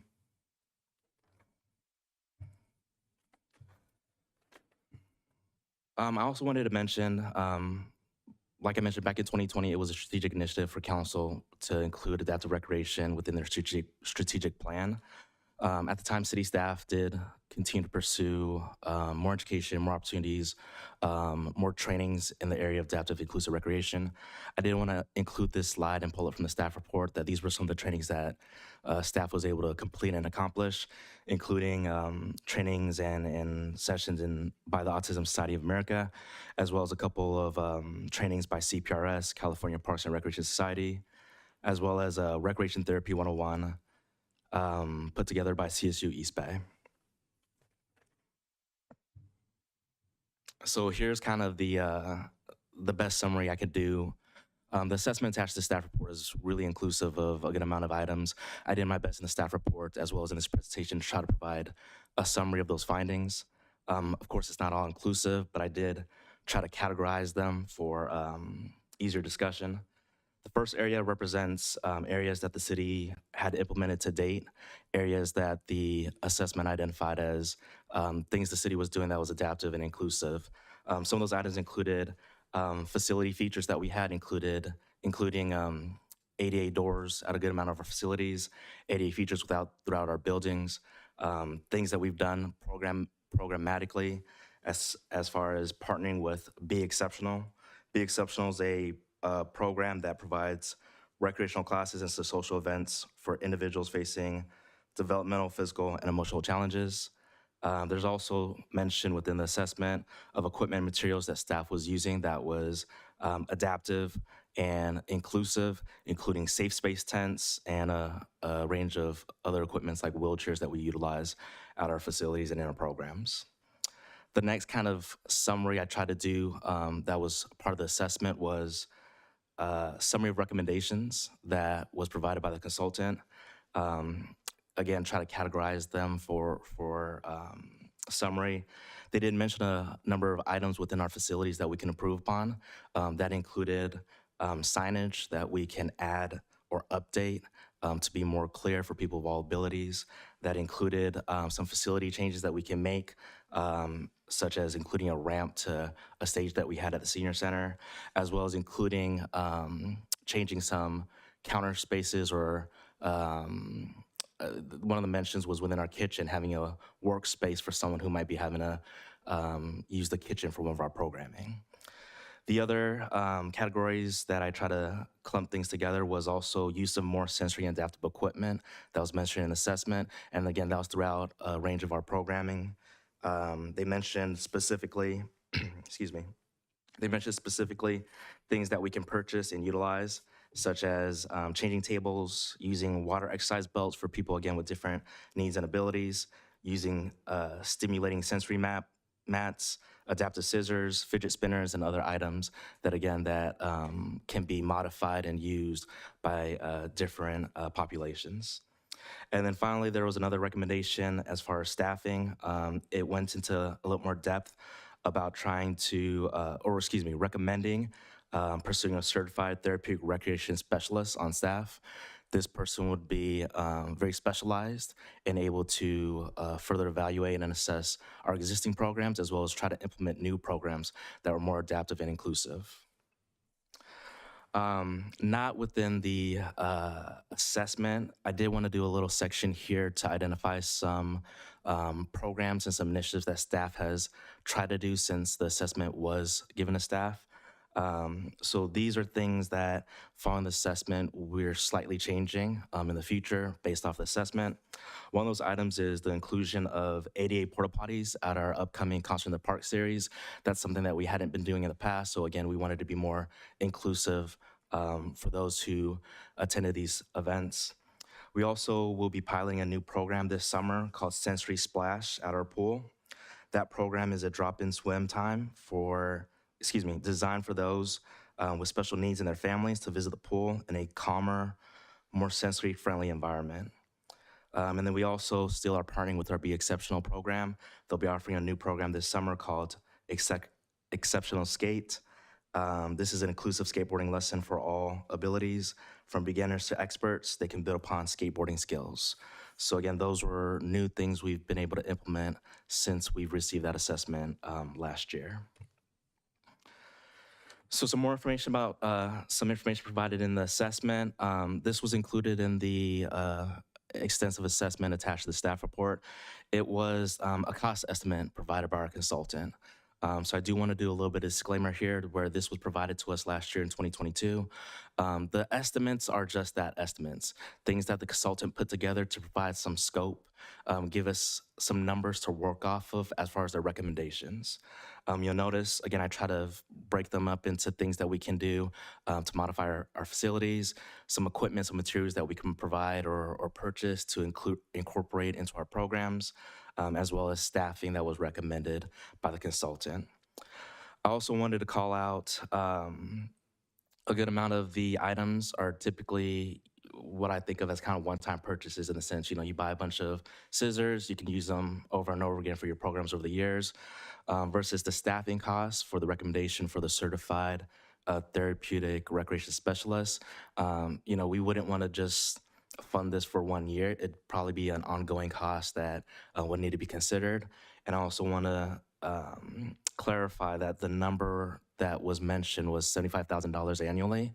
Again, that was an estimate, just to try to give a number to that recommendation. We don't believe that would cover their full costs with salary and benefits and all those other pieces. So again, not trying to be transparent with the consultant's recommendations there. Overall, again, to try to put a number on the recommendations, the estimate came at $285,000. But again, some of those are one-time purchases, others would be recurring if council were to consider that.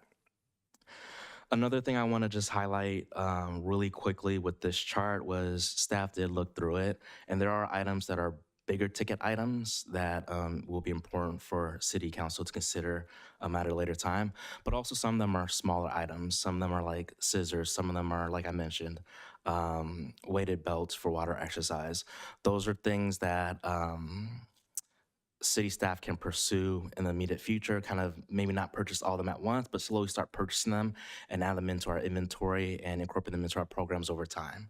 So it's not just a kind of all or nothing type recommendation. I think a lot of those items we can start slowly purchasing and slowly incorporating into our programs. The other thing I want to mention is that they did mention training throughout the recommendation, and with that potential certified therapeutic recreation specialist, they did call out that they have the ability to be specialized in that area, but I do want to note that this is currently a strategic priority for council, so that's something that we'll continue to pursue. Continuous training, continuing learning opportunities, continual ways of how to implement a lot of the recommendations, but also expand and be more adaptive and inclusive in our programming. That, I believe, concludes my presentation. I'm available for questions, but I also believe we have Tamika Moore and Dr. Jamie Hoffman from Moore Therapy and Consulting on the line, who's also available to answer questions. Thank you. Clarifying questions? Yeah, I have questions specifically to, in the report, it talked about a lot of our programming for, I think, like some of our summer programming for youth, some of our programming that we do for our seniors. They aren't able to, third-party vendors are not able to accommodate. They specifically brought up autism spectrum disorder and gosh, why can't I think of it right now? ADHD. Are we vetting vendors to determine whether they have the skill set to meet those needs when we're hiring them to do, or we're consulting with them to do programming?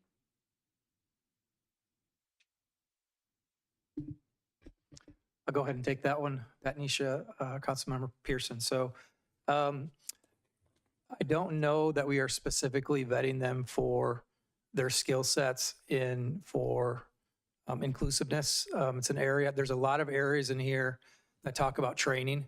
And to be honest, we'd have some work to do in some of these areas. That is why, some of these things talk about some pretty high price tags, but there are things that we can do as far as training, and that's a recommendation that's in here that we need to look at. Okay, yeah, this summer, or well, not this summer, sorry, going back, just specifically, I received a call. It was an activity that was put on by a third-party vendor asking me if there was something else I can do for my son who has autism, who has ADHD, who has cerebral palsy, because they just couldn't accommodate the needs. I think that that's a tough place for families to have to land in when they do rely on it or if they're working. And I think it may be helpful if we vetted our third-party vendors, not only to make sure that they provide inclusive programming, but also to make sure that they have the staffing that meets the qualifications, that rises to the level of standards that we would set forth. The other question that I wanted to ask is, have we come up with an estimated budget? Because that 285 is not that there was an intention to be misleading. It is a little bit throws off that may be the budget, but based on some of the recommendations, bless you, that I saw in here, I think that budget may be like a seven-figure budget, considering that we have structural issues to make sure that we're ADA compliant. I do find that this line item is urgent so that we are fully inclusive, but also if we have ADA compliancy issues, which, I know that there's ADA compliancy everywhere, that everybody's trying to meet, and I get that. Do we have an estimate that we'll be getting soon on what the actual estimate budget for everything that was mentioned, not just certain ones? No, we don't have an estimation right now other than what is in the report. As far as the ADA recommendations, we have talked to community development, to our building official, and made him aware of these recommendations that are in here. We do have a comprehensive ADA transition plan that the city is working on. And these are a priority, but we also have to look at that in context of the full ADA transition plan that will actually have a lot of different costs associated with it as well. So the ADA items are in here because as the consultant looks at accessibility in our programming, obviously they need to look at the facilities. So it's a natural thing that they would be looking at ADA accessibility when it comes to our facilities. Thank you. And then my last question is, I appreciate I think there were maybe about 4 items that we saw in here that were done in the interim, but are there more that we can get, in the interim while we wait? And I'll talk later about the while we wait when we get into discussion. Aren't there some other mitigating factors we can be doing? Like, for example, just in our staffing, Councilmember Orlemans brought up, we make our own signs. What are we waiting for? So is there the possibility that we can make signs ourselves to mitigate some of these things? I know that all departments are impacted. There's a lot of things going on, but are there other items that we can take one by one to kind of mitigate down a little bit more than we already have? Sure. I can try to answer that, Councilmember Pearson. Yeah, I think so. I think that's kind of one of the approaches that we want to take, and I don't like using the term, but I can't think of a better one, but kind of low-hanging fruit in a sense, right? Items that are mentioned in the assessment, that are recommendations. I mentioned some of the items recommended was, $10 adaptive scissors. Now, I'm not trying to say that's inexpensive, but I think that's a good investment that we can try to quickly purchase and incorporate. I think there's some other items that you mentioned of updating some signage that we can potentially do. I think the other piece, the 2 pieces that stand out to me is continue to pursue training. I think City Council providing us that $20,000 for this assessment a couple years ago was really, really good. During that time, we were able to accomplish some trainings and incorporate and implement them into our programming. I think the other piece is, I think that we talked about is it's an ongoing thing that we want to be inclusive and adaptive. So I think you hit the nail on the head, Councilmember Pearson, where it's not, even if we got a list that's, hey, this is everything that's going to get us up to date right now, I think there's always going to be ongoing expenses. So we kind of keep chipping away at it where we can each year with purchasing equipment, continually training staff, continually pursuing more training and information opportunities so that we can implement and be better for our community. Thank you. Thank you. My first question is, has staff looked into grants to support some of this work? Not specifically yet in support of adaptive recreation. Okay. I mentioned in my meeting yesterday that my day job received a CDBG grant for making our website easier to read, having higher contrast, additional languages, that kind of thing. So is that something you could look into with CDBG? Or as far as the website contrast, for example, looking at for vision impairment? It's possible. As far as CDBG funding, I'm not sure if that would work here for Brentwood, but we could look into it. Okay.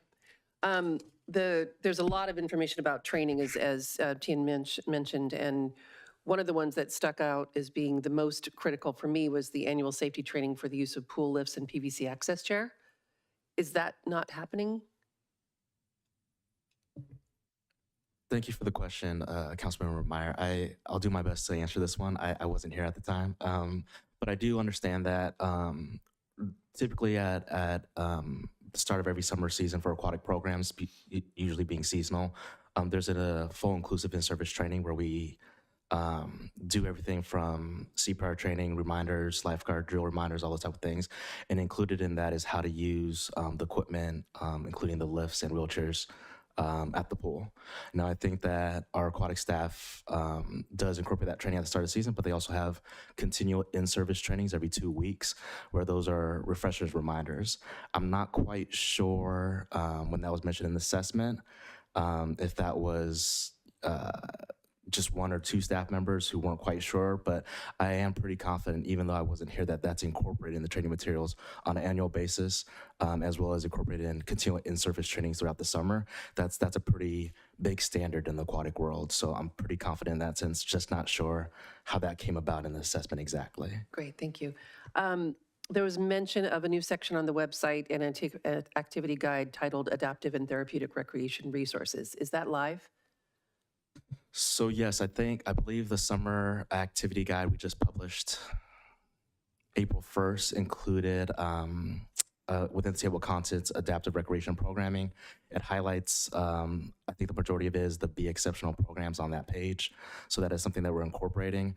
I know, I forget if it was a recommendation or if it was a conversation we had about the assessment of continually providing additional keys and indicators within our activity guide of what programs specifically we're targeting to be adaptive and inclusive and were available in the moment. So I believe that was incorporated in the activities guide, but I didn't want to limit that. That's just kind of where we stopped with that recommendation. Okay. I'm curious, when the assessment was done, was there any age group identified as being the least supported with activities and programs? I mean, I say that because I think about the senior center obviously has got some very specific and targeted programming, and then schools typically do, and the activities. When I originally brought this up, it's because I was concerned about the 18+ community, and I'm not sure if that was addressed. Sure. Again, I'll do my best to try to answer this, council member, and then feel free, Bruce, to chime in. I think in my experience, a lot of times when inclusive adaptive recreational programs are talked about is with youth, teens, but also with the senior population, just because of different challenges and different needs and different abilities. With this assessment, I know they did visit the Senior Activity Center, the pool, the Brentwood Community Center. As far as targeted facilities and programs they wanted to assess, because I think that is usually a population that usually you'll see a little bit more needs for a range of abilities. So I think that was a targeted area, Councilmember Meyer. I know there was a breakdown as far as the age populations. I think it's in the back section of the assessment as well, of kind of how they assess those programs and which ones they were able to touch on. But speaking separately from the assessment itself, I do know that is usually more targeted populations during these type of assessments. Okay. And I believe one final question before moving into someone else, but I'll have comments later. There was mention of volunteer activities for high school students, and are we currently utilizing that as a benefit to the activities programming? At this particular time, we don't have volunteers. I think part of that is these recommendations. If we have a therapeutic recreation person on staff to help with more of a comprehensive program to do this training and to bring additional volunteers and high school volunteers on board to help with that. So that is something that we'll continue to look at. At this particular time, we haven't been able to do that. Okay. Could this be an internship consideration? Yes, absolutely. And I think in the report, it talks about the opportunity for internships, especially for those that are pursuing therapeutic recreation as a career. Okay. Thank you. And I was very happy with this report, by the way. I have a couple of questions. I know you've had open headcount, so that results in a savings, a dollar savings. Is there any way we can get an updated summary of your department's savings year to date that maybe we could use towards this? I don't know if it's like a report you guys can send out, or we can review it some other time and see what dollars are available. Good evening. Yeah, we can send an update. I'm hesitating because we are doing a budget update in June, which will be the entire general fund, entire city budget, which would include, all departments in there versus just parks. So it gets a little tricky because when we do our reports, we aggregate everything together. And so when we say our projections are X, it's everybody and not just one department. So we may be taking their savings and giving you that in this aggregated number, and that would change what we've been telling you in the aggregated number, if that makes sense. So that's why we typically don't go one by one. There could be budget available, but it would change our projection for where we'll finish the year. Okay, in June, could we get it department by department? Sure. Okay, I think that would help. So like when it comes back in June, we can talk about that, to talk about available dollars. I'd like to see what we have in Park and Rec first and direct those dollars there, and then we can see what else is going on, since those are your own department savings. It'd be nice if they kind of stayed with you. And then my other question is, when we do the pricing on our classes, it's kind of like they have to kind of pay for themselves. So can we put these dollars in there and spread it across to make it more manageable to cover some of these costs? I mean, some things you lose scissors, right? You're going to replace scissors. So if we're replacing scissors, can we do these? Like, can we do some of these when we're doing the purchase, which we'd be buying them anyway, so it's already a fixed cost? And so just like the supplies. Sure, Councilmember Mendoza. I think that's a really good idea. Those are some of the things that I think we're looking to pursue, kind of referencing back, kind of that low-hanging fruit piece of it, right? Scissors is a really good example, right? We can use them for different camp programs, different art programs. Having adaptable scissors, scissors for right-handed, left-handed, all those different pieces, larger ones, smaller ones. You have them in stock, right? So that if someone needs them, you can pull them pretty easily. You don't use all the scissors all at once anyways, right? So I think those are really good suggestions, recommendations, and those are things that I think now that we have this assessment, now that we're really trying to put a bigger concentrated effort into being adaptive and inclusive, are ways we have to think about how we approach a lot of our purchases and decisions in the future. Yeah, and I think part of spreading the cost across the whole department is it should be inclusive, and all of our kids should be all participating together. So that's why I think that it's a benefit all around. So I don't know if you can, when you're doing I know we have those analysis on the cost. I don't know when that's coming back, but let's see what we can do, like what kind of leeway we are when we compare to other cities. Like, are we too much or not enough? Like, where can we find funds that is reasonable to be able to do all of this? Because again, it's going to be a big spend, and we need to do it, and let's figure out how to do it. So, yeah, thank you. I was going to add one more discussion item while we're talking about inclusivity. This came up that it wasn't in the report, but when we talk about inclusivity, we're also talking about access to the programming. And for our families who have children and also adults who have reached the age of majority but still have a developmental delay that occurred before the age 18, sometimes those resources aren't available. I did learn from the Regional Center of the East Bay that they do have a new program in which they provide the funding for programs if the program material says that it's providing services to this affected population.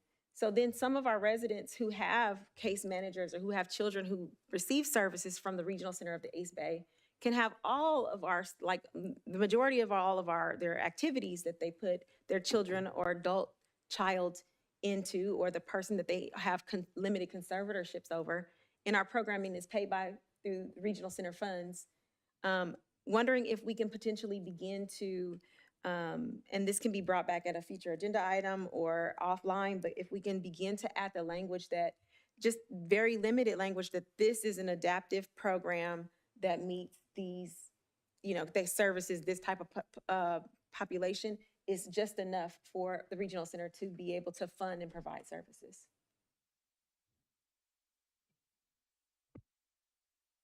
Is there any further clarifying questions regarding this item? If not, before we go into public comment, I have a request to take a 5-minute recess from council. So we will take a 5-minute recess for council.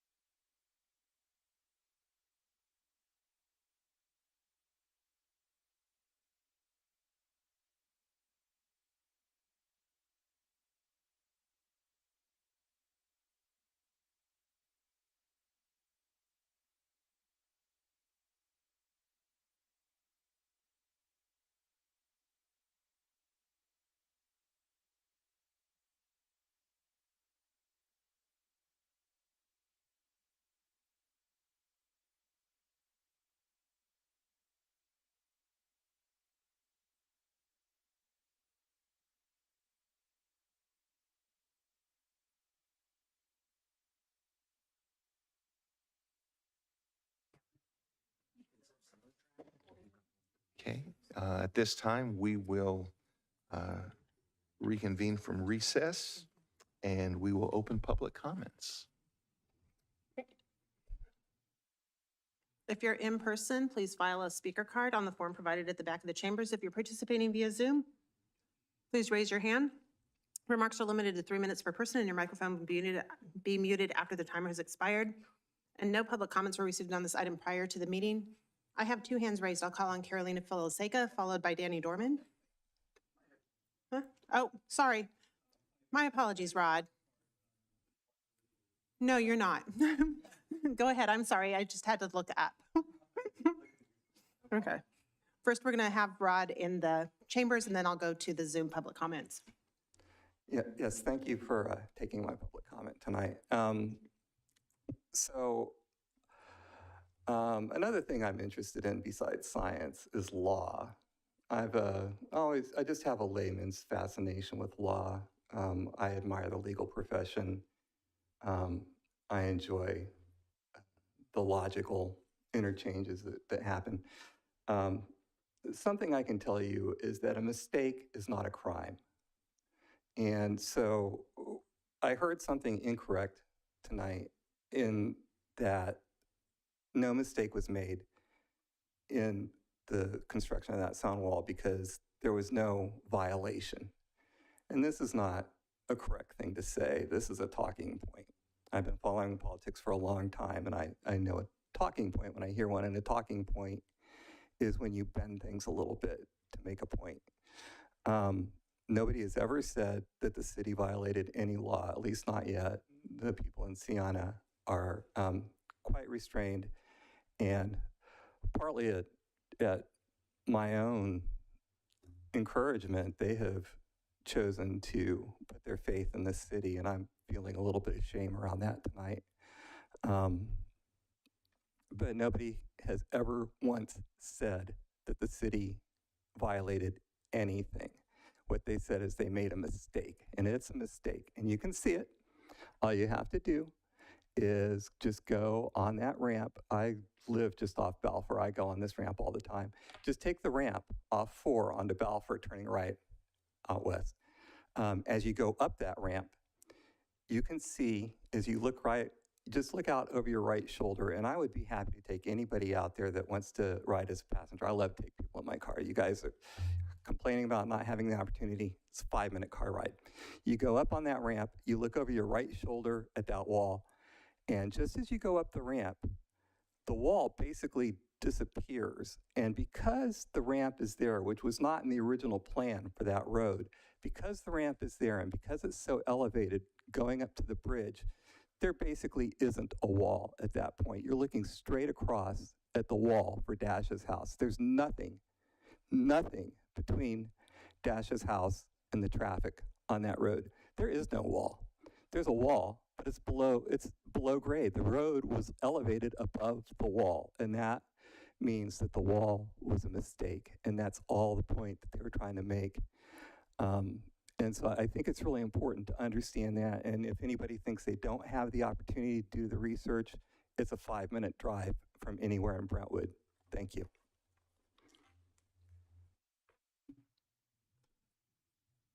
Thank you. The next speaker is Carolina Filiseca, followed by Danny Dorman. Carolina, go ahead. Thank you. One of the things that our school systems in Brentwood do extremely well is they have activities and programs and supplies and accommodations for our students who have IEPs and have cognitive and physical differences from our general population students. This is TK through 12th grade. The other thing we heard tonight was that the library is putting on some fantastic programs for post 12th grade adults that live in Brentwood. So my question is, have we looked at these as opportunities for partnerships during the summer Some of the schools have summer school, but not all the schools have summer school. So there are perhaps opportunities there. I would also urge you to look at perhaps educational staff that is, excuse me, that has the proper certification and have experience working with these populations. They might be off during the summer and really welcome the opportunity for extra income opportunities.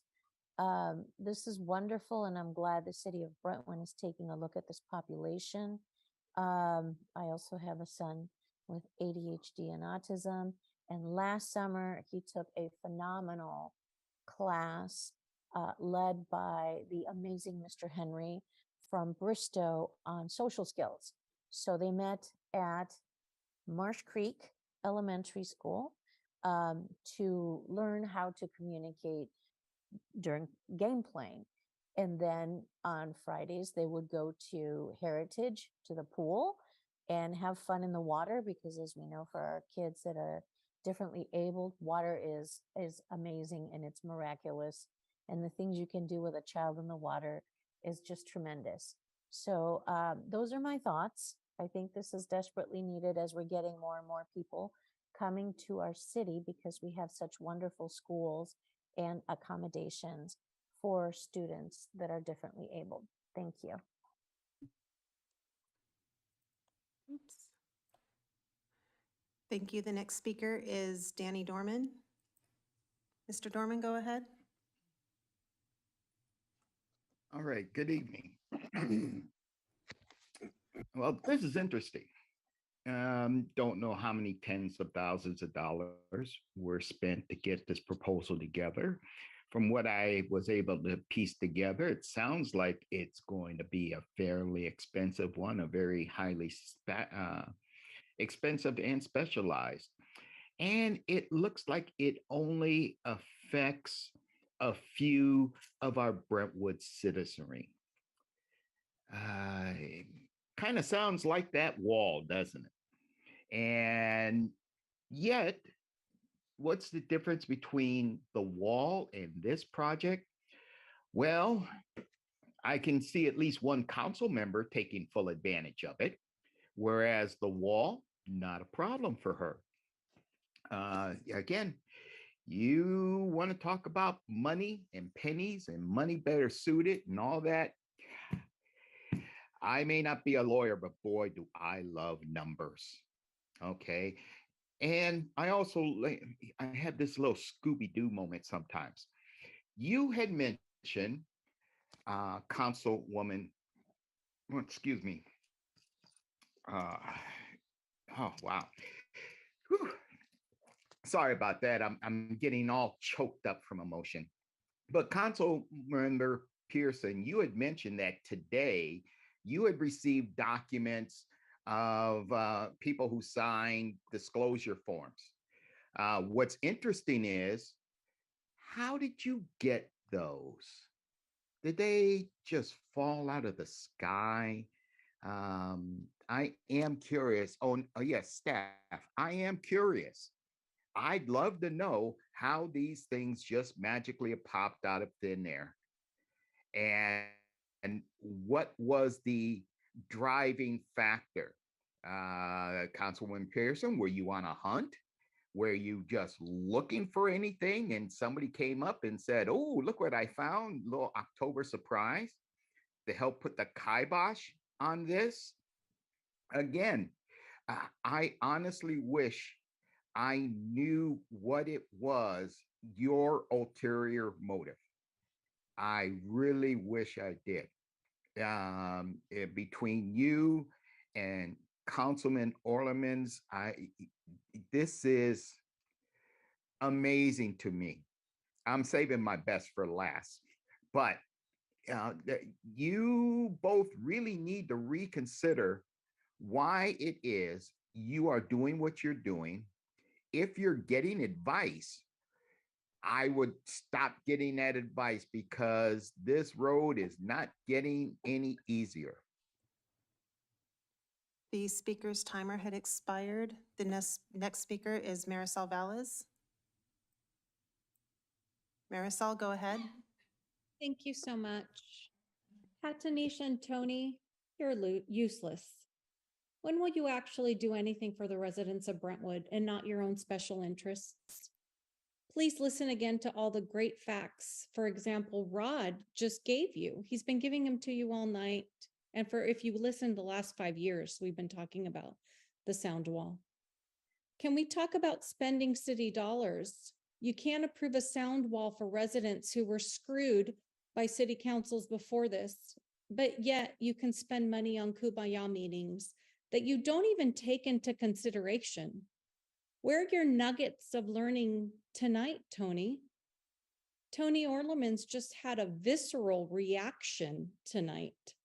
He slapped his mic, proceeded to call people on the dais pathetic while he stormed off past his colleagues. We now have examples of 2 new city council members being disrespectful and going against the ethic codes of the city. What will you do, Mayor Joel? Or will you backstab residents again, as you did earlier by not approving the consent calendar item C14? What a horrible night for residents.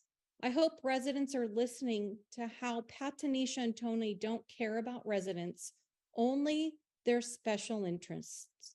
Tanisha and Tony, just resign. You don't care about residents. You care about your resume and special interest, and you spin. You can spin all you want. We listen to your words. We see your actions by storming off. Have a nice evening.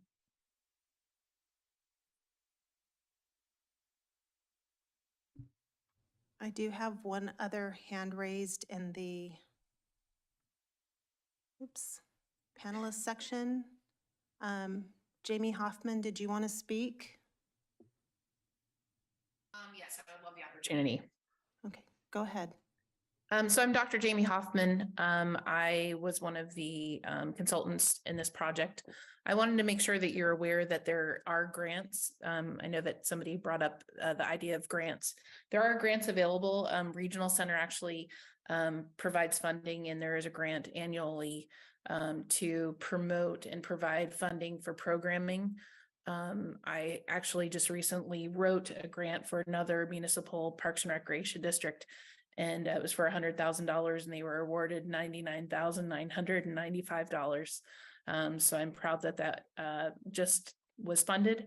And so that is something that is definitely out there to support your community. In addition to that, you were asking about the populations that are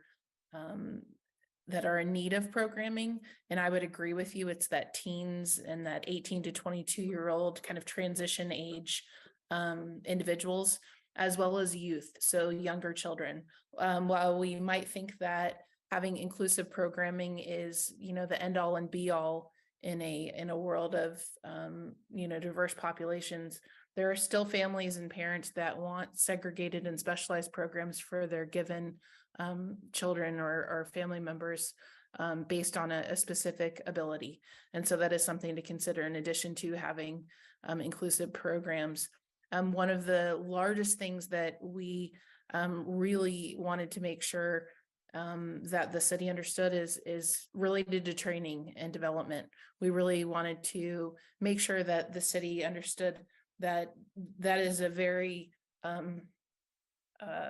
manageable and appropriate way to use funds to promote inclusion and diversity in your programming and really provide accommodations and opportunities for people with disabilities.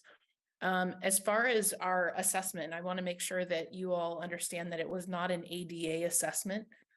We are looking at it from a programmatic perspective. It's one thing for somebody to have access, which is ADA standard, for the door to be able to open a certain distance, for the door to be able to open independent with a person, pressing a button. But it's another thing for a person to be able to open that door, go inside, and then actually access programming. So that's whether it's a welcoming environment, welcoming staff, and having programming where they can be accommodated. So I applaud you for the work that you've done thus far. And we were honored to work with your agency and hope to continue to support you as you develop programs and implement change to serve those in your community.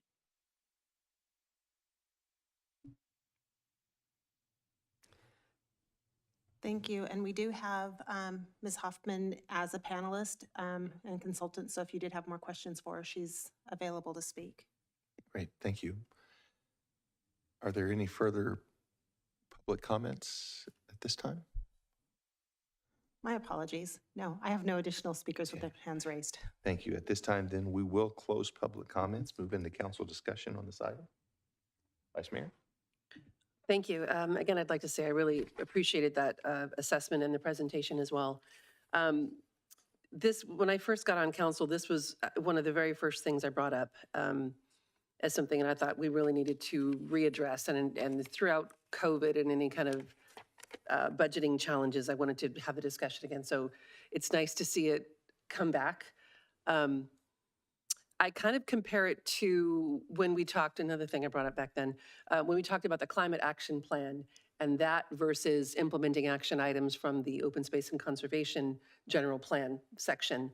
And I think it's a very similar kind of planning for us. Right now, putting an actual climate action plan into play is not an effective thing for us to be doing with the budget that we've got. Nor is it, I think, appropriate at this moment to do this exactly, this full entire scope of work right off the bat. But I do think, as has been discussed, in fact, Tina, I had in my notes low-hanging fruit. So I don't love the phrase either, but it does apply here. I think there are quite a few things that we can start with, and then we can go and move into this. And I like the idea of looking at the staffing savings from open positions. Some of the easy things, I think marketing materials in the website should absolutely be using inclusive photos across the board. That's an easy one. I think we can do the laminated directions for the senior center closed caption TV. I think we can do, let's see, font size, and the other changes to the website for vision impairment like we talked about. One of the things I wanted to mention is that there was a request at one point in the assessment from Be Exceptional for the city to consider waiver of a site. And I would rather actually look at Working Wonders if we're going to do that, because Working Wonders does work with the population we've heard has been a little bit underserved, and they're located in Brentwood, where Be Exceptional is located in Antioch. So I'd really like to see if we're going to work with a nonprofit partner to increase those services and do some expanding. Working Wonders is in need of that kind of support from us. I love the idea of closed captioning for movies in the park. That seems like an easy one. I don't know what the inclusive access for events is currently, but whatever we can do on that. Again, I think I was gonna make a future agenda item actually to talk about some kind of planning short-term, long-term, but it sounds like we've already got a lot in mind and we've already started making some of this progress, so I don't think I need to do that. Like I said, I'm very excited about having this come back. It's been a little while, but it's been worth the wait with all of the great information that we're getting. And I guess I did have one other question now that we've heard from Jamie Hoffman, and I think it was Dr. Hoffman, if that was right. And thank you so much for your comments. But a question for you is, how could we address the transportation needs that were identified in the assessment? It's kind of, that's a big one, but I wonder if you have any thoughts on that. Yeah, so again, it depends on the programming. I would recommend partnering with school districts. I'm not exactly sure. I can't recall off the top of my head your paratransit type of transportation that's provided to your residents in your community.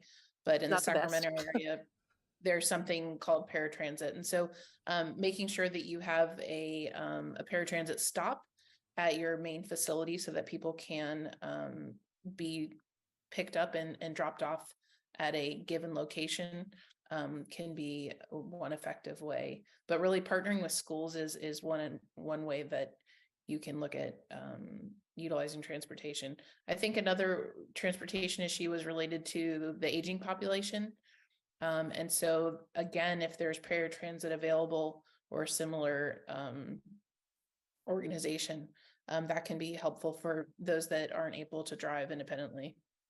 So in my other hat, I'm on the Contra Costa Transportation Authority Accessible Transportation Council. I'm a commissioner on that. And I can tell you that our county does not do well with accessible transportation. There's a lot of work being done right now, but it's not there yet. So the idea of working with the schools, I think, is a great idea if that's something that can be worked out. I think that might be all of my comments. Again, I'm just really happy to see this come back and appreciate all the work that went into it. Thank you. I do have a little input on the transportation. It would take the city of Brentwood working additionally with Tri-Delta. Tri-Delta Transportation does have a paratransportation arm. It's called Try My Ride. They do not provide a vehicle for Brentwood, but Brentwood can work with Tri-Delta to see how that could come to pass sooner rather than later. That way, it would help with it. In essence, it's one of the smaller buses that Tri-Delta has. They have a driver that picks them up at the point that they need to, will take them where they need to go, wait for them and take them back home. And it's either completely free, depending upon the situation, or $2 or $3 for that service. So it really is something that's a benefit. Pittsburgh has it, Antioch has it. We're working to have conversations with the director of Tri-Delta to bring that out to Brentwood as well. I will say that focusing on this part of our community is something that is greatly needed. Families, and I work with families that need this in my vocation regularly. Having a family member that is differently abled, I love the way Carolina says that, and it's true. They're differently abled, but they have challenges that are also different. The entire family has to really focus on things that the general population doesn't necessarily have to focus on. For the city to be able to help our residents ease some of that burden, I would love to see some focused events. I know that we have a prom that is focused for this group. That is, it's kind of a prom. I don't remember. Do they call it the prom? It is the prom. And having that event is something that they talk about all year for year after year. If they've had an opportunity to participate, I'd love to see our programming have things that incorporate some of our other volunteer groups. The quilting group that comes in and has an art show and a quilting show.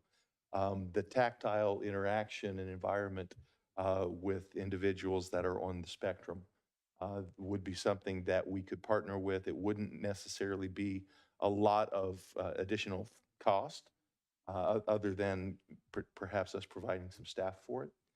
But there are things, I really appreciate this study and the work that's gone into it.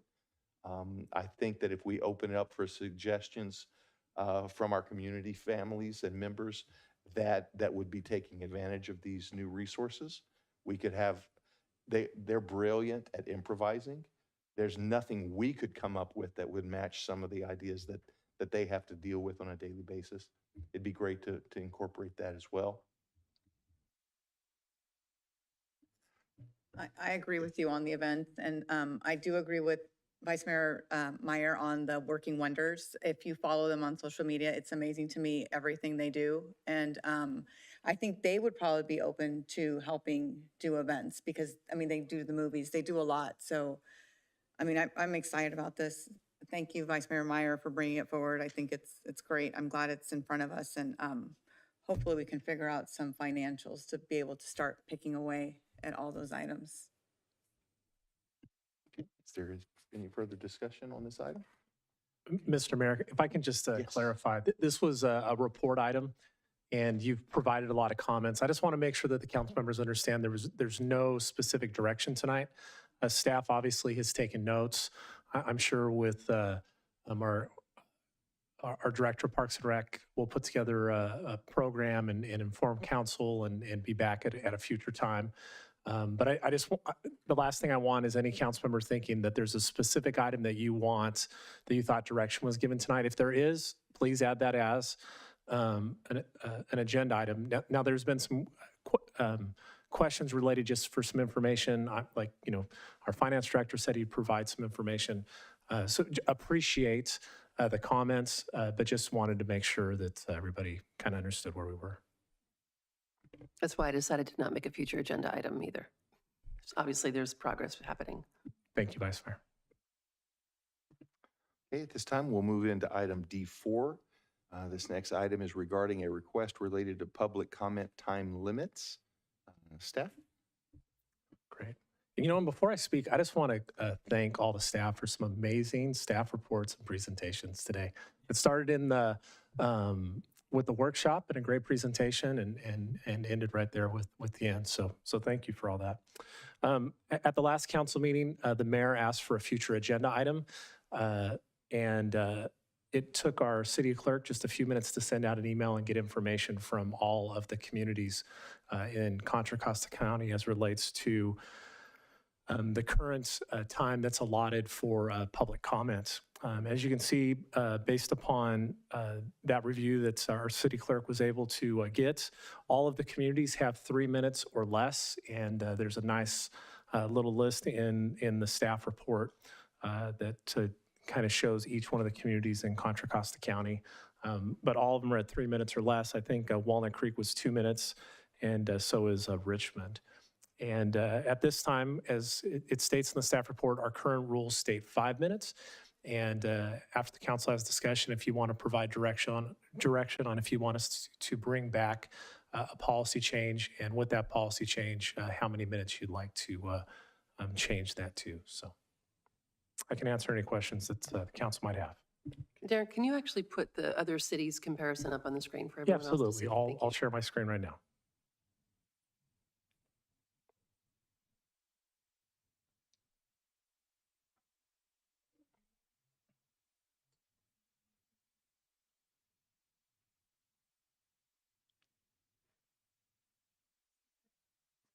One second, let me just make sure everything else is closed out. It might be jumping to another page. Okay, there you go. And I'll blow it up. Might not be able to see everything on one page. So here's the first half of the cities that responded.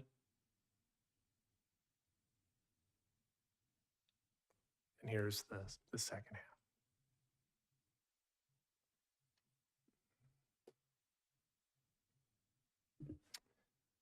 Thank you. Are there any clarifying questions of staff at this time? Okay, at this time then we will open public comments. I do have one speaker in person, and oops, just get the speaker timer going. Rod, go ahead. Oh, sorry. Yes, thank There you we go. for allowing me to speak. So I've told you a little bit about myself tonight, things I care about, science, law. One thing I care about more than anything is the truth. I'm the son of a soldier. My whole life, I've been taught that the truth matters. What I saw here tonight, I can't figure out what the truth is. Council told us that in order to call for a reconsideration, a person must first vote yes. And I saw that happen tonight. A person voted yes, and then they called for a reconsideration.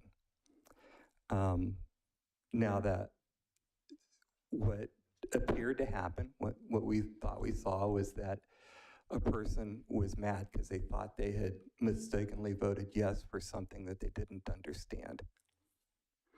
A person watching this meeting could come to one of two conclusions. What they saw was exactly what happened. A person got mad. Somebody he called for a reconvene. Somebody decided that in order to smooth things over, they would accommodate this person. Another person might watch it and say, this was all kabuki, right? That you could simply have voted yes and then called for a reconsideration. There was nothing stopping anybody from doing that knew what they were doing. But it would have made certain people look bad if that is what people saw. If the people just saw a procedural move, they would have thought ill. And so people could look at it and think, oh, gee, maybe they just did this, to make people think that it was all in the heat of the moment. I can't tell you what the truth is because you can't read people's minds. You do not know the minds of other people. All you can do is judge them by their actions. And so when people see this and they already have trust issues and they see a mayor who had just voted yes, flip his vote to no on the sound wall or to delay it, they're going to have a trust issue. I'll show you how not to have people distrust you. I'm standing in front of 5 people right now who have put me on the planning commission, and any 3 of you can take me off anytime you want. I am first and foremost an advocate for the people. I tell the truth, I speak truth to power. Nobody is going to see me make this speech and think I'm lying about anything. Thank you. Thank you. I have no additional speaker cards in the chambers. And I thought I had a hand raised online and I have no hands raised. Oh, now I do. Wait, I do have one hand raised. My apologies. I'll call on Antonio Xavier. Mr. Xavier, go ahead. Hi, can you hear me? Yes, go ahead. I just want to comment that we have had 5 minutes from Brentwood. I know in the recent past we've been reduced to 3, but we've had some pretty big meetings with 5, and public comments have shared some really good information. I know when it gets crowded, we have had precedent to reduce it to 3 so we can get through the evening before 2 in the morning or so. We've had some long meetings. But I think that it's a good idea to keep our current 5-minute limit. We are better in Brentwood. The goal here is not to be the same as Antioch or anyone else in Contra Costa County. We are better in Brentwood. So please aspire to be better. Having these involved public comments increases civil discourse. And I know sometimes it gets messy, but silence is the worst thing for the democratic process. And as you cut people down to 3 minutes, you're going to get less and less participation. So please keep our high standards here in Brentwood. Keep 5 minutes. Thank you. Thank you. The next speaker is Ian Cohen. Ian, go ahead. Can you hear me? Yes, go ahead. I just wanted to say that on the commissions, like especially the Youth Commission, which I chair, and Parks and Rec Commission, Planning Commission, Arts Commission, correct me if I'm wrong, but they get 5 minutes. Even at the mock city government council meeting, they had a 5-minute public period in their agenda. So I personally really believe in our First Amendment, freedom to speech, freedom to assemble, blah, blah, blah, like our freedoms. And democracy, like Ron, is very important. Democracy is why you guys are there on the dais. As much as I may be mad at the 3 of you, and as happy I am with Susana and Hovila, this is democracy. You guys got voted in, and in 2024 and 2026, we make our new round of decisions about who stays and who goes out. And increasing the time limit to 5 minutes increases our democracy in the Brentwood. Like honestly, 2 minutes in Walnut Creek and Richmond sounds ridiculous to me, but they're bigger cities. But still, honestly, everyone should have time to say what they have to say about decisions that affect their neighborhoods, their lives, their schools, their income, everything. And again, this does relate back to the Sound Wall. I hate to bring it back to the Sound Wall, but those people are talking about property values, their health, their mental health, and so much more. So I just want to say, honestly, the moral is either the commissions are equal to council or council is equal to commissions. No one entity should have more time than the other entity for people to speak up. So either increase yourselves to 5 minutes or talk about decreasing the commissions down to 3 minutes. I think it should just be equal in our city. Thank you. Thank you. The next speaker is Danny Dorman. Mr. Dorman, go ahead. Yeah, thank you. Well, I never had the 5 minutes to speak, so it looks like after this, I still won't. As I did those over and over and over again, that's what we were entitled to, 5 minutes. But that is now neither here nor there. I do have a question, though, for Councilwoman Pearson, who claimed that some documents just came in today and they are documents signed about disclosure of noise. And I'm interested, where did she get them from? Now, I know when I signed for both of my homes, I literally have reams and reams and reams. And in there, I know I had one because I lived potentially a mile and a half away from a railroad. Why I'm asking is if I were a person that had sound wall issues, why would I want to give Councilwoman Pearson a document that shoots me in the foot? See, then it's, well, if she didn't get it from the homeowner, then where did she get it from? Because she was really clear, had the hand up in the air. Yeah, I just got these today. And I want to look and see what's going on. It's okay. Well, where'd you get them from? Did you use your authority as an attorney and a judge to browbeat somebody into giving you information that certainly shouldn't have been yours? See, I'm not an attorney, so I guess anything's possible. But this is what I'm talking about. That this picking and choosing, I don't know what it is. And hopefully the Pearson cheerleading squad doesn't jump on and say, stop on her and this and doing that, because we can get into a whole, oh, what's next? Danny Dorman bringing in a whole full chamber and have every one of them speak 3 minutes about Brentwood? Or are we going to go about business as usual? And this is something, it's remarkable. This is just remarkable. I can't believe that these two people, and I hope, I'm looking at the clock, I hope Orleans is.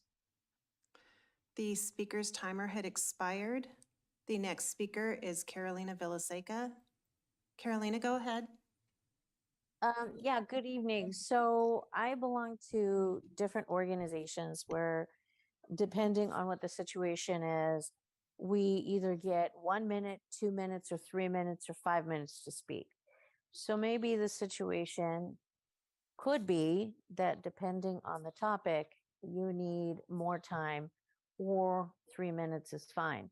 On something as complicated as housing elements, 5 minutes was needed. On something like bridal gates, 5 minutes was definitely needed. But on something like shopping carts, yeah, 3 minutes is fine. I really think the severity of the situation is what calls for the amount of time that a discussion needs to be had. It's not as simple as yes, 3 or yes, 5. And I think that's if other organizations can say, okay, for this discussion, you get 3 minutes. For this discussion, you get 5. I think if they can do it, I think we can do it. I think it's important to get information out and try and be as factual as possible. I think Rod could given us a 15-minute primer on um, on sound if we had given him the opportunity. And 3 minutes was definitely not enough. So that's just an example. Thank you. Thank you. I have no additional hands raised.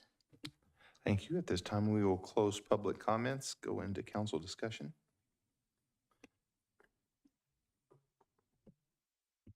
So I used to come and speak for 5 minutes, and then it switched to 3 minutes, and I don't remember like being upset about it. And I'm like, look at my husband and Rod, like, I don't think I was ever upset about it, right? Like, I don't know.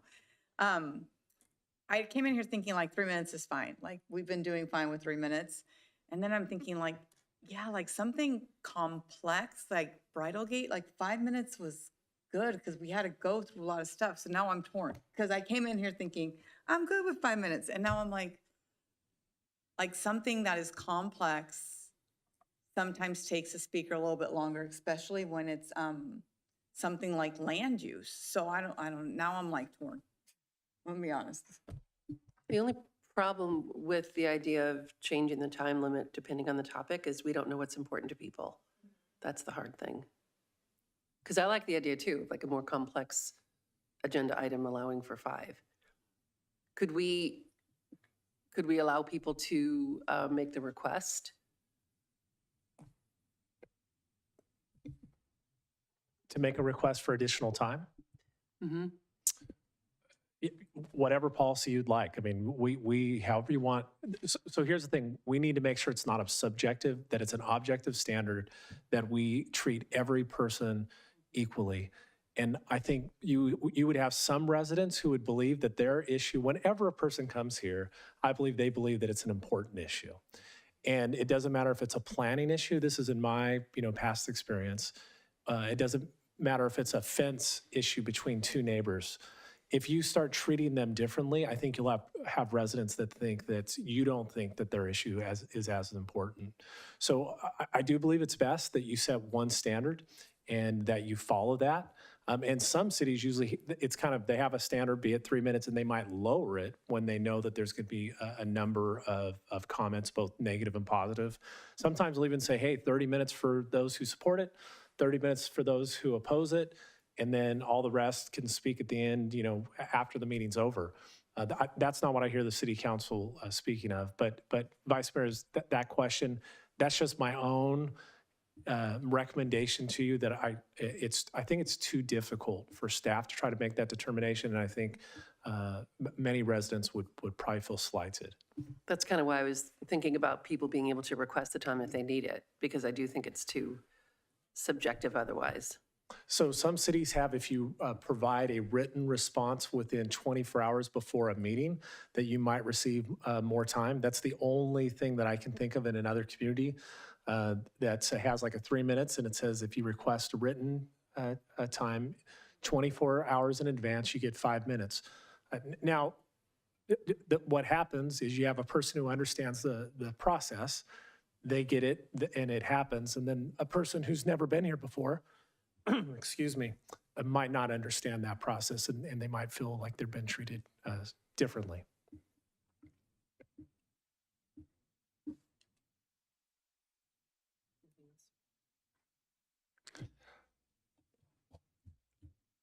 So I was on 2 councils, I believe, that the time limit was 5 minutes before the COVID and online limitations.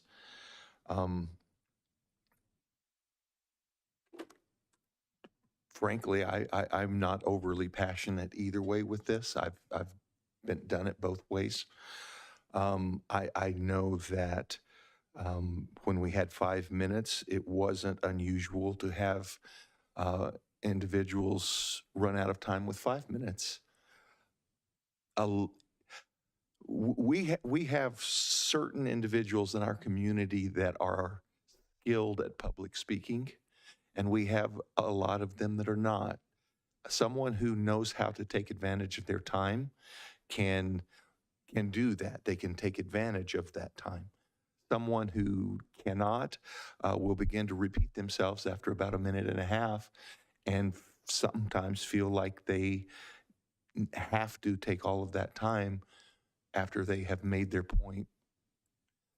So the fact that we've opened it up to what I think is the best methodology of any city in our county is that we have the ability for all of our residents, whether they are able to be here in person or whether they can watch online, they can call in. I know that there are cities that were doing that stopped that. I'm thankful that our council determined that not only did we not stop it, this is exactly what we've been working for.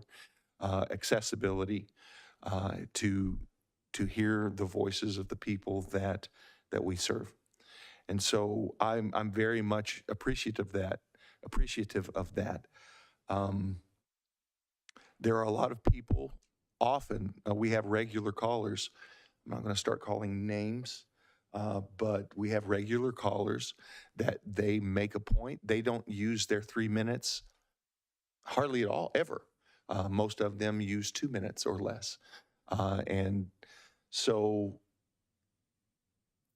as far as thinking 3 minutes for the vast majority of the speakers is too little, I think history says it isn't.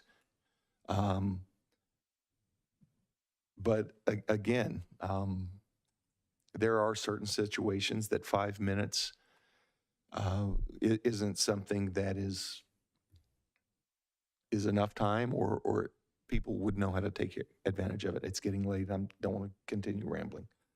So in my opinion, it's much easier if there are a large number of public speakers to reduce the time to accommodate that.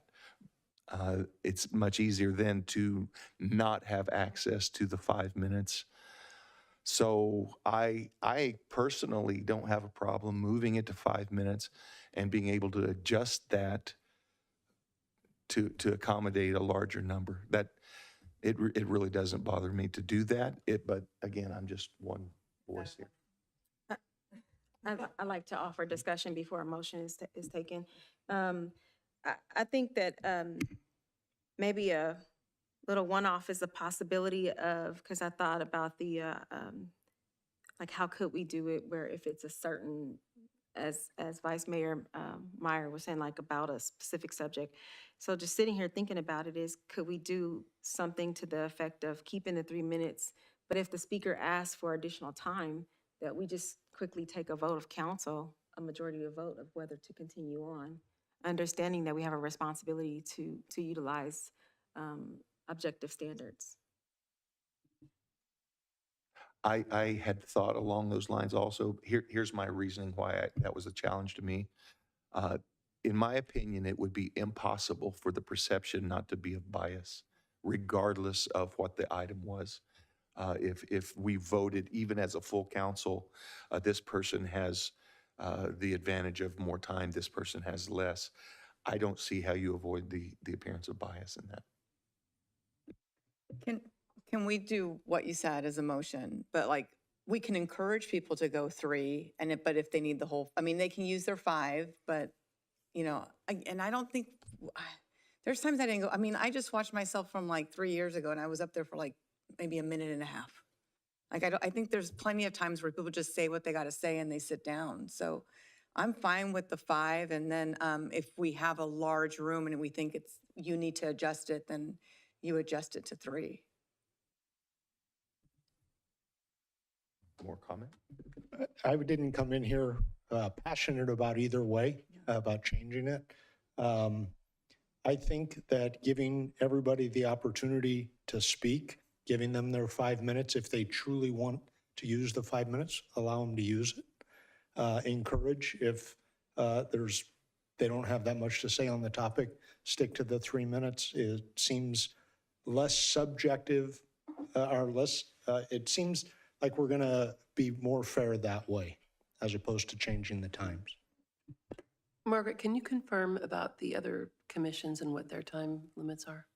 I just quickly looked up their agendas on our website, and it appeared that they were all at 3 minutes. Currently, they follow the council protocol.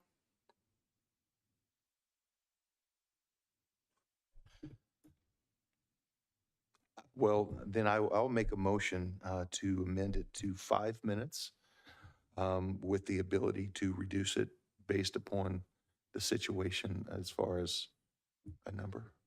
I'll second that. And just before we go much further, so that's currently what it says, right? So you wouldn't actually have to change anything. This was going to be if you wanted to modify that. So, Mr. Mayor, could we also understand your motion to be leave the existing policy unchanged? That is correct.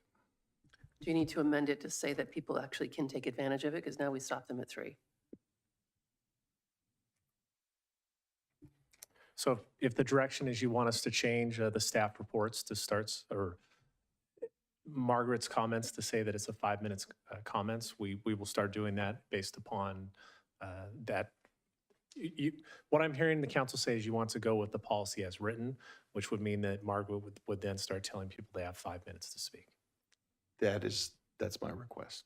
However, Go ahead. the future agenda, I mean, the D4 said just public comments, and it wasn't specific to council meetings. So we have something that was just told to us by our city clerk that in our commissions, it's 3 minutes. So if the policies seem like they should be consistent to that, those committees should say 5 minutes in their administrative governing documents. Can we have an agenda item, a motion that says that during the committee meetings, because this agenda item wasn't just specific to city council, can we have a motion that those will be amended and changed? So maybe, Kate, what we can do is if there needs to be a change for that, we see that the direction from the council tonight was that there's consistency across the city council and the commissions.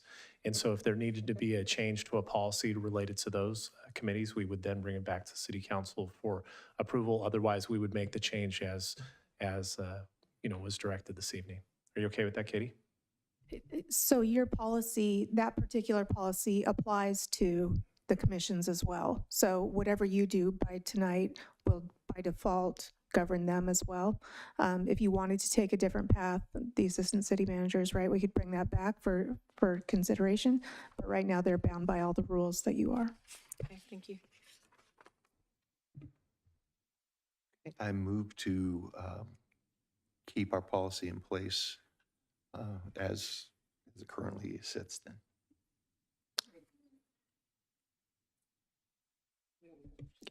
So we've got a motion. If you'd like a second, then staff will have firm direction and can close out this agenda item for you. I'll second that. Okay, we have a first and a second. All in favor, aye. Aye. Aye. Opposed? It's unanimous. And if you turn around, your city clerk has already changed the time clock. Wonderful. We will move into items E1. If you have a new agenda request, yes. I do. I would like to have a future presentation to give Parks and Rec more additional time, but to give us an update as to the items that were discussed and presented. And I'll be specific, I'm sorry, I wrote it out yesterday. If we can have a list of the mitigating factors since this meeting that can possibly be done with a possible timeline for which they'll be accomplished. Additionally, a budget for the items that were not listed outside of the 285,000 for the other items mentioned, the larger items that were discussed. Also, for a report out on as Vice Mayor Meyer had talked about grants, and we heard from the doctor that there are possible on grants available and and what we're doing to obtain those grants. But I would request to give that time, that it be put off a few months from now. I think that that is a large ask, and I think that it shouldn't just come right back up. And I need to be more specific about that, right? So maybe Bruce, I can look to you to see if you could repeat what you see as the direction. And there was a question at one other time that says, well, why do you keep asking for this? Because we go back to this motion and say, okay, this is what we want to bring back. So I want to make sure there was many items included here. So I want to make sure that we catch them all, council member.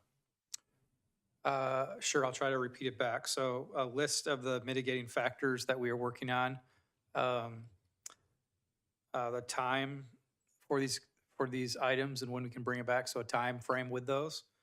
A budget for the larger items that need more of a budget to be able to accomplish as more of a long term, and a report out on any possible grants.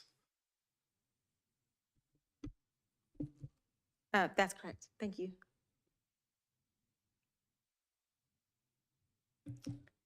And I was wondering if we could put the planning commission meetings on YouTube because they're not there now. I don't know what that takes as a future agenda item. And it's funny because Commissioner Sparling mentioned it.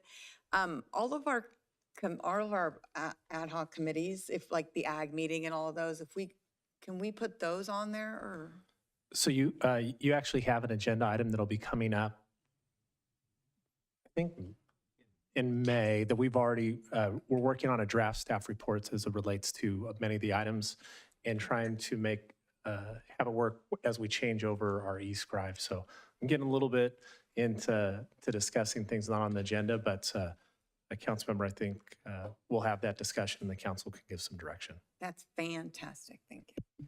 So in terms of timing, would it satisfy you to wait for that Yes. in May? Yes, Okay, that's right. thanks. So you're removing that request? Yeah. Okay. And it's all going to be timed around the e-scribe implementation with our new council agenda management system. Okay, and I have one other that you're probably not going to like. So I'm going to tell you right now. There's a lot of talk around the Deer Ridge Clubhouse, a lot. And there's a lot of gossip that I think we need to address because people are bickering amongst each other and making assumptions about what we want, what we think. So I think we need to somehow or another provide that CUP to the public and get an opinion on that CUP as soon as possible. I think it's the fair thing to do for the residents, and I think it's the fair thing to do for Sean. So however, whatever timing that you would need for that. So I see it as you want to report back as relates to the Deer Ridge Clubhouse. Yeah. And all of the things that are Yeah. included with that as relates to Measure U and the conditional use permit. Yeah, Measure Q. Yeah, Sorry, Q. Measure Q. Yeah, well, what's U? So, Yeah, Q. and there might be some legal issues that won't be discussed in And that's fine. public, but I just wanted to.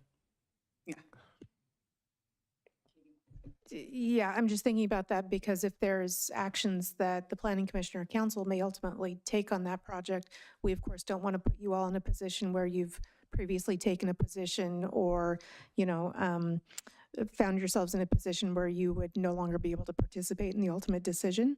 So let us do a little bit of thinking about how this could be accomplished in a way that's still allowed for all of our decision makers to ultimately participate, because of course that would be the goal. And we may need to call you offline to figure out how to get from A to B.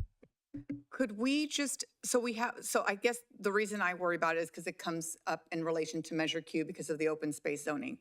Could we have a section on the Measure Q site with projects that come up that may or may not be, and the information the city has at that point? And that way we're forthcoming about information. It doesn't have to come to us, but the residents have what we have at that point in time.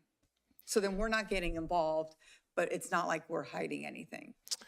So I think your future agenda item is an appropriate request, and I think some of your ideas might be something that staff can just implement as relates to the Measure Q website and CUP, and it's a public document. So, and any resident could request it, but I think it's a great suggestion. Thank you very much. Any further new agenda item requests? Seeing none, do I have a motion for adjournment? Motion to adjourn. Second. First and second, all in favor, aye. Aye. Opposed? We are adjourned. Thank you.